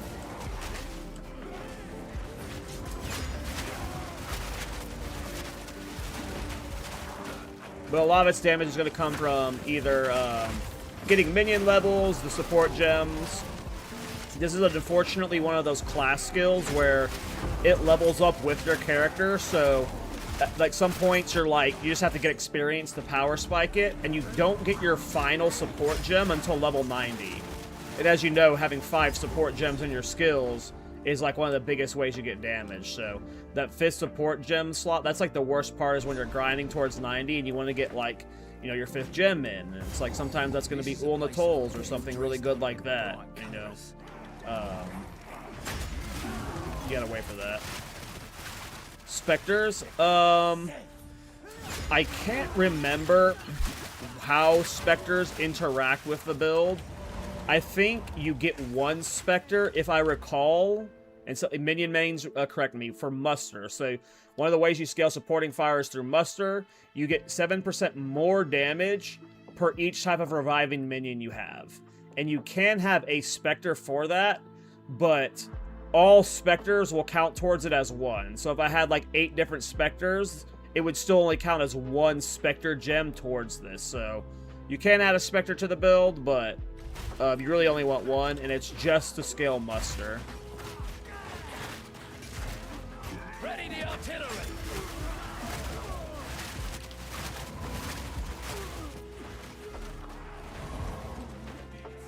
You basically want to get 1 of every minion type that you can get to scale supporting fire's damage. It ends up being like, what, I think 42% more damage, or 49, when all is said and done. Then you get like Kurgle's Leash, Ul Natol's, lots of ways to scale its damage. But of course, like, you want to try to get like 800 to 1,000 strength.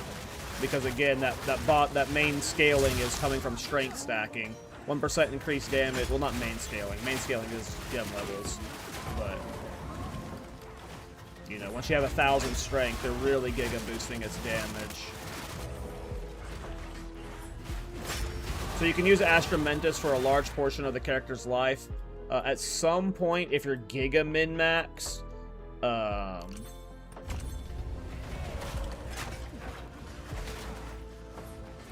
you'll swap to a rare amulet, because a rare amulet can have a good amount of strength and dex still on it still, but then it also has +3 minion skills, which, per usual, gem levels, which I have every expectation that it's gonna be the same. You're still gonna want them just as bad, so.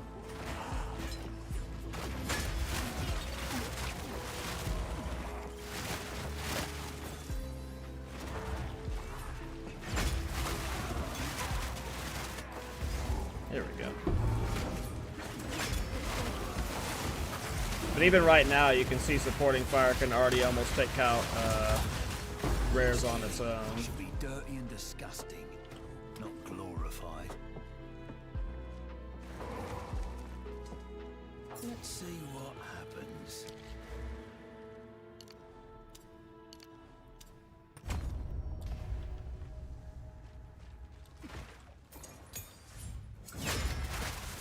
Let me go see if I got lower level gems so I can squeeze a few more minions out. I don't want to get rid of all of my skeletal snipers, but I can get rid of 1 warrior right now.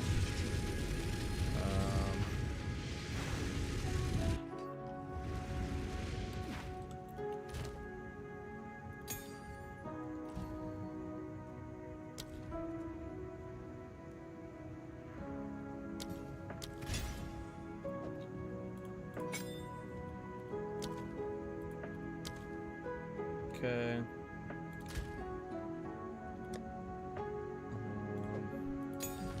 And then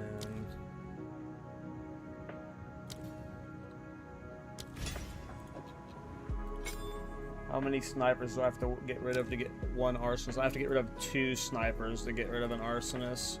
I don't want to do that right now. Here, let me upgrade my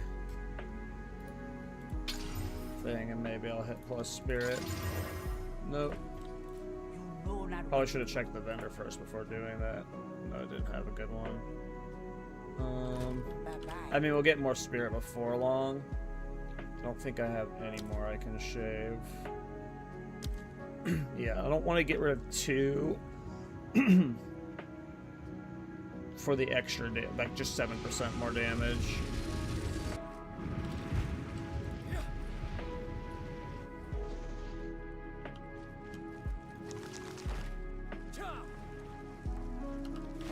Oh, I didn't get the waypoint, I suck. Need more time.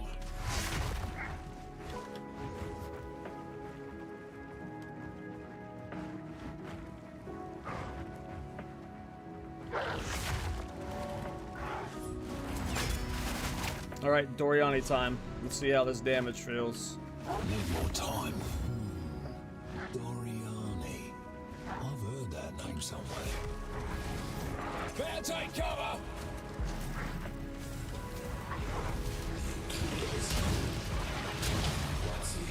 Oh, dead end lane. No mercy then. Kill him on sight. Don't kill me. They're gonna regret taking this fillet. Look at all these bodies. Gross. Fool! There is no time for this. Aziri will soon commune with the beast. Yeah, I've seen it. Cease your assault. Gross, dude. She calls him Puchiti.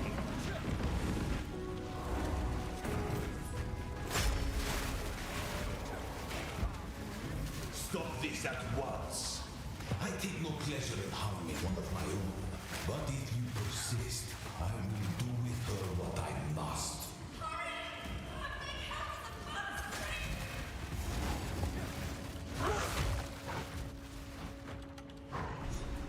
So, the eve of the end, the demon of Anzoatl has finally come for me. Enough talk. Show me what you got. Sacrifice is the only path to survival. Yeah, I mean, the skeletal archer, like, I can't get rid of the archers. Because having 3 of them is just still so much single target right now.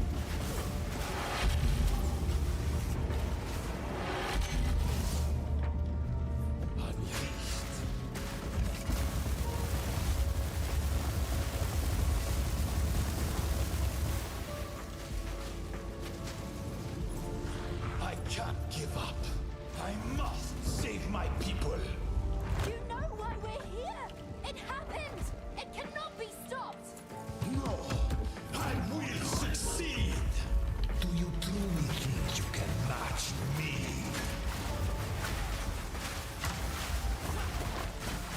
Burn to ash, demon of Anzoatl. Full power. Let me show you what true Butt lasers, no! He killed all my skelly boys. There is no escape.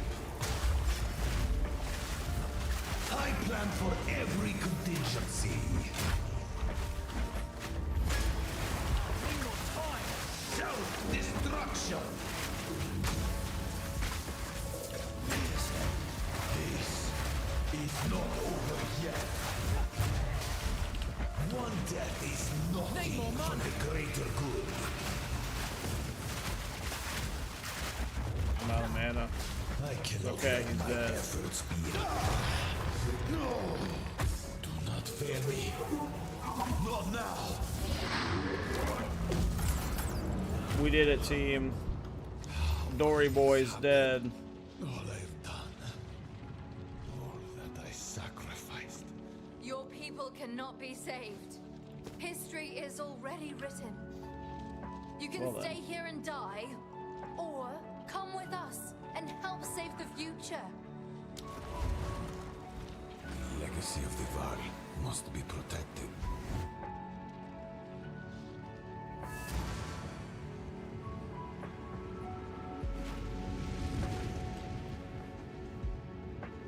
Just Now doing then, your job. it is time we I'm departed. fine with a truce. Activate the portal, and we will see about it. What's happening? It begins. Oh my god.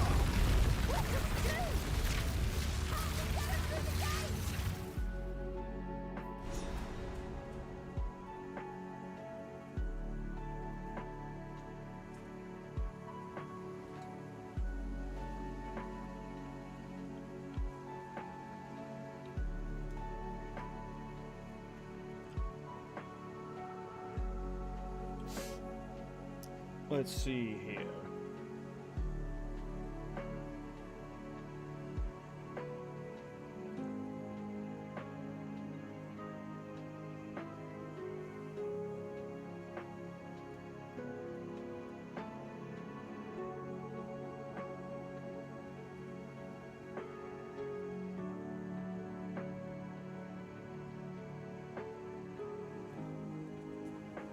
Yo, are you thinking of the first area you shoot with Ironbound return as long as the enemy is broken? I'm testing and I don't think it will.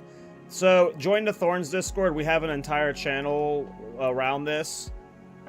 Depending on which skill you're using, it can be very broken, but with Ice Shot, we've all gotten it to where it's consistent. If you're like testing with Bow Shot, and like depending on how you're breaking in the armor, it'll be inconsistent, but it's weird. But I recommend joining the Thorns Discord if you're interested in the build. We have an entire channel dedicated to this build, and there's like multiple POBs of other people who have been messing with it. There's like multiple people who have done interaction testing. It's definitely weird, but there are ways we have gotten it consistent with certain skills, and hopefully with them introducing a bow like that in the patch, somebody's like, you know, went through and like fine-tuned the code. But yes, there is some weird shit, but we have found ways with certain skills to make it consistent. But yes, there is a, you know, shaky part with the build there.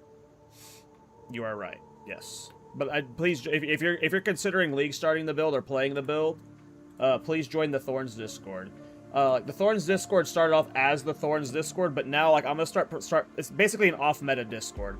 There's like a lot of build creators like Funky Chicken, Zeph, like so many build creators, and like just not even like ones that make YouTube videos are in the Thorns Discord at this point.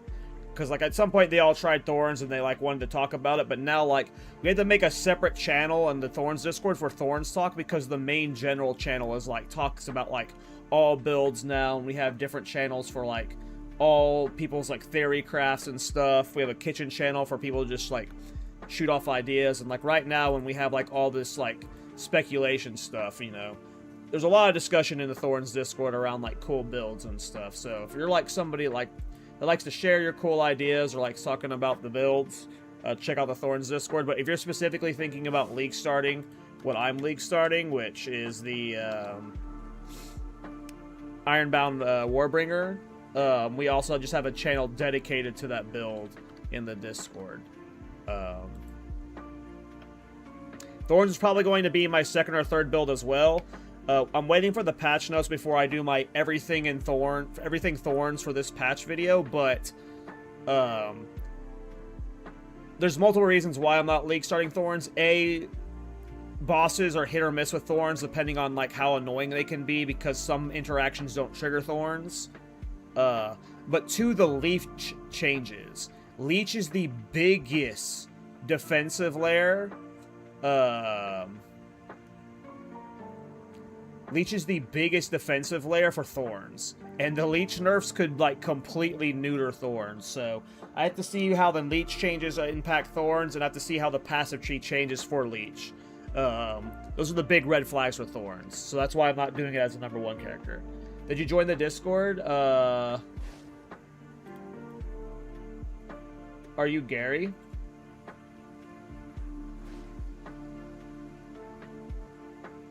I'll ping you in the channel.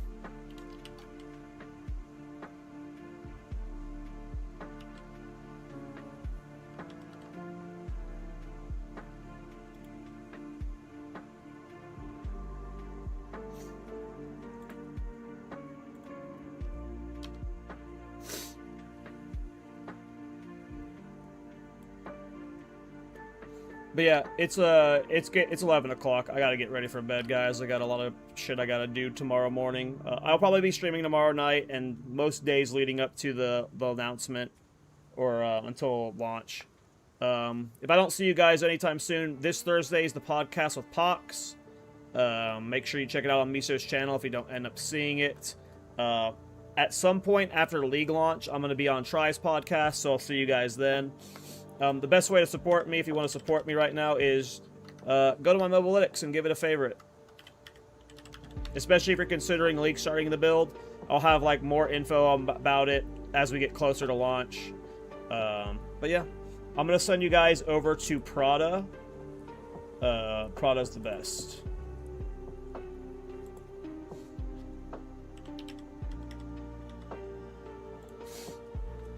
But thanks for hanging out, everybody, and yeah, if I don't see you guys on the stream soon, you guys have a good launch. I hope all your League starts go well. I hope you all have fun with your new builds. I'm super excited for this patch, so hope you guys have a good time with it, and thanks for hanging out, everybody. Have a good night. I fucked up the raid again. I can do this. I'll do this right one day. Alright, I'm sending y'all to Prada now. Have a good night, everybody.